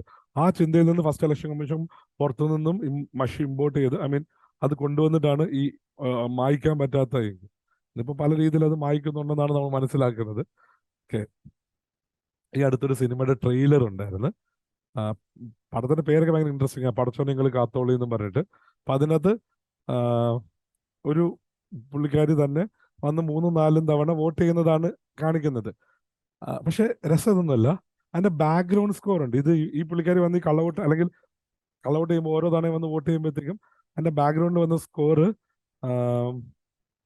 മറ്റേ ജീവിക്കുന്നു ഞങ്ങളിലൂടെ എന്താണ്, നമ്മൾ ഈ രക്തസാക്ഷികൾക്ക് വേണ്ടി പാടത്തില്ലേ, ഇല്ല ഇല്ല മരിച്ചിട്ടില്ല ജീവിക്കുന്നു ഞങ്ങളിലൂടെ, ഇതാണ് പറയുന്നത്. അപ്പൊ ബേസിക്കലി എന്ത് ഉദ്ദേശിക്കുന്നറിയാം, ഇത് ഇവിടുന്ന് കല്യാണം കഴിച്ചു പോയവരും ഇവിടുന്ന് പുറപ്പെട്ടു പോയവരുടെ ഒക്കെ വോട്ടാണ്. അപ്പൊ ഇല്ല ഇല്ല മരിക്കുന്നില്ല ജീവിക്കുന്നു ഞങ്ങളിലൂടെ, എല്ലാ വർഷവും ഇലക്ഷന്റെ സമയത്ത് ഞങ്ങളിലൂടെ ഈ വോട്ടുകൾ വീണ്ടും വന്ന് ജീവിച്ചുകൊണ്ടിരിക്കുകയാണെന്നുള്ള രീതിയിലാണ്. ഇനി അത് മാത്രമുള്ള ആ സിനിമയിൽ മെച്ചമുള്ളത് കേട്ടോ. ഞാനൊരു അരമുക്കാ മണിക്കൂർ കണ്ടു കഴിഞ്ഞപ്പോഴത്തേക്ക് ഡാർക്ക് അടിച്ചിട്ട് നിർത്തിയായിരുന്നു. Anyway let's come back to the point. അപ്പം ഈ ഇൻഡെലിബിൾ ഇങ്ക് കൊണ്ടുവരിക, ഇലക്ട്രൽ റോളിസ്റ്റ് ഇങ്ങനെ പ്രിപ്പയർ ചെയ്യുക, അതുപോലെ തന്നെ ഇലക്ഷൻ സിമ്പിൾസ് കൊണ്ടുവരിക, ഈ എഫോർട്ടൊക്കെ ചെയ്തതെന്ന് പറയുന്നത് ഇല്ലിറ്ററേറ്റ് ആയിട്ടുള്ള ഡെമോക്രാറ്റിക് വാല്യൂസ് ഫുള്ളി അബ്സോർബ് ചെയ്യാൻ പറ്റാത്ത ഒരു കമ്മ്യൂണിറ്റിയിലേക്ക് നമ്മൾ ഡെമോക്രസി എന്ന് പറയുന്ന ഒരു എക്സ്പെരിമെന്റ് കൊണ്ടുവരിക. That is not a simple task. Okay, അതായത് അപ്പം അങ്ങനെ ഒരു സംവിധാനത്തിലേക്ക് നമ്മൾ ഡെമോക്രസി ഇൻട്രൊഡ്യൂസ് ചെയ്യുമ്പോഴത്തേക്കും that was a very successful mission. അപ്പൊ അതിന് പോസിബിൾ ആയത് നമ്മൾ ഈ ഒരു പ്രിൻസിപ്പിളിൽ, ഏത് പ്രിൻസിപ്പിളിൽ, യൂണിവേഴ്സൽ ഫ്രാഞ്ചൈസി എന്നുള്ള പ്രിൻസിപ്പിൾ വിശ്വസിച്ചുകൊണ്ടാണ്. ചിലർ പറയും sir universal adult franchise, universal franchise രണ്ടാണ്. ശരിക്കും വേണം നമുക്ക് ടെക്നിക്കലി സ്പീക്കിംഗ് പറയാം. കാരണം എന്താണെന്ന് വെച്ച് കഴിഞ്ഞാൽ അഡൽട്ട് എന്നുള്ള ഡെഫിനിഷൻ 18 വയസ്സിന് മുകളിലാണ്. അപ്പം നമ്മൾ ഇനിഷ്യലി കൊടുത്തത് 21 വയസ്സിന് മുകളിലുള്ളവർക്കായിരുന്നു വോട്ടിംഗ് റൈറ്റ്സ്. അപ്പം ആ സമയത്ത് യൂണിവേഴ്സൽ ഫ്രാഞ്ചൈസി എന്ന് വിളിക്കും. പിന്നെ ഇപ്പൊ 18 വയസ്സിന് മുകളിൽ ആക്കിയല്ലോ, പണ്ടത് 21 എബോ ആയിരുന്നു, ഇപ്പൊ അത് കുറച്ച് 18 ആക്കി, ഇപ്പൊ അത് യൂണിവേഴ്സൽ. അങ്ങനെയുള്ള ടെക്നിക്കൽ രീതിയിലൊന്നുമല്ല പറയുന്നത്. യൂണിവേഴ്സൽ അഡൽട്ട് ഫ്രാഞ്ചൈസി എന്ന് പറയുന്നത് ഓരോ രാജ്യത്തിലും ഒരു വയസ്സിന് മുകളിൽ പ്രായപൂർത്തിയാവുന്നവർക്ക് വോട്ടിംഗ് റൈറ്റ്സ് എൻഷുർ ചെയ്തിട്ടുണ്ട്. അവിടെ മറ്റ് എലമെന്റുകൾ ഒന്നും തന്നെ എന്ത് ചെയ്യത്തില്ല, വോട്ടിങ്ങിന് ക്രൈറ്റീരിയ ആയിട്ട് മാറത്തില്ല. ഉദാഹരണം പറഞ്ഞു കഴിഞ്ഞാൽ അവന്റെ ഏജ് മാത്രമേ ക്രൈറ്റീരിയ ഉള്ളൂ. അവന്റെ കാസ്റ്റ്, ജെൻഡർ, അവന്റെ അതായത് സെക്സ്, അല്ലെങ്കിൽ അവൻ എന്താണ് ടാക്സ് കൊടുക്കുന്നുണ്ട് ഇല്ലയോ, അങ്ങനത്തെ എലമെന്റുകളൊന്നും അവിടെ വരുന്നില്ല. ഇവിടെ ഏജ് മാത്രമാണ് ക്രൈറ്റീരിയ എന്ന് പറയുന്നത്. അതാണ് യൂണിവേഴ്സൽ അഡൽട്ട് ഫ്രാഞ്ചൈസ് നമ്മുടെ സിസ്റ്റത്തിൽ ഐഡന്റിഫൈ ചെയ്യുന്നത്. ഓക്കെ, ഇതിനിടയ്ക്ക് ഒരു കാര്യം പറഞ്ഞു, 21 വയസ്സായത് എത്രയാക്കിയെന്നാ പറഞ്ഞത്? 18 ആക്കി. ആരുടെ സമയത്താ? രാജീവ് ഗാന്ധിയുടെ സമയത്ത്. ഓക്കെ, രാജീവ് ഗാന്ധിയുടെ സമയത്താണ് നമ്മളത് 18 ഇയേഴ്സിലേക്ക് ആക്കിയത്. ഓക്കെ, ശരി. അപ്പം എത്ര ഫീച്ചേഴ്സ് എഴുതി നമ്മള്? ഇന്നലെ 5 പഠിച്ചു, ഇന്നിപ്പോ എത്രണ്ണായി? ഇനി അങ്ങോട്ടുള്ള ഫീച്ചേഴ്സ് ഒക്കെ കുഞ്ഞു കുഞ്ഞു ഫീച്ചേഴ്സാണ്. പെട്ടെന്ന് പെട്ടെന്ന് ഇങ്ങനെ കൺസെപ്റ്റ് മാത്രം മനസ്സിലാക്കിയാൽ മതി. എത്രണ്ണായി? 12? അയ്യോ, 9 ആയിട്ടുള്ളത്. 13 ലേലം വിളിച്ചാൽ. ഓക്കെ, നമുക്കൊന്ന് ജസ്റ്റ് പറഞ്ഞു നോക്കാം. ഒന്നുമില്ലല്ലോ, നമുക്കൊന്ന് പറഞ്ഞു നോക്കാം. Don't worry. ആദ്യം ഇന്നലെ പഠിച്ചത് lengthiest written constitution, it's an inspired constitution. പിന്നെയോ? ഓ അത് തന്നെ, rigid and flexible federal constitution. പിന്നെ parliamentary system, balance between parliamentary sovereignty and judicial supremacy. പിന്നെയോ? Single citizenship, fundamental rights, fundamental duty, directive principles, 3-tier government ഇല്ലേ? പിന്നെ integrated and independent judiciary, universal adult franchise 13. Okay, പിന്നെ നമുക്ക് integrated ആയിട്ടുള്ള ഒരു audit mechanism ആണുള്ളത്, integrated ആയിട്ടുള്ള election mechanism ആണുള്ളത്. എന്ന് വെച്ച് കഴിഞ്ഞാൽ ഇന്റഗ്രേറ്റഡ് ഓഡിറ്റ് മെക്കാനിസം എന്ന് വെച്ച് കഴിഞ്ഞാൽ എന്താണെന്നറിയാം? സ്റ്റേറ്റ് ഗവൺമെന്റിനും സെൻട്രൽ ഗവൺമെന്റിനുമായിട്ട് ഒരു സിംഗിൾ എൻറ്റിറ്റിയാണ് ഓഡിറ്റ് മെക്കാനിസംസ് നടത്തുന്നത്. അതാരാ? CAG. CAG ആണ് ഓഡിറ്റ് മെക്കാനിസംസ് നടത്തുന്നത്. ആരാണ് CAGക്ക് വേണ്ടി ഓഡിറ്റ് ചെയ്യുന്നത്? അല്ലെങ്കിൽ ഏത് സർവീസ് ഉള്ളവരാണ് ഈ ഓഡിറ്റ് മെക്കാനിസം ചെയ്യുന്നത്? ഏത് സർവീസ് ഉള്ളത്? Indian audit and account service കേട്ടിട്ടുണ്ടോ? സാർ, IAS അല്ലാതെ വേറെ സർവീസ് ഉണ്ടെന്നാണ് ഞാൻ ഇപ്പൊ ഇവിടെ വന്നപ്പം സാർ ഇന്നലെ പറഞ്ഞപ്പോഴാണ് അറിഞ്ഞത്. Okay, IAS, IPS, IFS, IRS ഒക്കെ ഒരു പരിധി വരെ നമ്മളെല്ലാവരും കേട്ടിട്ടുണ്ടായിരിക്കും. സിനിമയിലൊക്കെ പല സ്ഥലങ്ങളിൽ നമ്മൾ കണ്ടും തുടങ്ങിയിട്ടുണ്ട് അല്ലേ? IAS പണ്ടേ കണ്ടിട്ടുണ്ട്, IPS സിനിമയിൽ കണ്ടിട്ടുണ്ട്, IFS ഉയരെ സിനിമ കൊണ്ടുള്ള ഒരു ഗുണം അതായിരുന്നു. IFS സർവീസിനെ പറ്റി കുറച്ചെങ്കിലും പിള്ളേർക്ക് മനസ്സിലായി. പിന്നെ IR സർവീസ് ഉണ്ട്, അതിൽ തന്നെ കസ്റ്റംസ് ഉണ്ട്, ഇൻകം ടാക്സ് ഉണ്ട്. ഇങ്ങനെ ഇത് ഒത്തിരി പേരൊന്നും കേൾക്കാത്ത, ഒത്തിരി പേര് കേൾക്കാത്ത സർവീസുകളിൽ ഒന്നാണ് audit and account service. Interestingly ഏറ്റവും കുറച്ച് അട്രിഷൻ റേറ്റ് ഉള്ള സർവീസ്. അട്രിഷൻ റേറ്റ് എന്ന് വെച്ച് കഴിഞ്ഞാൽ ആൾക്കാർ ഇട്ടിട്ട് വന്ന സർവീസ്. ഏറ്റവും കുറച്ച് അട്രിഷൻ റേറ്റ് ഉള്ള സർവീസാണ് ഓഡിറ്റ് ആൻഡ് അക്കൗണ്ട് സർവീസ് എന്ന് പറയും. ബേസിക്കലി ഇവർ എന്താ ചെയ്യുന്നതെന്ന് വെച്ച് കഴിഞ്ഞാൽ ഗവൺമെന്റിന്റെ എക്സ്പെൻഡിച്ചർ റിവ്യൂ ചെയ്യാം. അതായത് ഗവൺമെന്റ് സ്പെൻഡ് ചെയ്ത് കഴിഞ്ഞിട്ട് കഴിഞ്ഞ ഫിനാൻഷ്യൽ ഇയറിൽ ഗവൺമെന്റിന്റെ സ്പെൻഡിങ് ഇവാലുവേറ്റ് ചെയ്തിട്ട് എവിടെയെങ്കിലും ഇഷ്യൂസും കാര്യങ്ങളൊക്കെ ഉണ്ടോ എന്ന് ഐഡന്റിഫൈ ചെയ്യുന്നത് ഓഡിറ്റ് ആൻഡ് അക്കൗണ്ട് സർവീസ്. ഈ അക്കൗണ്ട് സർവീസ് അല്ലെങ്കിൽ ഈ ഒരു സർവീസിന് 2 ഗുണങ്ങളുള്ളത്. പൊതുവെ കുട്ടികൾ മനസ്സിലാക്കത്തില്ല, പക്ഷെ 2 ഇമ്പോർട്ടൻ്റ് ആയിട്ടുള്ള ഗുണങ്ങളാണ്. ഒന്ന്, സർവീസുകളെ നമ്മൾ പല രീതിയിൽ ഇവാലുവേറ്റ് ചെയ്യും. നമ്മൾ ഇവിടെ നിന്ന് നോക്കുമ്പോഴത്തേക്കും പല രീതിയിൽ ഏറ്റവും കൂടുതൽ പവർ ഉള്ള സർവീസ്, ഏറ്റവും കൂടുതൽ സേവനം ചെയ്യാൻ പറ്റുന്ന സർവീസ് എന്നൊക്കെയാണ് നമ്മൾ നോക്കുന്നത്. അല്ലെങ്കിൽ ചിലർ നോക്കും ഏറ്റവും ആദ്യം വണ്ടി കിട്ടുന്ന സർവീസ് ഏതാ, ഏറ്റവും ആദ്യം വീട് കിട്ടുന്ന സർവീസ് ഏതാന്നൊക്കെ നോക്കും. ഇപ്പൊ ചിരിക്കും, സർവീസ് കിട്ടിക്കഴിയുമ്പോഴത്തേക്ക് സാറിന്റെ അടുത്ത് സാറേ ഈ വണ്ടി ഇതിലാണ് ആദ്യം വണ്ടി കിട്ടുന്നത്, ഇതിലാണ് എന്ന് പറഞ്ഞ അടുത്ത് ചോദിക്കാറുണ്ട്. അത് വിട്. ഓക്കെ, ഇനി അടുത്ത പോയിന്റ് എന്താണെന്നറിയോ? ഇത് നമ്മൾ ഇവിടെ നിന്ന് നോക്കുകയാണ് സർവീസിന് കേട്ടോ. ഈ സർവീസിനിടയിൽ വന്നിട്ട് സർവീസ് നോക്കി കഴിഞ്ഞാല് ബേസിക്കലി ഇതിനകത്ത് ഒരു എലമെന്റ് ഉണ്ട്. ഇതിനെയാണ് ന്യൂയിസൻസ് ഫാക്ടർ എന്ന് വിളിക്കും. ഒരു സർവീസിന് എത്രത്തോളം ന്യൂയിസൻസ് മറ്റു സർവീസിൽ ക്രിയേറ്റ് ചെയ്യാൻ പറ്റും എന്നുള്ളതാണ് ന്യൂയിസൻസ് ഫാക്ടറിന്റെ പ്രത്യേകത. ബേസിക്കലി സർവീസ് ഇരിക്കുന്നവരെല്ലാം ഉണ്ടെങ്കിൽ ഇതിൽ ഏതവനാണ് ഏറ്റവും കൂടുതൽ ന്യൂയിസൻസ് മറ്റുള്ളവരിൽ ക്രിയേറ്റ് ചെയ്യാൻ പറ്റുക എന്നാണ് നോക്കുന്നത്. അങ്ങനെ നോക്കുമ്പോഴത്തേക്കും ഏറ്റവും കൂടുതൽ ന്യൂയിസൻസ് ക്രിയേറ്റ് ചെയ്യാൻ പറ്റുന്ന IASനാണ്. Because that is the most powerful. ബാക്കിയുള്ളതിന്റെ പുറത്തൊക്കെ പല രീതിയിൽ കൺട്രോൾ ചെയ്യാൻ പറ്റും. ഈവൻ IASനെ പോലും കൺട്രോൾ ചെയ്യാൻ പറ്റുന്നതോ അല്ലെങ്കിൽ ന്യൂയിസൻസ് ക്രിയേറ്റ് ചെയ്യാൻ പറ്റുന്ന സർവീസാണ് ഓഡിറ്റ് ആൻഡ് അക്കൗണ്ട് സർവീസ്. എന്തുകൊണ്ടാണ്?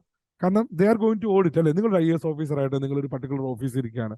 അപ്പം ഒരു ഓഡിറ്റ് ആൻഡ് അക്കൗണ്ട് സർവീസ് തന്നിട്ടുണ്ട്. അതെ, ഇവിടെ എന്തിനാണ് AC മേടിച്ചത്, ഇവിടെ എന്തിനാണ് ഈ സ്കീം ഇങ്ങനെ ചെയ്തത്, ഇതെന്തിനാണ് ഇങ്ങനെ ഈ റിസോഴ്സ് അലോക്കേറ്റ് ചെയ്തത്, നിങ്ങൾ എന്തുകൊണ്ടാണ് ഇവിടെ ഇത് ചെയ്യാതിരുന്നത്? സോ ഗവൺമെന്റ് അത് എക്സ്പെൻഡിച്ചേഴ്സിനെ റിവ്യൂ ചെയ്യുന്ന ഒരു എൻറ്റിറ്റിയാണ്. അപ്പൊ അതാണ് ഒരു പ്രത്യേകത. രണ്ടാമത്തെ പ്രത്യേകത എന്താണെന്ന് വെച്ച് കഴിഞ്ഞാൽ അത് ഒത്തിരി പേര് ശ്രദ്ധിക്കാത്തൊരു പ്രത്യേകതയാണ്. This is one service where you don't have a political head. നിങ്ങൾ ബാക്കി ഏത് സർവീസ് എടുത്തു കഴിഞ്ഞാലും നിങ്ങളുടെ മുകളിൽ ആരുണ്ട്? നിങ്ങളുടെ മുകളിൽ ഒരു മന്ത്രിയുണ്ട്. ഇതിൽ നിങ്ങളുടെ മുകളിൽ ആരുണ്ട്? ഓഡിറ്റ് ആൻഡ് അക്കൗണ്ട് സർവീസിന്റെ സർവീസ് ഹെഡ് എന്ന് പറയുന്നത് CAG ആണ്. മനസ്സിലായോ? അതായത് ഇപ്പോൾ ഓഡിറ്റ് ആൻഡ് അക്കൗണ്ട് സർവീസ് ഇരിക്കുന്ന എല്ലാവർക്കും ഒരു ലാപ്ടോപ്പ് കൊടുക്കണം. CAG ഓർഡർ ഇട്ട് കഴിഞ്ഞാൽ എല്ലാവർക്കും ലാപ്ടോപ്പ് കിട്ടും. മറ്റേതാണെങ്കിൽ സെക്രട്ടറി മിനിസ്റ്ററുടെ അടുത്തേക്ക് പോയിട്ട് മിനിസ്റ്ററിന്റെ അവിടെ മനസ്സിലായോ? അത് പൊളിറ്റിക്കൽ ഡയമെൻഷൻസ് കുറവാണ്. അപ്പൊ നിങ്ങൾ കയറി ഉടനെ ലാപ്ടോപ്പ്, അതല്ല ഞാൻ ഉദ്ദേശിച്ചത് കേട്ടോ. ഞാൻ ആ ഡിസിഷൻ മേക്കിംഗ് കാര്യം പറഞ്ഞതാ. ഇനി ഓഡിറ്റ് ആൻഡ് സർവീസിന്റെ ഇപ്പോഴത്തെ ഒരു പ്രത്യേകത എന്ന് വെച്ച് കഴിഞ്ഞാൽ പൊതുവേ നമ്മുടെ സി എ ജി പറ്റി നല്ല അഭിപ്രായം, നല്ല രീതിയിലാണ് ഓഡിറ്റ് ഒക്കെ ചെയ്യുന്നത്. അതുകൊണ്ട് തന്നെ നമുക്ക് കുറച്ച് ഇന്റർനാഷണൽ ക്ലയൻസ് ഒക്കെ ഉണ്ട് നമുക്ക്. ഇപ്പോൾ IAEA, UN പോലെയൊക്കെയുള്ള പല ഓർഗനൈസേഷൻസും ഇന്ത്യയുടെ ഓഡിറ്റ് ആൻഡ് അക്കൗണ്ട് സർവീസ് ആണ് പലപ്പോഴും റിവ്യൂ ചെയ്യാൻ പോകുന്നത്. അപ്പം നമ്മൾ ഇന്ത്യയിലുള്ള ഗവൺമെന്റ് എന്റിറ്റീസിന് മാത്രമല്ല എന്ത് ചെയ്യുന്നത്, ഓഡിറ്റ് ചെയ്യുന്നത്. We are even auditing international organisations also. അപ്പം ഫോറിൻ ട്രിപ്പ് ഒക്കെ കിട്ടും ഇതിന്റെ പാർട്ടായിട്ടാണെങ്കിൽ ഓഡിറ്റ് സർവീസിൽ. പക്ഷെ ചെറിയ സർവീസാണ്, ഭയങ്കര നീഷ് സർവീസാണ്, കുറച്ച് പേരേ ഉള്ളൂ. പിന്നെ നല്ലോണം പഠിക്കണം ഓഡിറ്റ്. ഐ മീൻ അതിന്റെ ഒരു പ്രോസസ് ഭയങ്കര ഇൻട്രസ്റ്റിംഗ് ആണ്. എനിവേ, ഇപ്പം IRS കഴിഞ്ഞാലോ IRSനൊപ്പമോ വെക്കാൻ പറ്റുന്ന സർവീസുകളിൽ തന്നെയാണ് ഓഡിറ്റ് ആൻഡ് അക്കൗണ്ട് സർവീസ് എന്ന് പറയുന്നത്, depending upon your interest on it. I remember I have one of my student അർഷദിന്റെ ഫസ്റ്റ് ഓപ്ഷൻ IAS ആണ്. അത് കഴിഞ്ഞ് അതിന്റെ അടുത്ത option audit and account service ആയിരുന്നു. ഈവൻ അവന് IPS എനിക്കൊന്നും അവന്റെ ഹൈറ്റ് എന്തെങ്കിലും ഇഷ്യൂ ഉള്ള അവൻ IPS വരത്തില്ല. അവൻ IFS ഉള്ള മെറ്റീരിയലാണ്. Is A very good speaker, orator, very diplomatic, I mean very nice person and all. പക്ഷെ അവൻ IFS എന്നുള്ള സർവീസിനോട് അത്ര താല്പര്യം ഇല്ല. ഹിസ് മേജർ IAS കഴിഞ്ഞാൽ ഏറ്റവും താല്പര്യം ഓഡിറ്റ് ആൻഡ് അക്കൗണ്ട് സർവീസ് ആണ്. And his right now in the service also. പുള്ളിക്കാൻ ആ സർവീസിലാണ്, ഷിംലയിലാണ് അവരുടെ ട്രെയിനിങ് ഇൻസ്റ്റിറ്റ്യൂട്ടും കാര്യങ്ങളൊക്കെ. എനിവേ, നല്ല സർവീസാണ്. You can think about service when it comes to. ഞാൻ പറഞ്ഞ എന്തിനാണ്, CAG ഈ ഓഡിറ്റ് മെക്കാനിസംസ് ചെയ്യാൻ ഹെൽപ്പ് ചെയ്യുന്നത് ഈ IAS, ഈ ഇന്ത്യൻ ഓഡിറ്റ് ആൻഡ് അക്കൗണ്ട് സർവീസിലുള്ളതാണ്. അപ്പൊ നമുക്ക് ഇന്റഗ്രേറ്റഡ് ആൻഡ് ഓഡിറ്റ് മെക്കാനിസം എന്ന് വെച്ച് കഴിഞ്ഞാൽ സ്റ്റേറ്റിന് വേറെ CAG സെറ്റും ഇല്ല. CAG തന്നെയാണ് സ്റ്റേറ്റിന്റെയും സെന്ററിന്റെയും ഓഡിറ്റ് മെക്കാനിസംസ് ചെയ്യുന്നത്. അതുപോലെ നമ്മുടെ ഇലക്ഷൻ മെക്കാനിസം എടുത്തു കഴിഞ്ഞാലോ, അതും നമുക്ക് എന്താണ് ഇന്റഗ്രേറ്റഡ് ആയിട്ടുള്ള ഒരു ഇലക്ഷൻ മെക്കാനിസം ഉള്ളത്. എന്താണ് ഇന്റഗ്രേറ്റഡ് ഇലക്ഷൻ മെക്കാനിസം കൊണ്ട് ഉദ്ദേശിക്കുന്നത്? നമുക്കൊരു ഇലക്ഷൻ കമ്മീഷൻ ഉണ്ട് അല്ലേ സെൻട്രലിൽ. ഓക്കെ, ചീഫ് ഇലക്ഷൻ കമ്മീഷനും മറ്റ് ഇലക്ഷൻ കമ്മീഷണേഴ്സും ഉണ്ട്. അവരാണ് നമ്മുടെ മേജർ ഇലക്ഷൻസ് ഒക്കെ നടത്തുന്നത്. സ്റ്റേറ്റിൽ സ്റ്റേറ്റ് ഇലക്ഷൻ കമ്മീഷൻ ഇല്ലേ? സ്റ്റേറ്റ് ഇലക്ഷൻ കമ്മീഷൻ എന്താ ചെയ്യുന്നത്? സ്റ്റേറ്റിലെ ഇലക്ഷൻ നടത്തും അല്ലേ? MLA-മാരെ തിരഞ്ഞെടുക്കും ഇല്ല? ഇവിടെയാണ് നിങ്ങൾ മനസ്സിലാക്കേണ്ടത്, പാർലമെന്റിലേക്കുള്ള ഇലക്ഷനും സ്റ്റേറ്റ് ലെജിസ്ലേറ്റിലേക്കുള്ള ഇലക്ഷനും നടത്തുന്നത് ആരാ? നടത്തുന്നത് സെൻട്രലിലുള്ള ഇലക്ഷൻ കമ്മീഷൻ തന്നെ. ഇലക്ഷൻ കമ്മീഷൻ തന്നെയാണ് പാർലമെന്റിലേക്കുള്ള ഇലക്ഷൻ നടത്തുന്നതും സ്റ്റേറ്റിലേക്കുള്ള ഇലക്ഷൻ നടത്തുന്നതും. അതല്ലാതെ മറ്റ് പ്രസിഡന്റ്, വൈസ് പ്രസിഡന്റ് ഇലക്ഷനൊക്കെ നടത്തുന്നത് ഇലക്ഷൻ കമ്മീഷൻ. പിന്നെ എന്ത് കോക്കനട്ടിനാണ് നമ്മൾ സ്റ്റേറ്റ് ഇലക്ഷൻ കമ്മീഷൻ ഉണ്ടാക്കിയിരിക്കുന്നത്?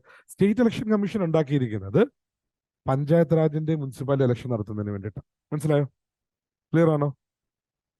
നിങ്ങൾക്ക് ആർക്കെങ്കിലും ഈ അനുഭവം ഉണ്ടായിട്ടുണ്ടോ എന്ന് അറിയത്തില്ല. നിങ്ങൾ ഈ വോട്ട് ചെയ്യാൻ ചെല്ലുമ്പോൾ നിങ്ങളുടെ പേര് എവിടെ ഉണ്ടാകണം? വോട്ടേഴ്സ് ലിസ്റ്റിൽ ഉണ്ടാകണം അല്ലേ?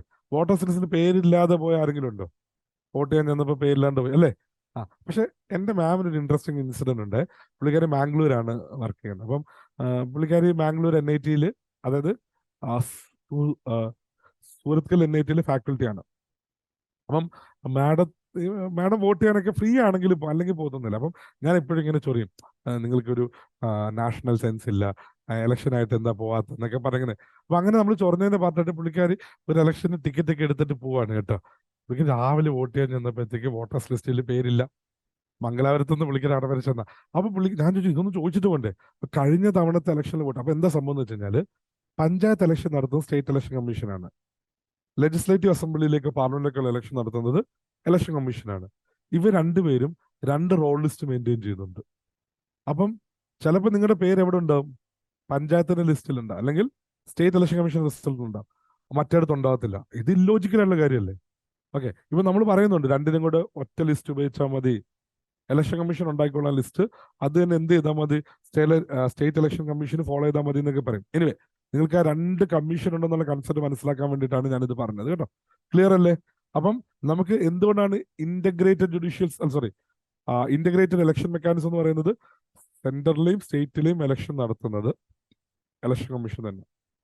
ഓക്കെ, ആ നമ്മുടെ കോൺസ്റ്റിറ്റ്യൂഷന്റെ ഒരു സലൈൻ ഫീച്ചറാണ്. ഇപ്പൊ എത്രണ്ണമായി? 15, 15. ഇനി വേണമല്ലോ. ഇനി ഏതാ ഉള്ളത്? എമർജൻസി പ്രൊവിഷൻ ഉണ്ട്. പിന്നെ എനിക്കൊന്ന് അതുപോലെ തന്നെ സെക്യുലറിസം അല്ലേ? So that's an important feature. So let's talk about secularism. What you mean by secularism? Secularism എന്ന് വെച്ചാൽ എന്താ? എല്ലാ റിലിജനെയും ഈക്വലായിട്ട് കാണുക, ഈക്വൽ റൈറ്റ്സ് കൊടുക്കുക എന്നുള്ളതാണ് അല്ലേ? ഓക്കെ, പക്ഷെ ഞാൻ പറയുന്നത് കറക്റ്റ് ആണല്ലോ എന്നല്ല ഞാൻ പറയുന്നത്. പക്ഷെ അതിലൊരു ചെറിയൊരു ആഡ് ഉണ്ട്. ബേസിക്കലി സ്റ്റേറ്റിന് ഒഫീഷ്യലി റിലിജൻ ഉണ്ടാവാതിരിക്കുക എന്നുള്ളതാണ് സെക്യുലറിസം. സ്റ്റേറ്റിന് ഒഫീഷ്യലി ഒരു പർട്ടിക്കുലർ റിലിജൻ ഉണ്ടാവാതിരിക്കുക എന്നുള്ളതാണ് ഒരു രാജ്യം സെക്യുലർ ആണോ ഇല്ലയോ എന്ന് പറയുന്നത്. നമുക്ക് official flower, official plant, official animal ഒക്കെ ഉള്ളതല്ല, അല്ലെങ്കിൽ നാഷണൽ പ്ലാന്റ്, നാഷണൽ ഫ്ലാഗ് ഒക്കെ ഉള്ള. We don't have a national religion. അങ്ങനെയാണെങ്കിൽ we are a secular country. പിന്നെ ഈ പറഞ്ഞതുപോലെ എല്ലാ റിലിജനെയും ഒരുപോലെ തന്നെ കൺസിഡർ ചെയ്യുക എന്നുള്ള അർത്ഥത്തിൽ. പക്ഷെ യഥാർത്ഥത്തിലുണ്ടല്ലോ, ഈ സെക്യുലറിസത്തിന്റെ പ്രിൻസിപ്പിൾ നമ്മൾ ഡിസ്കസ് ചെയ്യുമ്പോഴത്തേക്കും ഇവിടെ ഒരു വെസ്റ്റേൺ വേ ഓഫ് സെക്യുലറിസം ഉണ്ട്, ഒരു ഇന്ത്യൻ വേ ഓഫ് സെക്യുലറിസം ഉണ്ട്. രണ്ട് സിമിലർ അല്ല. Western idea of secularism, Indian idea of secularism തമ്മിൽ ഒരു ഫണ്ടമെന്റൽ ഡിഫറൻസ് ഉണ്ട്. വെസ്റ്റേൺ ഐഡിയ ഓഫ് സെക്യുലറിസം എന്താണെന്നറിയാം? എന്താണ് വെസ്റ്റേൺ ഐഡിയ ഓഫ് സെക്യുലറിസം? എങ്ങനെയാണ്? സ്റ്റേറ്റും സെപ്പറേറ്റ്, അതെ, കൃത്യമായിട്ട് വരച്ച് മാറ്റി വെച്ചിരിക്കുകയാണ്. ഓക്കെ, വെസ്റ്റിന്റെ കൺസെപ്റ്റ് അത് നിങ്ങൾക്ക് മനസ്സിലായി. നമുക്കൊന്ന് തുടങ്ങാം. അത് പണ്ട് എങ്ങനെയാണെന്ന് വെച്ച് കഴിഞ്ഞാൽ, പണ്ട് അന്ന് വെസ്റ്റ് എന്ന് പറയുമ്പോൾ ചർച്ച്, അത് ക്രിസ്ത്യാനിറ്റി ആണ് കേട്ടോ. Church played a very crucial role in the state. To some extent that in many places it was very difficult to distinguish between that. അത് താനല്ല ഇത് എന്ന് തോന്നുന്നത് പോലെ ആയിരുന്നു ചർച്ചും സ്റ്റേറ്റും തമ്മിൽ ഫംഗ്ഷൻ ചെയ്തുകൊണ്ടിരുന്നത്.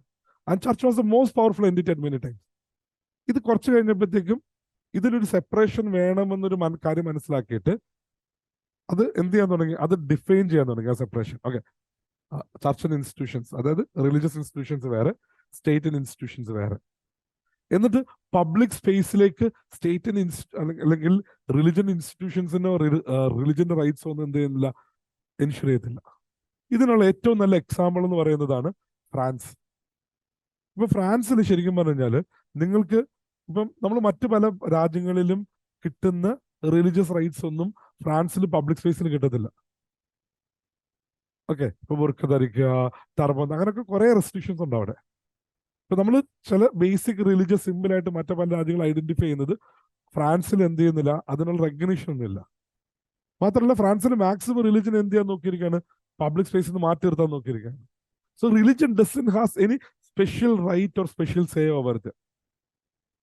അപ്പം നിങ്ങൾ ശ്രദ്ധിച്ചിട്ടുണ്ടോ, ഈ റിലീജിയസ് ക്രിറ്റിസിസംസ് വരുന്ന കാർട്ടൂൺസ് ഒക്കെ ഉണ്ട്, ചാർലി ഹെബ്ഡോ എന്ന് പറഞ്ഞിട്ട്. അത് ശരിക്കും ഒരു ഫ്രഞ്ച് മാഗസിനാ. കാരണം ഫ്രാൻസിൽ ആ റിലീജിയസ് റൈറ്റ്സ് എക്സ്റ്റെൻഡ് ചെയ്ത് കൊടുത്തിട്ടുണ്ട്. ഇപ്പം ഇസ്ലാമിലും ക്രിസ്ത്യാനിറ്റിയിലും അതുപോലുള്ള ഇൻസ്റ്റിറ്റ്യൂഷണൽ റിലിജനിലൊക്കെ ഉള്ള ഇഷ്യൂസിനെ തുറന്നു കാണിക്കുന്ന ചില കാർട്ടൂണുകളൊക്കെ വരുമ്പം അങ്ങനെ കോൺട്രവേഴ്സി ഒക്കെ ഉണ്ടാവും.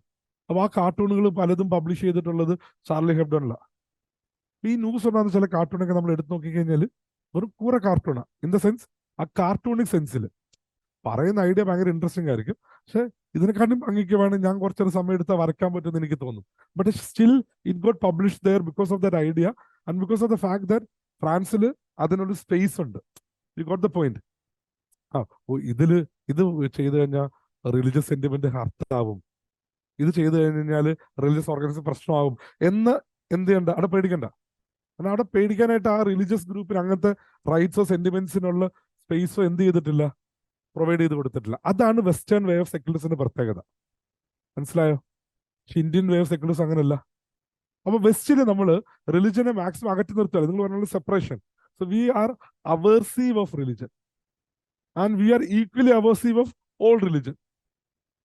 ക്രിസ്ത്യാനിറ്റിയോടും ഇസ്ലാമിനോടും അല്ലെങ്കിൽ ഹിന്ദുയിസത്തിനോടും ബുദ്ധിസത്തിനോടും എല്ലാത്തിനും ഈക്വൽ അവേഴ്സീവ്നെസ്. ഇന്ത്യയിലേക്ക് വരുമ്പോഴത്തേക്ക് നേരെ തിരിയും. We have equal affinity to all religion. Religion is an important element എന്ന് സ്റ്റേറ്റ് ഐഡന്റിഫൈ ചെയ്യുന്നു. സ്റ്റേറ്റിന്റെ ഫണ്ടമെന്റൽ ലോയ്ക്കകത്ത് നിങ്ങൾക്ക് തരുന്ന ഫണ്ടമെന്റൽ റൈറ്റ്സിൽ റിലീജിയസ് റൈറ്റ്സ് ഐഡന്റിഫൈ ചെയ്യുന്നു, അല്ലേ? ഫണ്ടമെന്റൽ റൈറ്റ്സിന്റെ ചാപ്റ്ററിനകത്ത് നമ്മൾ ഫ്രീഡംസ് 6 പറഞ്ഞപ്പോൾ അതിലൊന്ന് റിലീജിയസ് ഫ്രീഡമാണ്. അപ്പൊ religion is identified as a very crucial element in our system. മനസ്സിലായോ? അപ്പം ഇന്ത്യൻ വേ ഓഫ് സെക്യുലറിസത്തിന്റെ അകത്ത് state doesn't have any special religion, but state has equal affinity to all religion. All religions are seen in from an equal line. എല്ലാത്തിനോടും ഒരേ ഇഷ്ടമാണ്, എല്ലാത്തിനും public സ്പേസിൽ നമ്മൾ ഈക്വലി ഐഡന്റിഫൈ ചെയ്യാൻ നോക്കുന്നുണ്ട്. പിന്നെ ഒരു എക്സാമ്പിൾ പറയാം നിങ്ങൾക്ക്. ഈക്വൽ അത് ഇപ്പം ഹജി അലി ദർഗ എന്ന് കേട്ടിട്ടുണ്ടോ? ബോംബെയിൽ ഭയങ്കര ഫേമസ് ആയിട്ടുള്ള ഒരു ദർഗയാണ് കേട്ടോ. ഹജി അലി ദർഗയിൽ ശരിക്കും പറഞ്ഞാൽ വുമൺ എൻട്രി ഇല്ലായിരുന്നു. ഇതിനെതിരെ ഒരു കേസ് ഫയൽ ചെയ്യപ്പെട്ടു. ഹജി അലി ദർഗയിൽ വുമൺ എൻട്രി ചെയ്യണമെന്നും പറഞ്ഞിട്ട്. ഓക്കെ, ഇതിന് സിമിലർ ആയിട്ടൊരു കേസ് എവിടെ നടന്നു? ശബരിമലയിൽ നടന്നു, അല്ലേ? നമ്മുടെ കേരളത്തിൽ ശബരിമലയിൽ വുമൺ എൻട്രി ഇല്ല.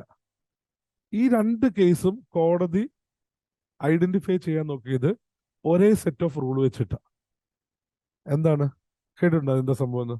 നമ്മൾ പഠിക്കാൻ പോകുന്നൊരു സാധനമെങ്കിൽ അതിന്റെ പേര് ഞാൻ മാത്രം എസെൻഷ്യൽ പ്രാക്ടീസ് ടെസ്റ്റ് എന്നാണ് അതിന് പറയുന്നത്. എന്താണ് പറയുന്നത്? Essential practice test.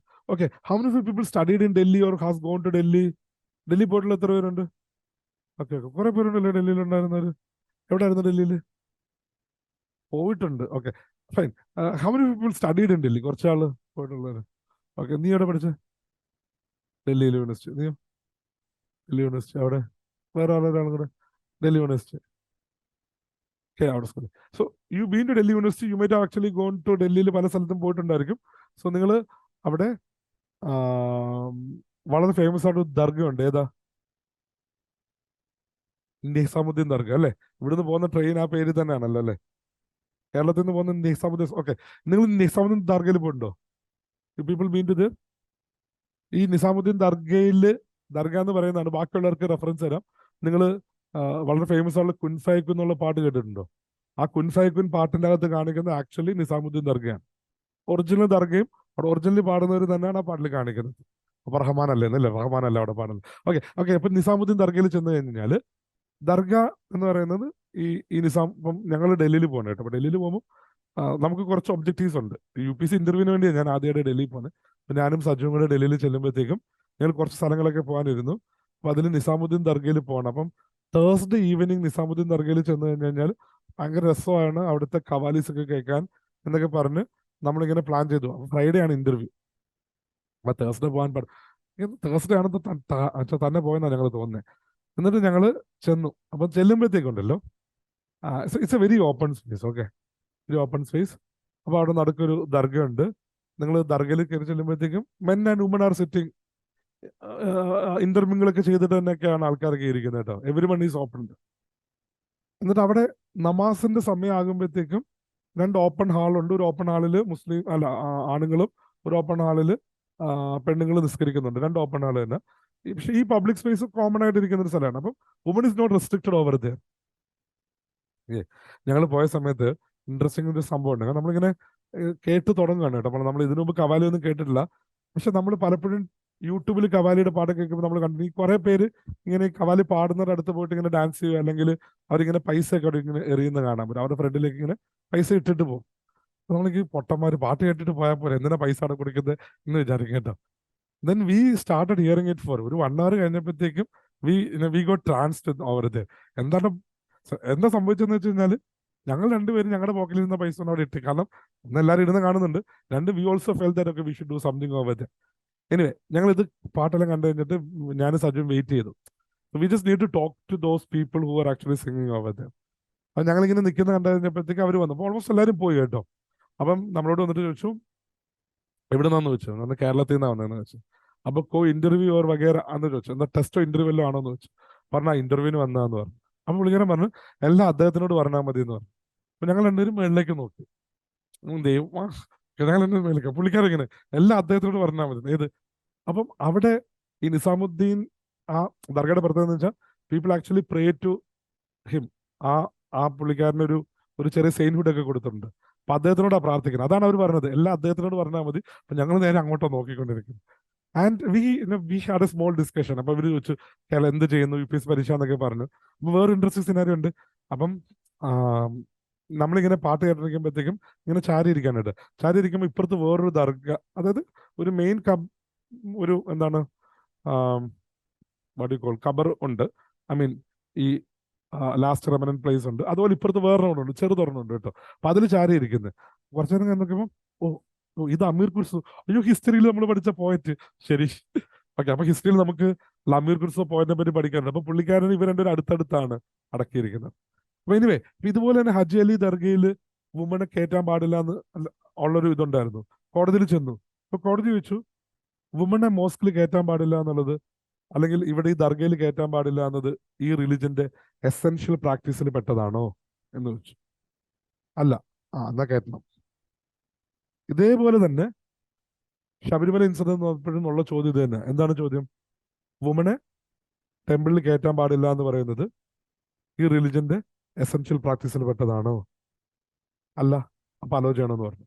Okay, you will have doubts regarding that. നമ്മൾ freedom of fundamental rights discuss ചെയ്യുന്ന സമയത്ത് റിലീജിയസ് ഫ്രീഡംസ് പറയുമ്പോൾ ഞാൻ ഇതൊന്നുകൂടെ പറഞ്ഞുതരാം. പക്ഷെ ഞാൻ നിങ്ങൾക്ക് ഒരു കൺസെപ്റ്റ് പറഞ്ഞു തന്നെ. എന്താണ് ഇവിടെ രണ്ട് കേസിലും റിസോൾവ് ചെയ്തത് എന്തിന്റെ പേരില്ല?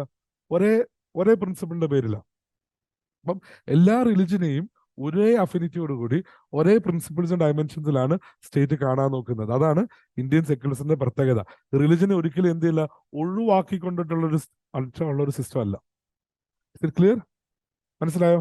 ഇന്ത്യൻ സെക്യുലറിസം എന്ന് പറയുന്നത് റിലിജനെ ഒഴിവാക്കിക്കൊണ്ടിട്ടുള്ള, റിലിജൻ ഒരു ഇന്റഗ്രൽ പാർട്ടാണെന്ന് മനസ്സിലാക്കിക്കൊണ്ടാണ്. ഒരു റിലിജനോടും പ്രത്യേക മമതയില്ല, സ്റ്റേറ്റിനൊരു പ്രത്യേക റിലിജൻ ഇല്ല.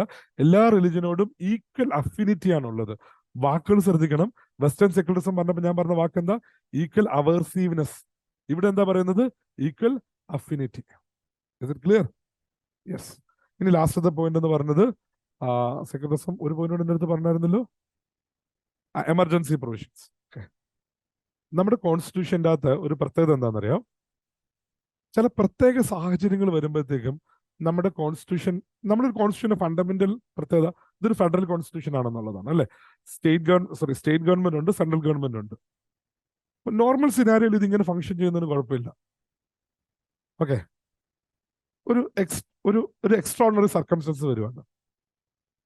ലെറ്റ്സ് സേ ഏലിയൻസ് അറ്റാക്ക് ചെയ്യാൻ വരുന്നു. ഏലിയൻസ് ഇന്ത്യൻ അറ്റാക്ക് ചെയ്യാൻ വരുന്നു.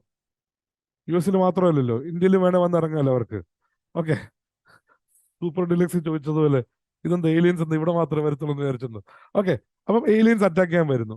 Do you think that it will be rightful for the state government and the central government to have different approach to such an emergency situation meet ചെയ്യാൻ നേരത്ത് central government ഒരു വഴി, state government ഒരു വഴി function ചെയ്യാൻ പറ്റുമോ? ഇല്ല. അപ്പം എമർജൻസി ആണെന്ന് പ്രഖ്യാപിച്ചു കഴിഞ്ഞാൽ പിന്നെ നമ്മുടെ പ്രത്യേകത, നമ്മുടെ സിസ്റ്റം ഫുൾ ഓൺ സെൻട്രലൈസ്ഡ് ആവും. അത് നമ്മുടെ ഒരു പ്രത്യേകതയാണ്. അപ്പം നമ്മൾ ഇത്തരം എമർജൻസീസ് പല രാജ്യങ്ങളും നേരിടുന്ന കണ്ടിട്ട് നമ്മൾ എന്ത് ചെയ്തു? ഇങ്ങനൊരു പ്രൊവിഷൻ നമുക്ക് വേണമെന്ന് പറഞ്ഞുകൊണ്ട് നമ്മുടെ കോൺസ്റ്റിറ്റ്യൂഷനിലേക്ക് 3 ടൈപ്പ് എമർജൻസി സിറ്റുവേഷൻസ് ഐഡന്റിഫൈ ചെയ്തു. അതിലൊന്ന് നാഷണൽ എമർജൻസി. വാർ നടക്കുന്ന സമയത്ത് ഒക്കെ നമ്മൾ നാഷണൽ എമർജൻസി പ്രഖ്യാപിച്ചിട്ടുണ്ട്. 1962 ചൈന അറ്റാക്ക് ചെയ്തപ്പം, 1971 പാകിസ്ഥാൻ അറ്റാക്ക് ചെയ്തപ്പം, 1975 ജനതാ പാർട്ടി അത് അറ്റാക്ക് ചെയ്തപ്പോഴല്ല, 1975 ഓക്കെ, അതിനുള്ള റീസൺസ് എന്താണെന്നുള്ള കാര്യം ഇന്ദിരാഗാന്ധിയുടെ ചോദിക്കണം. 1975 എമർജൻസി പ്രഖ്യാപിക്കുന്നുണ്ട് 2 വർഷത്തേക്ക്. ഓക്കെ, ഇതാണ് നമ്മുടെ ചരിത്രത്തിൽ നമുക്ക് എമർജൻസി വന്നിട്ടുള്ളത്. ഓക്കെ, ഇയർ ഒന്നും ഓർത്തില്ല, കുഴപ്പമില്ല, ഇതൊക്കെ നമ്മൾ പിന്നെ പഠിക്കും. 62 വന്നു, 71 വന്നു, 75 വന്നിട്ടുണ്ട് എമർജൻസി. ഇനി സ്റ്റേറ്റ് എമർജൻസി, അത് വർഷം എടുക്കാൻ പറ്റത്തില്ല, എഴുതുവാണെങ്കിൽ എല്ലാ വർഷവും എഴുതിക്കോളൂ. 1951 മുതൽ ഇങ്ങോട്ട് എല്ലാ വർഷത്തിലും എവിടെയെങ്കിലൊക്കെ എമർജൻസി വന്നിട്ടുണ്ടായിരിക്കും. ഞാൻ സ്റ്റേറ്റ് എമർജൻസിയുടെ കാര്യം ഇന്നലെ പറഞ്ഞില്ലായിരുന്നു? എന്താ പറഞ്ഞത്? ആർട്ടിക്കിൾ 356 എമർജൻസി ഇംപ്ലിമെന്റ് ചെയ്യുന്നത്, അല്ലേ? അപ്പൊ എമർജൻസിയുടെ പ്രൊവിഷൻസ് ഡിസ്കസ് ചെയ്ത സമയത്ത് എന്താ പറഞ്ഞത്? ഇത് ഉപയോഗിക്കാണ്ടിരുന്ന് ഡെഡ് ലെറ്റർ ആവെന്ന് പറഞ്ഞു. അപ്പോഴാണ് KV കമ്മത്തുവിനെ പറഞ്ഞത് Ambedkar is dead but his articles are very much alive എന്ന് പറഞ്ഞില്ലേ. എന്ന് വെച്ച് കഴിഞ്ഞാൽ ഏറ്റവും കൂടുതൽ മിസ്യൂസ് ചെയ്യപ്പെട്ട ആർട്ടിക്കിൾ ഒന്നാണ്. ഇനി ഫിനാൻഷ്യൽ എമർജൻസി, അത് ഇതുവരെ നമ്മൾ ഫേസ് ചെയ്തിട്ടില്ല. 92 അതിന്റെ വക്ക് വരെ എത്തിയെന്നുണ്ടെങ്കിലും IMF വേൾഡ് ബാങ്കിലും ഓരോ ഇന്ത്യക്കാരനും തല എണ്ണ വെച്ച് നമ്മൾ പൈസ കൊടുത്തിട്ടുള്ളത് കൊണ്ട് നമ്മൾ രക്ഷപ്പെട്ടു, അല്ലെങ്കിൽ പൈസ കിട്ടിയതുകൊണ്ട് നമ്മൾ രക്ഷപ്പെട്ടു. 1992 നമ്മളൊരു, ഇത് ഞാൻ ഇന്നലെ ഡിസ്കസ് ചെയ്ത ഞാൻ ഒക്ടോബർ ബാച്ചിലാണ് പറഞ്ഞത്. അതായത് നമുക്ക് ഫോറിൻ എക്സ്ചേഞ്ച്, ഫോറക്സ് റിസർവ് വേണം. നമ്മുടെ ഫോറക്സ് റിസർവിന്റെ പ്രധാന ഉദ്ദേശം എന്ന് പറയുന്നത് നമ്മുടെ ഇമ്പോർട്ട് ബില്ലുകൾ അഡ്രസ് ചെയ്യുന്നതിന് വേണ്ടി, നമുക്ക് ഇമ്പോർട്ട് ചെയ്യുന്ന ബില്ലുകൾക്ക് കൊടുക്കുന്നതിന് വേണ്ടിയിട്ട്. 90s നമ്മുടെ economic scenario become so bad that we had only the forex reserve to look at the next 2 weeks import. ഒരു രക്ഷയില്ല, പൈസ കിട്ടാതെ ഒരു രക്ഷയില്ല. അപ്പൊ നമ്മൾ എന്ത് ചെയ്തു? പൈസ കടമെടുക്കാൻ തീരുമാനിച്ചു. അങ്ങനെ അന്നത്തെ പ്രൈം മിനിസ്റ്റർ നരസിംഹറാവും ഫിനാൻസ് മിനിസ്റ്റർ മൻമോഹൻ സിംഗ് കൂടെ IMFലും വേൾഡ് ബാങ്കിലും ചെന്നു. അപ്പൊ അവർ പറഞ്ഞു പൈസയൊക്കെ തരാം, നമുക്കൊരു കുഞ്ഞു കണ്ടീഷൻ മാത്രമേ ഉള്ളൂ എന്ന് പറഞ്ഞു. എന്താ? ഗവൺമെന്റ് എക്കണോമിയുടെ പുറത്ത് ഒത്തിരി കൺട്രോൾ ഉണ്ട് നിങ്ങളുടെ അവിടെ. ആ കൺട്രോളൊക്കെ ഒന്ന് ഫ്രീ ആക്കി, അതായത് നിങ്ങൾ ഫോളോ ചെയ്യുന്ന കുറച്ച് സോഷ്യലിസ്റ്റ് പ്രിൻസിപ്പിളൊക്കെ ഒന്ന് ഒഴിവാക്കി നിങ്ങൾ എന്ത് ചെയ്യുക? എക്കണോമി ഒന്ന് ഫ്രീ ആക്കി വരുത്തുക, പറത്ത് വിട്ടേക്കുക. അത് പറന്നു പോട്ടെ, നിങ്ങൾക്കുള്ളതാണ് തിരിച്ചു വരുമെന്ന്. ഓക്കെ, അങ്ങനെ എക്കണോമി ഓപ്പൺ ചെയ്യണമെന്നുള്ളൊരു ഡിമാൻഡ് വന്നു. അത് നമ്മൾ അംഗീകരിച്ചതിന്റെ പേരിലാണ് അന്ന് IMFും വേൾഡ് ബാങ്കും നമ്മൾ ബെയിൽ ഔട്ട് ചെയ്യാനായിട്ട് അല്ലെങ്കിൽ ഹെൽപ്പ് ചെയ്യുന്നത്. അന്ന് നമ്മൾ ഇനിഷ്യേറ്റ് ചെയ്ത് ലിബറലൈസേഷൻ, പ്രൈവറ്റൈസേഷൻ, ഗ്ലോബലൈസേഷൻ എന്ന് പറയുന്ന 90s നമ്മുടെ എക്കണോമിയിൽ ഒരു മേജർ ചേഞ്ച് എന്ന് പറയുന്നത്. അപ്പൊ അന്ന് ഒരു ഫിനാൻഷ്യൽ എമർജൻസിയുടെ വക്ക് വരെ എത്തിയെങ്കിലും we have some or other എന്താണ് ബൈപാസ് ദാറ്റ് സിനാരിയോ. ഓക്കെ, ഇപ്പൊ അങ്ങനെ കോൺസ്റ്റിറ്റ്യൂഷൻ ഈ എമർജൻസി പ്രൊവിഷൻസ് എന്ന് പറയുന്നത് നമ്മുടെ കോൺസ്റ്റിറ്റ്യൂഷൻ ഒരു പെക്യുലർ ഫീച്ചർ തന്നെയാണ്. അപ്പം ഇത്തരം സലൈൻ ഫീച്ചേഴ്സ് ആണ് നമ്മുടെ കോൺസ്റ്റിറ്റ്യൂഷനകത്തുള്ളത്. ഇതിൽ പറഞ്ഞിരിക്കുന്ന ഓരോ കാര്യങ്ങളും plus in addition that is something that we are actually going to see in the next further 80 hours and all. ഇനിയുള്ള നമ്മുടെ 80ഓളം അവേഴ്സുകളിലായിട്ട് നമ്മൾ പഠിക്കാൻ പോകുന്നത് ഇതിൽ ഇന്ന് പറഞ്ഞിരിക്കുന്ന പല കാര്യങ്ങളും in addition to some elements ആണ്. Okay, so these are the major salient features of the constitution. Just ഒന്ന് നോട്ട്സ് നോക്കിയേ, ജസ്റ്റ് നിങ്ങൾ എഴുതിയിട്ടുള്ളവർ അല്ലാത്തവരൊന്ന് റീകോൾ ചെയ്യാൻ നോക്കിക്കേ, ഏതൊക്കെ ഓർക്കാൻ പറ്റുന്നുണ്ടോ നോക്കിക്കേ. അല്ല, ഏറ്റവും ഇൻട്രസ്റ്റിംഗ് സിനാരിയോ നിങ്ങളൊന്ന് ബുക്ക് അടച്ചു വെച്ചിട്ട് ചുമ്മാ ഒന്ന് മനസ്സ് റീകളക്ട്, ഒച്ച ഉണ്ടാക്കി റീകളക്ട് ചെയ്യണ്ട, നിങ്ങളൊന്ന് മനസ്സ് റീകളക്ട് ചെയ്ത് നോക്കിയേ.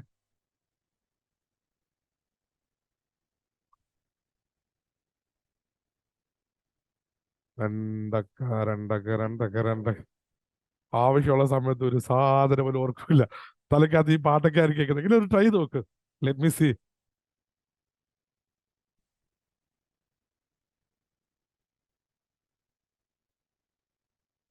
നിങ്ങൾ ഇപ്പൊ ചെയ്യാൻ ശ്രമിച്ചില്ല, അതായത് പുസ്തകം അടച്ചിട്ട് കേട്ട കാര്യങ്ങൾ റീകളക്ട് ചെയ്യാൻ നോക്കില്ല. നിങ്ങൾ റിവിഷൻ പ്രോസസ് നിങ്ങൾ പഠിച്ചുകൊണ്ടിരിക്കുമ്പോഴത്തേക്ക് നിങ്ങൾ ചെയ്യേണ്ട ഏറ്റവും ഫണ്ടമെന്റൽ കാര്യമാണ്, നമ്മളിപ്പം ചെറുതായിട്ടൊന്ന് ട്രൈ ചെയ്യാൻ ഞാൻ പറഞ്ഞത്, revision is very crucial.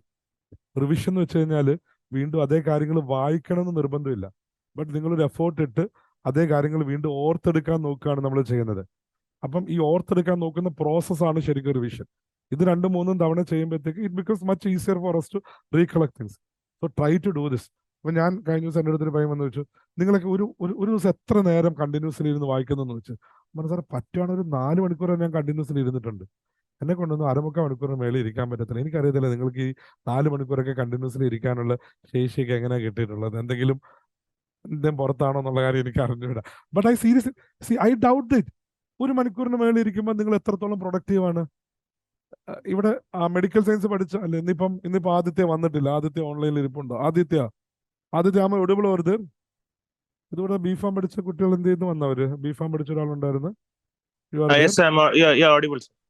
Aditya, ഒരാളുടെ മെന്റൽ ഇത് നോക്കുന്ന സമയത്ത് കണ്ടിന്യൂസ്ലി എത്ര നേരം പഠിക്കാൻ പറ്റുമായിരിക്കും ഒരാൾക്ക്? നമ്മുടെ അറ്റൻഷൻ സ്പാൻ എന്ന് പറയുന്നത് ലൈക്ക് 45. അതാണ് നമുക്ക് യൂഷ്വലി നമുക്കിപ്പോ മെഡിക്കലിലാണെങ്കിലും നമുക്ക് ലെക്ചേഴ്സും ഡിസ്കഷൻസ് ഒക്കെ മാക്സിമം 1 hour അടുപ്പിച്ച് വെക്കാറുള്ളൂ. മാക്സിമം ഒരു നോർമൽ ഹ്യൂമൻ ബീങ്ങിന്റെ അറ്റൻഷൻ സ്പാൻ എന്ന് പറയുന്നത് 45 minutes to 1 hour. അതിനപ്പുറം നമുക്ക് പറ്റില്ല. വി നീഡ് അറ്റ്ലീസ്റ്റ് ഒരു 5 to 10 minutes of break. Okay, 2 മണിക്കൂറിന്റെ ക്ലാസ്സിൽ ഡിസ്കസ് ചെയ്യുന്ന പോയിന്റ് ആണ് മാക്സിമം അറ്റൻഷൻ സ്പാൻ 1 മണിക്കൂറാണെന്നുള്ളത്. ഓക്കെ, പറ്റത്തില്ല. Okay, thank you Aditya. ഈ പറഞ്ഞ പോയിന്റ് ഇത് തന്നെയാണ്. അതായത് ഇപ്പൊ നമ്മളൊക്കെ തന്നെ ആണെങ്കിലും ഫാക്കൽറ്റീസിന്റെ അടുത്ത് പറയാം, 1/2 മണിക്കൂർ കഴിയുമ്പോഴത്തേക്കും പിള്ളേരെ തിരിച്ചു കൊണ്ടുവരണം, പിള്ളേരെ തിരിക്കണം. People will simply want. അപ്പം നിങ്ങളും പഠിക്കാനിരിക്കുമ്പം 45 മിനിറ്റിന് മുകളിലുള്ള കണ്ടിന്യൂസ് ഇരിക്കല്ലേ. 45 മിനിറ്റ്സിൽ എന്താണ് പഠിക്കുന്നത്, അത് കഴിഞ്ഞ് you take a break, you get refreshed. Okay, ഒരു 1/2 മണിക്കൂർ ഫോൺ നോക്കാൻ, അതല്ല ബ്രേക്ക് എന്ന് ഉദ്ദേശിച്ചത്. ഓക്കെ, കുറച്ച് നേരം കഴിഞ്ഞിട്ട് വീണ്ടും ഒരു അടുത്ത 45 മിനിറ്റ്സിലേക്ക് വരിക. അപ്പൊ നമ്മൾ ചെയ്യുന്ന ഒരു എലമെന്റ് എന്ന് വെച്ച് കഴിഞ്ഞാൽ, നിങ്ങൾ എന്താണ് പഠിച്ചുകൊണ്ടിരുന്നത് അത് ആദ്യം ഒന്ന് റീകളക്ട് ചെയ്തിട്ടായിരിക്കും അടുത്ത 45 മിനിറ്റ്സ് സ്റ്റാർട്ട് ചെയ്യുന്നത്. ഇതാണ് ഈ റീകളക്ഷൻ പ്രോസസ്, നമ്മുടെ റിവിഷന്റെ first element. And make sure that നിങ്ങൾ ഒത്തിരി കണ്ടിന്യൂസ് 1 hour 2 hours ഒന്നും കണ്ടിന്യൂസ്ലി ഇരുന്ന് പഠിക്കരുത്. 2 hours കണ്ടിന്യൂസ്ലി ഇരുന്ന് പഠിച്ചു കഴിഞ്ഞാൽ നിങ്ങളുടെ പ്രൊഡക്ടിവിറ്റി ഭയങ്കര കുറവായിരിക്കും. ഇല്ല സാർ, സാറിനെക്കാട്ടൊക്കെ ബുദ്ധിമുണ്ട്. ഞാൻ പറഞ്ഞു, ഞാനിപ്പോ I am someone who started this process much late. ഞാൻ 4 year graduation, 2 year post graduation, 1 year ജോലിയും കഴിഞ്ഞ് പിന്നെ ജോലി ചെയ്തുകൊണ്ടിരിക്കുമ്പോഴത്തേക്കാണ് ഞാനിത് പ്രിപ്പറേഷൻ തുടങ്ങുന്നത്. So I am much late to the preparation journey when compared with some of you who are fresh out of the college. But still I have found that it is bit difficult to concentrate for more than 45 minutes for many people including. അതും ഇപ്പോഴത്തെ ആണെങ്കിൽ നമ്മുടെ attention സ്പാനൊക്കെ ഭയങ്കര limited ആയിക്കൊണ്ടിരിക്കുകയാണ് അല്ലേ. ഇങ്ങനെ ചെയ്തിട്ട് നമുക്ക് ഒരു സാധനത്തിന് 5-10 മിനിറ്റ് മുകളിൽ നോക്കിയിരിക്കണം. നമുക്ക് അത്രയ്ക്ക് ഇൻട്രസ്റ്റിംഗ് അല്ലെങ്കിൽ V don't have that. And many of the subjects that we study are not that interesting to hook us to it for more than 1 hour and all. So while you are actually having your study schedule or timetable or whatever you call it, make sure that you are not having it for prolonged period more than for 1 year for a particular topic. അല്ലെങ്കിൽ ഒരു break എടുത്തതിന് ശേഷമായിരിക്കണം അത് continue ചെയ്യേണ്ടത്. That is something that you keep in your mind. Anyway, ഞാൻ നിങ്ങളുടെ അടുത്ത് ആ ഒരു പ്രോസസ്സ് ഓർക്കാൻ പറഞ്ഞത്, ഇപ്പൊ നമ്മൾ 17 പോയിന്റ് പഠിച്ചിരുന്നു, എത്ര നമുക്ക് റീകളക്ട് ചെയ്യാൻ പറ്റുന്നുണ്ടോ എന്നുള്ളതാണ്. ഒരു സാധനം നിങ്ങൾ എന്ത് ചെയ്യുക, നിങ്ങളുടെ പ്രിപ്പറേഷൻ സ്ട്രാറ്റജീസിലേക്ക് കൊണ്ടുവരാൻ പറ്റുമോ എന്നുള്ള കാര്യം നോക്കുക. റീകളക്ട് ചെയ്യാൻ നോക്കുക. റിവിഷന്റെ ഫസ്റ്റ് സ്റ്റെപ്പാണ് അത് കേട്ടോ. Anyway, so With this, we have come to the conclusion of the salient features of Indian Constitution. ഇനി അങ്ങനെയാണെങ്കിൽ നമ്മുടെ കോൺസ്റ്റിറ്റ്യൂഷന്റെ ഏറ്റവും ഇമ്പോർട്ടന്റ് ആയിട്ടുള്ള ഫീച്ചേഴ്സിൽ ഒന്നാണ് ആ കോൺസ്റ്റിറ്റ്യൂഷനെ അമെൻഡബിലിറ്റി എന്ന് പറയുന്നത്. എന്താണ്? കോൺസ്റ്റിറ്റ്യൂഷനെ അമെൻഡ് ചെയ്യാൻ പറ്റുക എന്ന് പറയുന്നത് കോൺസ്റ്റിറ്റ്യൂഷൻ ഇമ്പോർട്ടന്റ് ഫീച്ചേഴ്സിൽ പെട്ടൊരു കാര്യമാണ്. ഓക്കെ, എല്ലാവരുടെ കയ്യിലും കോൺസ്റ്റിറ്റ്യൂഷൻ ഉണ്ടാവും. ഞാൻ കഴിഞ്ഞ ദിവസം ആപ്പിൽ കോൺസ്റ്റിറ്റ്യൂഷൻ ഒക്കെ ക്രിയേറ്റ് ചെയ്ത് വെക്കണമെന്ന് പറഞ്ഞിട്ടുണ്ടായിരുന്നു. I mean get that constitution ready with you. Anyway, ഞാൻ ഒന്ന് രണ്ട് കാര്യങ്ങൾ ചോദിക്കാം. ആരിലൊക്കെ ഉണ്ട് കോൺസ്റ്റിറ്റ്യൂഷൻ? ഇവൻ having the constitution with you? എന്ത് രസമുള്ള കുട്ടികളാന്ന് നോക്ക്, സന്തോഷമായിട്ടുണ്ട്. ഓക്കെ, അടുത്ത ദിവസത്തേക്ക് കോൺസ്റ്റിറ്റ്യൂഷൻ കൊണ്ടുവരണം കേട്ടാ എല്ലാവരും. അപ്പം എന്താ നിങ്ങളുടെ ഞാൻ പറഞ്ഞില്ലായിരുന്നത്? ശരി. അപ്പം കോൺസ്റ്റിറ്റ്യൂഷൻ കയ്യിലുണ്ടാണ്. അപ്പൊ ഞാൻ ജസ്റ്റ് ഇപ്പൊ റാൻഡംലി മേഡം ഒന്ന് എടുക്കാം കോൺസ്റ്റിറ്റ്യൂഷൻ. മേഡം നിനക്കലുണ്ടെന്ന് പറഞ്ഞേ. എടുക്കാൻ കോൺസ്റ്റിറ്റ്യൂഷൻ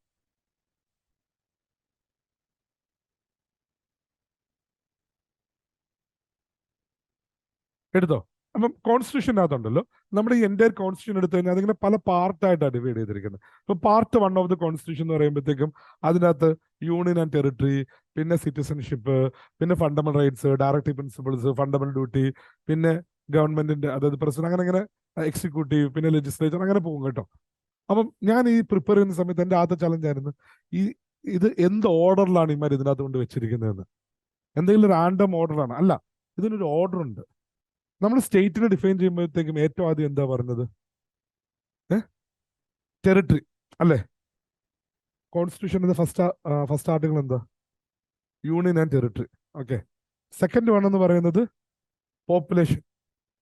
കോൺസ്റ്റിറ്റ്യൂഷൻ രണ്ടാമത്തെ പാർട്ട് എന്ന് പറയുന്നത് സിറ്റിസൺഷിപ്പാണ്. മൂന്നാമത്തെ പാർട്ട് എന്ന് പറയുന്നത് സിറ്റിസൺസിന്റെ റൈറ്റ്സാണ്.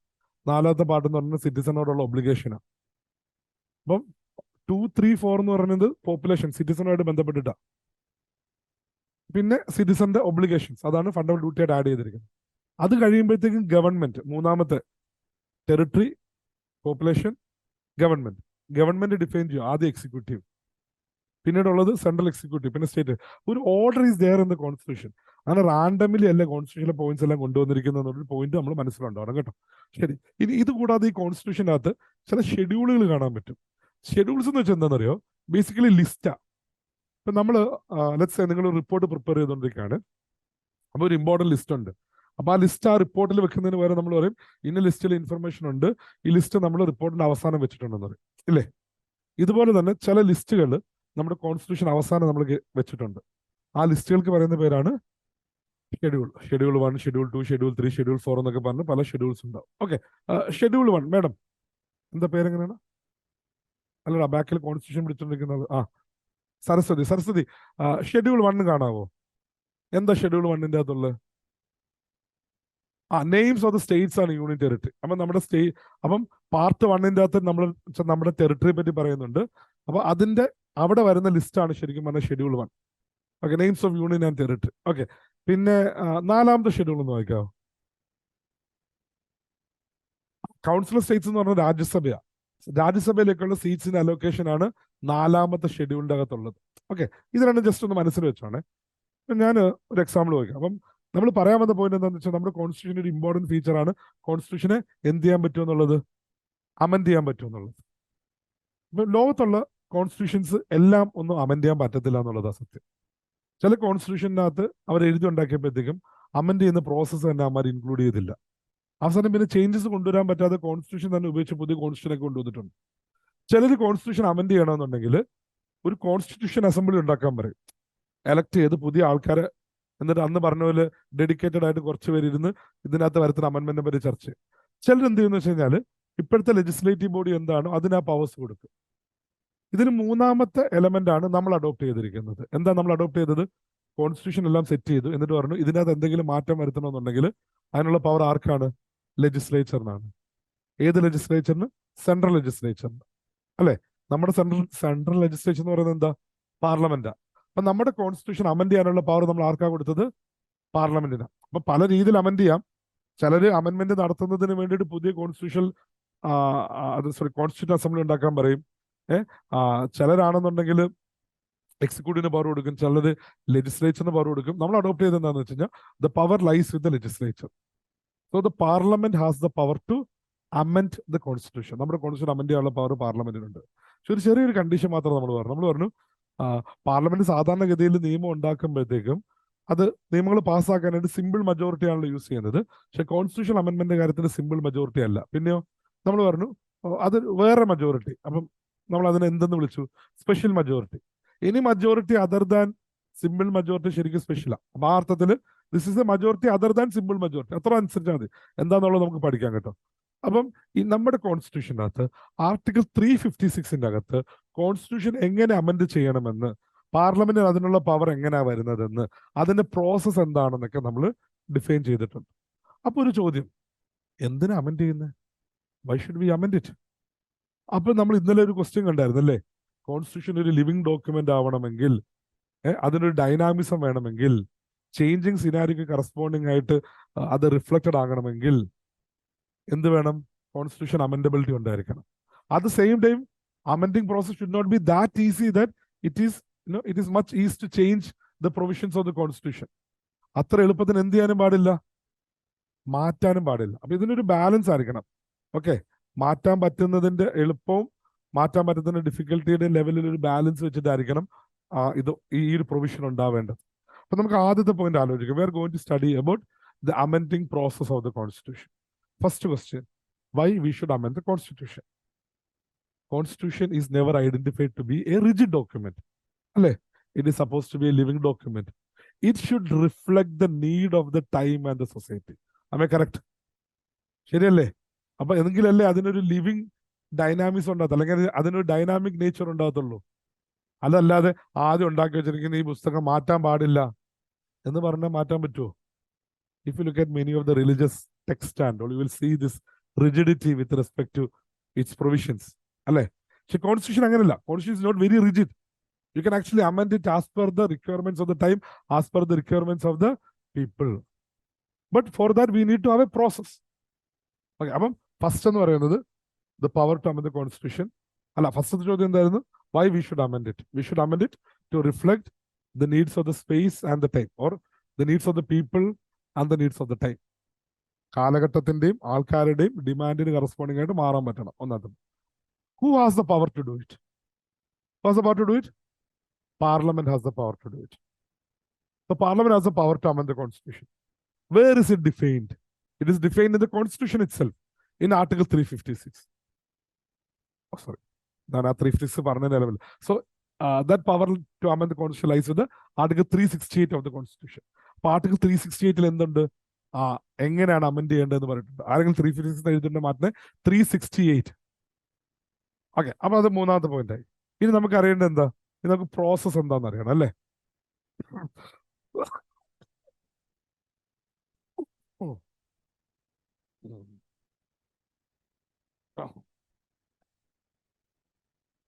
One minute.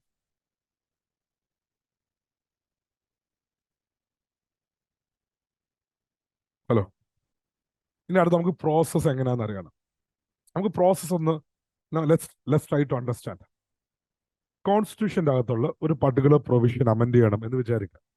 അപ്പം 3 രീതിയിലുള്ള അമെൻമെന്റിനെ പറ്റി നമ്മൾ കോൺസ്റ്റിറ്റ്യൂഷനിൽ ഡിസ്കസ് ചെയ്യുന്നുണ്ട്. എത്ര രീതിയിലാ? 3 രീതി. ഉറപ്പാണോ? സാറല്ലേ പറഞ്ഞ 3 രീതിയിലാണ്. എന്നിട്ട് സാറ് തന്നെ ഉറപ്പാണോ ചോദിച്ചു കഴിഞ്ഞാൽ ഓക്കെ, എവിടെയെങ്കിലും ഒന്ന് ഉറച്ചിക്ക് മനുഷ്യാൽ. ഓക്കെ, അപ്പം 3 രീതിയിലുള്ള അമെൻമെന്റ് പ്രോസസ് ഉണ്ട്. ഒന്ന്,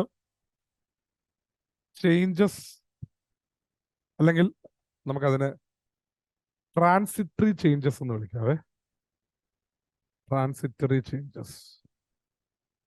ട്രാൻസിറ്ററി ചേഞ്ചസ് എന്ന് പറയുന്നത് can be done by simple majority. Okay. 2, constitutional അമെൻമെന്റ്. 3, കോൺസ്റ്റിറ്റ്യൂഷണൽ അമെൻമെന്റ് with state ratification.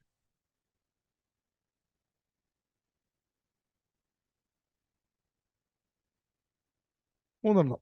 ഓക്കെ, ഇത് കാണാത്ത ശ്രദ്ധിക്കും. ഒന്നുമില്ല, ട്രാൻസിറ്ററി ചേഞ്ചസ്, പിന്നെ കോൺസ്റ്റിറ്റ്യൂഷണൽ അമെൻമെന്റ്, പിന്നെ കോൺസ്റ്റിറ്റ്യൂഷണൽ അമെൻമെന്റ് വിത്ത് സ്റ്റേറ്റ് റാറ്റിഫിക്കേഷൻ. നമുക്കത് അർത്ഥമൊക്കെ എന്താണെന്ന് മനസ്സിലാക്കാം. ഈ ട്രാൻസിറ്ററി ചേഞ്ചസ് എന്താണെന്നുള്ള കാര്യം ആദ്യം ഐഡന്റിഫൈ. ആർട്ടിക്കിൾ 368 കോൺസ്റ്റിറ്റ്യൂഷൻ അമെൻമെന്റ് പ്രൊസീജിയറിനെ പറ്റി പറഞ്ഞിട്ടുണ്ടല്ലോ ഇല്ലേ? അത് ഇത് രണ്ടുമാ. This is dealing with article 368. അപ്പൊ ഇതോ ഇതെവിടെ ഡിസ്കസ് ചെയ്യുന്നത്? ഇതെന്ത് ട്രാൻസിറ്ററി ചേഞ്ചസ്? എന്താ ട്രാൻസിറ്ററി ചേഞ്ചസ് എന്ന് വെച്ച് കഴിഞ്ഞാൽ, ട്രാൻസിഷൻ എന്ന് വെച്ചാൽ എന്താ? ട്രാൻസിഷൻ എന്ന് വെച്ചാൽ ചേഞ്ച്. അപ്പൊ ട്രാൻസിറ്ററി ചേഞ്ച് എന്താ? ചേഞ്ചിന് ചേഞ്ച്.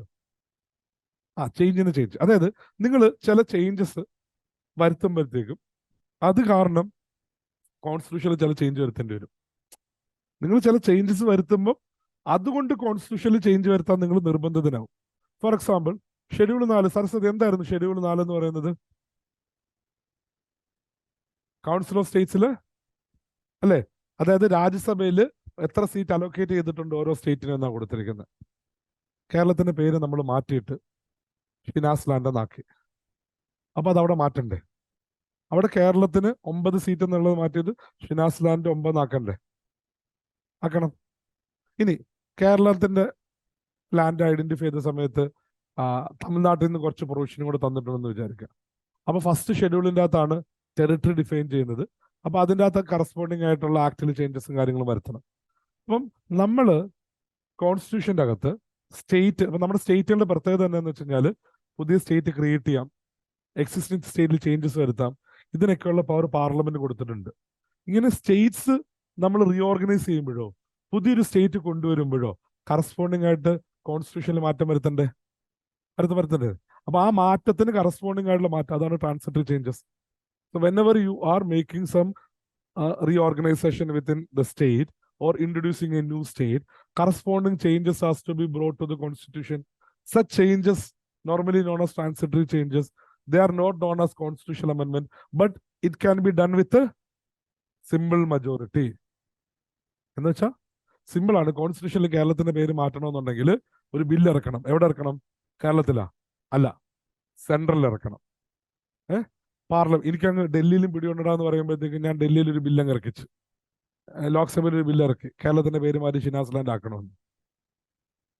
അപ്പം ഈ ബില്ല് ഇറങ്ങുന്നതിന് മുമ്പ് ഒരൊറ്റ കാര്യം ശ്രദ്ധിക്കണം, ബില്ലിന് പ്രസിഡന്റ് പെർമിഷൻ മേടിക്കണം. ഇത്തരം പേര് മാറ്റമൊക്കെ ആണെന്നുണ്ടെങ്കിൽ ചില്ലറ കളിയല്ല. അതുകൊണ്ട് നമ്മൾ പ്രസിഡന്റ് പെർമിഷൻ മേടിക്കണം. അപ്പൊ പ്രസിഡന്റ് ഫ്രണ്ടിലേക്ക് എത്തി. അപ്പം അമ്മായി നോക്കുമ്പോഴത്തേക്കും പേര് മാറ്റണം, ഷിനാസ് ലാൻഡ് എന്നാക്കണം. എന്ത് ചെയ്യും? ഇത് ഏത് സ്റ്റേറ്റിനെ അഫക്ട് ചെയ്യാൻ പറ്റുന്നത്? കേരളത്തിനെ അല്ലേ? നേരെ കേരളത്തിലേക്ക് അയക്കും.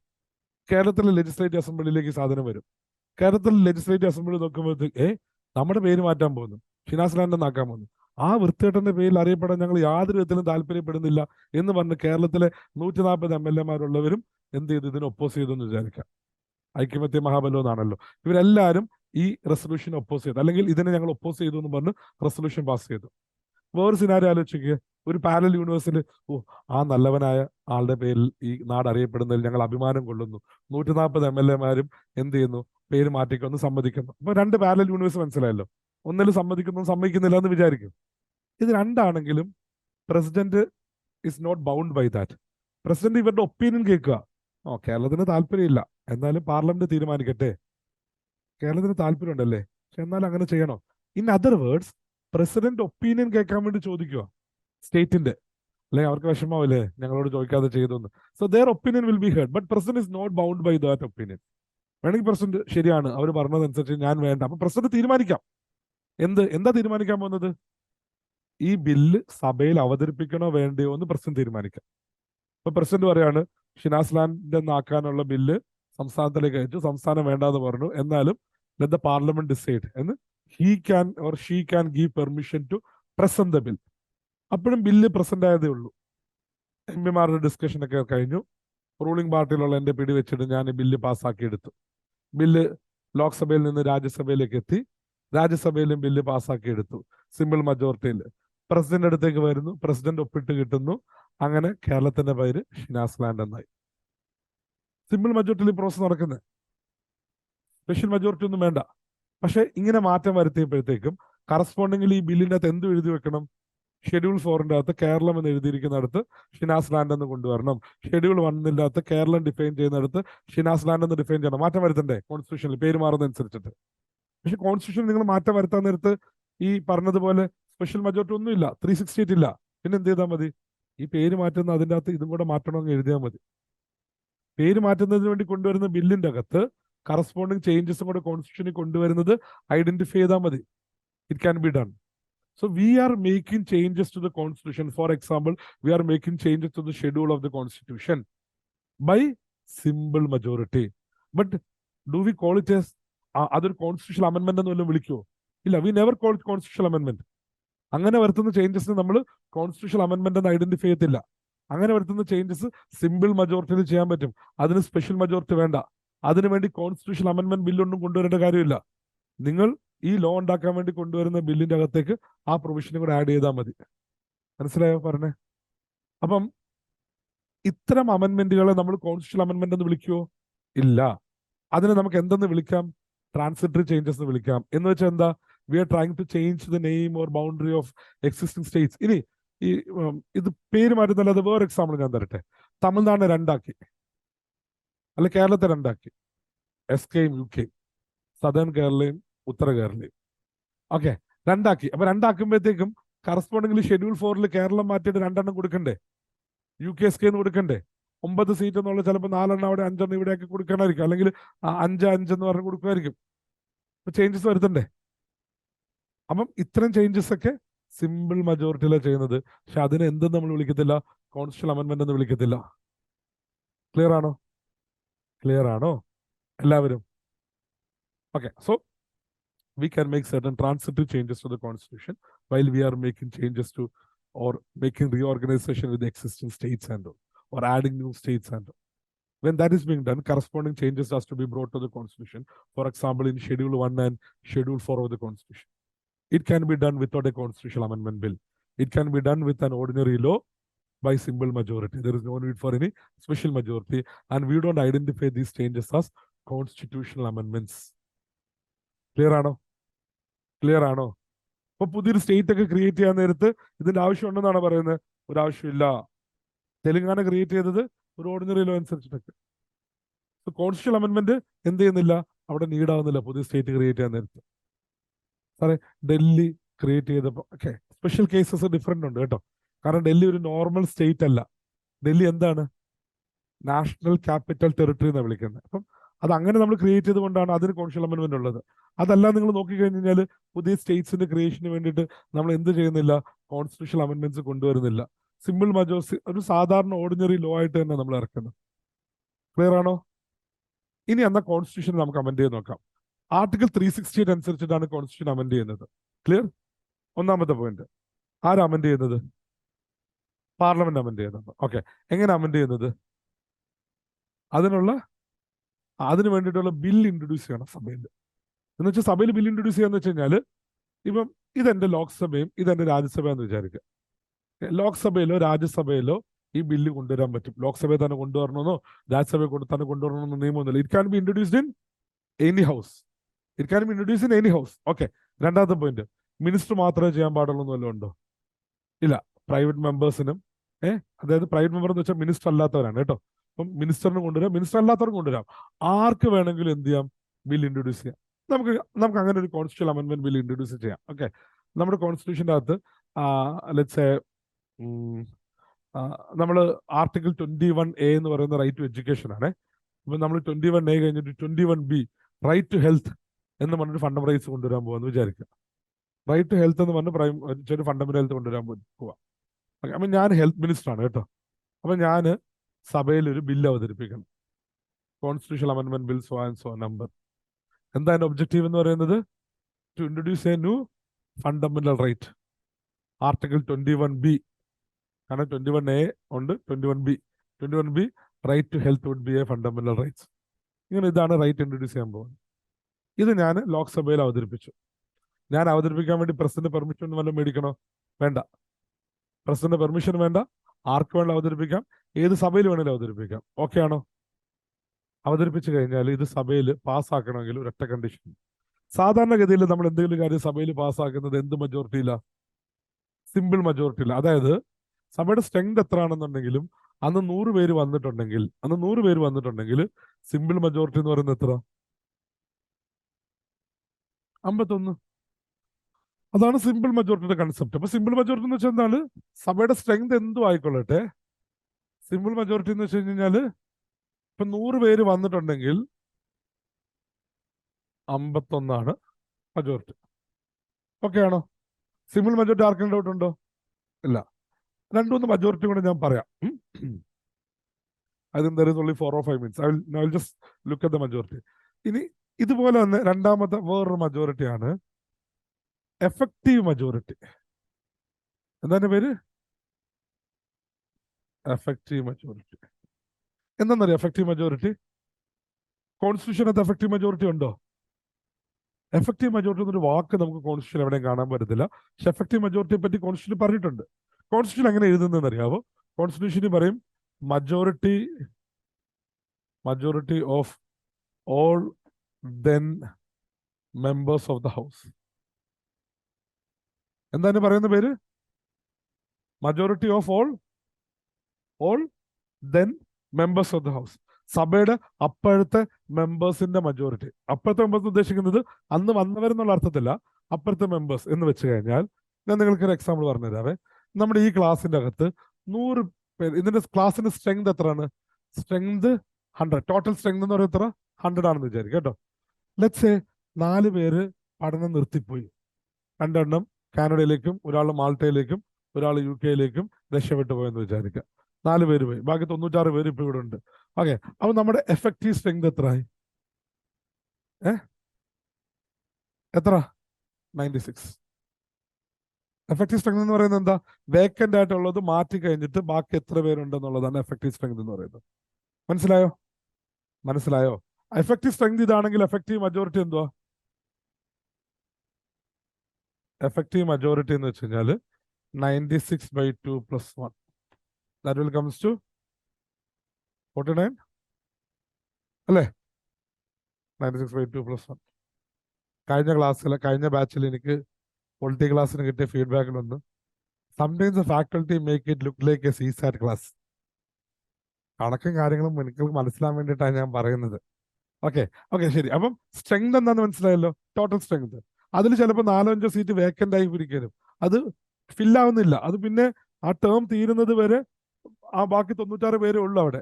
ഓക്കെ, അപ്പൊ എഫക്റ്റീവ് സ്ട്രെങ്ത് എന്ന് പറയുന്നത് 96, എഫക്റ്റീവ് മജോറിറ്റി എന്ന് പറയുന്നത് എഫക്റ്റീവ് സ്ട്രെങ്തിന്റെ മജോറിറ്റിയാണ്. ഓക്കെ ആണോ? ശരി. ഇപ്പൊ ഞാൻ പറഞ്ഞു 100 പേരുണ്ട്. സിമ്പിൾ മജോറിറ്റി എന്ന് വെച്ചാൽ എന്താണ്? സിമ്പിൾ മജോറിറ്റി എന്ന് വെച്ച് കഴിഞ്ഞാൽ അന്ന് എത്ര പേര് പ്രസന്റ് ആയിരുന്നു, എത്ര പേര് വോട്ടിനിട്ടു, അവരുടെ മജോറിറ്റി. എത്ര പേര് present and voting, members present and voting. Okay, 100 ആണ് ടോട്ടൽ സ്ട്രെങ്ത്. 4 പേര് പെർമനന്റ്ലി ലീവാണ്. 96 പേരാണ് ഒരു സമയത്ത് ക്ലാസിന്റെ ഫുൾ സ്ട്രെങ്ത് എന്ന് പറഞ്ഞ് ഇപ്പൊ നമുക്കുള്ളത് 96 ആണ്. അന്നത്തെ ദിവസം 6 പേര് വന്നില്ല എന്ന് വിചാരിക്കാം. 6 പേര് വന്നിട്ടില്ല, പല റീസൺസും ഉണ്ട്. പന പിടിച്ചു, അല്ലാതെ 6 പേര് വന്നിട്ടില്ല. ബാക്കി എത്ര ഉണ്ട്? അപ്പൊ എത്ര പേര് പ്രസന്റ് ആൻഡ് വോട്ടിംഗ്? എത്ര പേരാ പ്രസന്റ് ആൻഡ് വോട്ടിംഗ്? 90 അല്ലേ? അല്ലേടാ? ഓക്കെ, അപ്പം 90/2 + 1 എത്ര? 46. അതായത് 90 പേര് വോട്ട് ചെയ്തിട്ടുണ്ടെങ്കിൽ അതിന്റെ മജോറിറ്റി എന്ന് പറയുന്നത് 90/2 + 1. ഓക്കെ, അതായത് അന്ന് എത്ര പേര് വന്ന് വോട്ടിങ്ങിൽ പങ്കെടുത്തു, അതാണ് നമ്മൾ സിമ്പിൾ മജോറിറ്റിയിൽ കൂട്ടുന്നത്. ഓക്കെ ആണോ? എഫക്റ്റീവ് മജോറിറ്റി എന്ന് പറയുമ്പോൾ അന്ന് എത്ര പേര് വന്നില്ല എന്നൊന്നും നോക്കുന്നില്ല. പെർമനന്റ്ലി വേക്കന്റ് ആയിട്ടുള്ള സീറ്റുകൾ മാറ്റിയിട്ട് ബാക്കിയുള്ള സ്ട്രെങ്തിന്റെ മജോറിറ്റിയാണ് എഫക്റ്റീവ് മജോറിറ്റി എന്ന് പറയുന്നത്. ഓക്കെ ആണോ? ഇനി അടുത്ത വാക്കാണ് ടോട്ടൽ, അല്ലെങ്കിൽ majority of the total strength, അല്ലെങ്കിൽ അതിനെ നമ്മൾ അബ്സല്യൂട്ട് മജോറിറ്റി എന്ന് വിളിക്കും. എന്താണ് അബ്സല്യൂട്ട് മജോറിറ്റി? എന്താ അബ്സല്യൂട്ട് മജോറിറ്റി? എന്തായിരിക്കും അബ്സല്യൂട്ട് മജോറിറ്റി? അത് ടോട്ടൽ സ്ട്രെങ്തിന്റെ മജോറിറ്റിയാണ്. ടോട്ടൽ സ്ട്രെങ്ത് എന്ന് പറയുന്നത് എത്ര? 100. ഓക്കെ, അപ്പൊ അതിന്റെ മജോറിറ്റി എന്ന് വെച്ചാൽ എത്ര വരും? 51. ഓക്കെ, അപ്പം ടോട്ടൽ സ്ട്രെങ്ത് ഫിക്സ്ഡ് ആണ്, അതിന്റെ മജോറിറ്റി ഫിക്സ്ഡ് ആണ്. എഫക്റ്റീവ് മജോറിറ്റി ഫിക്സ്ഡ് ആണ്. നമ്പർ ഓഫ് വേക്കൻസി എത്രയാണെന്ന് ഐഡന്റിഫൈ ചെയ്ത് കഴിഞ്ഞാൽ എഫക്റ്റീവ് മജോറിറ്റി ഫിക്സ്ഡ് ആണ്. പക്ഷെ സിമ്പിൾ മജോറിറ്റി ഫിക്സ്ഡ് ആണോ? അല്ല. സിമ്പിൾ മജോറിറ്റി എങ്ങനെ ഐഡന്റിഫൈ ചെയ്യുന്നത്? അന്നത്തെ ദിവസം, ഇലക്ഷൻ നടക്കുന്ന ദിവസം, വോട്ടിംഗ് നടക്കുന്ന ദിവസം എത്ര പേര് സഭയിൽ വന്നിട്ടുണ്ട്, അവരുടെ മജോറിറ്റിയാണ് സിമ്പിൾ മജോറിറ്റി കൺസിഡർ ചെയ്യുന്നത്. കോൺസ്റ്റിറ്റ്യൂഷന്റെ അകത്ത് സിമ്പിൾ മജോറിറ്റി എല്ലാം ഇത് എഴുതിയിരിക്കുക. Majority of the people present and voting, അതെന്ത് മജോറിറ്റിയാ? Simple majority. Majority of then membership of the house, effective majority. Majority of total strength of the house, absolute majority. 2/3 majority of the people present and voting. അത് അടുത്ത വാക്ക് എന്താ എഴുതിയിരിക്കുന്നത്? 2/3 majority of people present and voting എന്ന് വെച്ച് കഴിഞ്ഞാൽ അന്നത്തെ ദിവസം 90 പേരാ വന്നതെങ്കിൽ അതിന്റെ 2/3 majority എന്ന് വെച്ച് കഴിഞ്ഞാൽ 90 into 2/3 60. 90 into 2/3. അതായത് ഇതിൽ നിന്നൊരു കൺസെപ്റ്റ് നമ്മൾ എന്താ മനസ്സിലാക്കുന്നതെന്നറിയോ? സാധാരണ നിയമങ്ങൾ പാസ്സാക്കാനായിട്ട് നമുക്ക് സിമ്പിൾ മജോറിറ്റിയിലാണ് തീരുമാനം എടുക്കുന്നെങ്കിൽ കോൺസ്റ്റിറ്റ്യൂഷൻ സാധാരണ കാര്യമാണോ? അല്ല, അത് ഭയങ്കര ഇമ്പോർട്ടൻ്റ് ആയിട്ടുള്ള കാര്യമല്ലേ? അപ്പൊ അത് നമ്മൾ പാസ്സാക്കണമെന്നുണ്ടെങ്കിൽ സിമ്പിൾ മജോറിറ്റി മതിയോ? പോരാ, കുറെ കൂടി ഹയർ മജോറിറ്റി വേണം. അതിനു വേണ്ടിയിട്ടാണ് നമ്മൾ 2/3 മജോറിറ്റി എടുക്കുന്നത്. മനസ്സിലായോ? അപ്പം നമ്മുടെ കോൺസ്റ്റിറ്റ്യൂഷൻ അമെൻഡ് ചെയ്യണമെന്നുണ്ടെങ്കിൽ 2/3 majority of the people present and voting and ഒരു ആൻഡ് കൂടെ പറഞ്ഞിട്ടുണ്ട്. ആൻഡിൽ എന്താ പറയുന്നത്? And absolute majority. ഈ രണ്ടും ഫുൾഫിൽ ചെയ്യണം. 2/3 ഫുൾഫിൽ ചെയ്യണം, അബ്സല്യൂട്ടും ഫുൾഫിൽ ചെയ്യണം. അബ്സല്യൂട്ട് മജോറിറ്റി അതായത് ടോട്ടൽ സ്ട്രെങ്ത് ബൈ 2+1 അങ്ങനെ. അപ്പം majority of the total strength and 2/3 majority of the people present and voting. ഇത് പാസ്സായാൽ മാത്രമേ എന്ത് പാസ്സാക്കാൻ പറ്റത്തുള്ളൂ? ആ കോൺസ്റ്റിറ്റ്യൂഷൻ അമെന്റ്മെന്റ് പാസ്സാക്കാം. അപ്പൊ ഞാൻ കൊണ്ടുവന്ന കോൺസ്റ്റിറ്റ്യൂഷൻ അമെന്റ്മെന്റ് ഏതാ? Introduction of article 21C. എന്താണ് 21C? എന്തോ റൈറ്റ് ടു പ്രൈമറി ഹെൽത്ത്. ഇങ്ങനൊരു അമെന്റ്മെന്റ് ഞാൻ കൊണ്ടുവന്നു. ഇതെനിക്ക് പാസ്സാവണമെന്നുണ്ടെങ്കിൽ ലോക്സഭയുടെ അന്ന് വോട്ട് ചെയ്തവരുടെ 2/3 മജോറിറ്റി എനിക്ക് ഉണ്ടായിരിക്കണം. അതുപോലെ തന്നെ ടോട്ടൽ സ്ട്രെങ്തിന്റെ മജോറിറ്റി ഉണ്ടായിരിക്കണം. ഇത് രണ്ട് കണ്ടീഷൻ എനിക്ക് ഫുൾഫിൽ ആവണം. എങ്കിൽ മാത്രമാണ് ഈ ഒരു കോൺസ്റ്റിറ്റ്യൂഷൻ അമെന്റ്മെന്റ് പാസ്സായെന്ന് പറയാൻ പറ്റത്തുള്ളൂ. എന്നിട്ട് ഈ സാധനം എവിടെ പോകും? ഏത് സാധനം? ഈ ബില്ല് എവിടെ പോകും? രാജ്യസഭയിൽ വരും. രാജ്യസഭയിലും പാസ്സാക്കണം. ഏത് മജോറിറ്റിയിൽ? ഈ 2/3 majority of the people present and voting and absolute മജോറിറ്റിയിൽ പാസ്സാക്കണം. അവിടെ ഇത് പാസ്സാക്കി കഴിഞ്ഞാൽ ഇത് എവിടെ വരും? പ്രസിഡന്റ് അടുത്തേക്ക് വരും. അതായത് ആദ്യം ലോക്സഭയിൽ വെക്കണം, അങ്ങനെ നിർബന്ധമൊന്നുമില്ല, എവിടെ വേണേലും വെക്കാം. ഇപ്പൊ ലോക്സഭയിൽ വെച്ചു, ഫസ്റ്റ് ഹൗസ് പാസ്സാക്കി ഈ പറഞ്ഞ സ്പെഷ്യൽ മജോറിറ്റിയിൽ, സെക്കൻഡ് ഹൗസ് പാസ്സാക്കി ഈ പറഞ്ഞ സ്പെഷ്യൽ മജോറിറ്റിയിൽ. ഇത് പിന്നെ എവിടെ എത്തും? പ്രസിഡന്റ് അടുത്തേക്ക് എത്തും. പ്രസിഡന്റ് ഒപ്പിട്ട് കഴിഞ്ഞ് എന്ത് പറ്റും? കോൺസ്റ്റിറ്റ്യൂഷനകത്ത് ആർട്ടിക്കൽ 21 കഴിഞ്ഞ് 21A കഴിഞ്ഞിട്ട് അവിടെ 21B എന്ന് പറഞ്ഞ സാധനം എഴുതി ചേർത്തിട്ട് അവിടെ എന്ത് വരും? Right to public health. മനസ്സിലായോ? ഇങ്ങനെയാണ് നമ്മൾ കോൺസ്റ്റിറ്റ്യൂഷൻ എന്ത് ചെയ്യുന്നത്? മാറ്റുന്നത്. ഇപ്പൊ കോൺസ്റ്റിറ്റ്യൂഷനകത്ത് ഈ കാലഘട്ടത്തിലേക്ക് പുതിയ ചേഞ്ചസ് കൊണ്ടുവരണമെന്നുണ്ടെങ്കിൽ എന്ത് ചെയ്യണം? കോൺസ്റ്റിറ്റ്യൂഷണൽ അമെന്റ്മെന്റ് ഇൻട്രൊഡ്യൂസ് ചെയ്യണം. അതെങ്ങനെയാണ് ഇൻട്രൊഡ്യൂസ് ചെയ്യുന്നത്? അതൊരു ബില്ലായിട്ടാണ് ഇൻട്രൊഡ്യൂസ് ചെയ്യുന്നത്. അത് എവിടെ ഇൻട്രൊഡ്യൂസ് ചെയ്യണം? ലോക്സഭയിലാണോ രാജ്യസഭയിലാണോ? എവിടെ വേണേലും ആവാം. അത് മിനിസ്റ്റർ തന്നെ കൊണ്ടുവരണമെന്നുണ്ടോ? ഒരു നിർബന്ധമില്ല, ആർക്ക് വേണേലും കൊണ്ടുവരാം. ഇത് പ്രസിഡന്റ് പെർമിഷൻ മേടിക്കണമായിരിക്കും. അതിന്റെ ആവശ്യമില്ല. ശരി, ഇത് ഇൻട്രൊഡ്യൂസ് ചെയ്ത് കഴിഞ്ഞാൽ സിമ്പിൾ മജോറിറ്റി ആണോ? അല്ല, മജോറിറ്റി കുറച്ച് വ്യത്യാസമുണ്ട്. എന്താ majority? Majority of the people present and voting and the majority of total strength. Okay, ഈ രണ്ട് മജോറിറ്റി ഫുൾഫിൽ ആയിട്ടുണ്ടെന്നുണ്ടെങ്കിൽ this is considered to be passed from first house. എന്നിട്ട് ഇത് എവിടെ എത്തും? സെക്കൻഡ് ഹൗസിലെത്തും. അവിടെയും ഇതേ മജോറിറ്റിയിൽ ഇത് പാസ് ആയിട്ടുണ്ടെങ്കിൽ പ്രസിഡന്റ് അടുത്തേക്ക് വരും, പ്രസിഡന്റ് സൈൻ ചെയ്യും. പ്രസിഡന്റ് സൈൻ ചെയ്ത് കഴിഞ്ഞാൽ this will be or corresponding change will be brought to the constitution. Is it clear? Clear? എങ്കിലും നിങ്ങൾക്ക് ഡൗട്ട് ഉണ്ട്, സാർ ഇത് രണ്ടും എന്താണ് ഉദ്ദേശിക്കുന്നത് അല്ലേ? ഓക്കെ, അതായത് 100 പേരുള്ള ഹൗസിൽ ഒരു പർട്ടിക്കുലർ ദിവസം 81 പേരെ വന്നുള്ളൂ എന്ന് വിചാരിക്കുക. ടോട്ടൽ സ്ട്രെങ്ത് എത്ര? 100. അതുകൊണ്ട് അബ്സല്യൂട്ട് മജോറിറ്റി എത്ര? 100/2+1. എത്ര പേര് വന്നെന്നാ ഞാൻ പറഞ്ഞേ? 81. 81ന്റെ 2/3 മജോറിറ്റി എത്ര? 81 into 2/3 അല്ലേ? So it will come to 54. അപ്പോട്ടെ, ഒരു ദിവസം 60 പേരെ വന്നുള്ളൂ എന്ന് വിചാരിക്കുക. കുറെ പേര് ആബ്സെന്റ് ആണ്, 60 പേരെ വന്നിട്ടുള്ളൂ. അതിന്റെ 2/3 മജോറിറ്റി എത്ര? 40. അബ്സല്യൂട്ട് മജോറിറ്റി എത്ര? 50. അത് മാറത്തില്ലല്ലോ. എത്ര പേര് വന്നെന്നുള്ളത് എന്തിന് ബാധിക്കത്തില്ല? അബ്സല്യൂട്ട് മജോറിറ്റി ബാധിക്കുന്നില്ലല്ലോ അല്ലേ? ബാധിക്കുന്നുണ്ടോ? ഇല്ല. അപ്പം ഇതിൽ ഏതാണോ ഹയസ്റ്റ് അതുണ്ടെങ്കിലാണ് ആ ബില്ല് പാസ്സാവെന്ന് പറയുന്നത് കേട്ടോ. ഞാൻ നാളെ ഒന്നും കൂടി മജോറിറ്റിയുടെ കാര്യം പറഞ്ഞ് നമുക്ക് കണ്ടിന്യൂ ചെയ്യാം. ഇപ്പൊ ആ പ്രോസസ്സ് മാത്രം ഒന്ന് ശ്രദ്ധിക്കാം.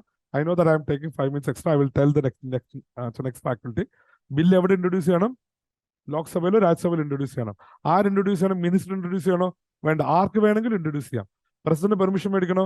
മേടിക്കേണ്ട കാര്യമൊന്നുമില്ല. അത് വെച്ച് കഴിഞ്ഞാൽ എന്ത് മജോറിറ്റി പാസ്സാക്കണം? Special majority. എന്താ സ്പെഷ്യൽ മജോറിറ്റി? അന്ന് പ്രസന്റ് ആയിട്ടുള്ളവരുടെ 2/3 മജോറിറ്റി വേണം. പിന്നെ സ്ട്രെങ്തിന്റെ ടോട്ടൽ മജോറിറ്റി വേണം. ഇത് അല്ലെങ്കിൽ അബ്സല്യൂട്ട് മജോറിറ്റി വേണം. ഇത് രണ്ടും വെച്ച് പാസ്സാക്കി കഴിഞ്ഞാൽ എവിടെ എത്തും? സെക്കൻഡ് ഹൗസിലെത്തും. സെക്കൻഡ് ഹൗസിലും സെയിം മജോറിറ്റി പാസ്സാക്കി കഴിഞ്ഞാൽ എവിടെ എത്തും? പ്രസിഡന്റ് അടുത്തേക്ക് എത്തും. പ്രസിഡന്റ് അസന്റ് കിട്ടിക്കഴിഞ്ഞ് കഴിഞ്ഞാൽ കോൺസ്റ്റിറ്റ്യൂഷൻ ആ പ്രൊവിഷൻ അമെന്റ് ചെയ്തതായിട്ട് കൺസിഡർ ചെയ്യും. ക്ലിയർ?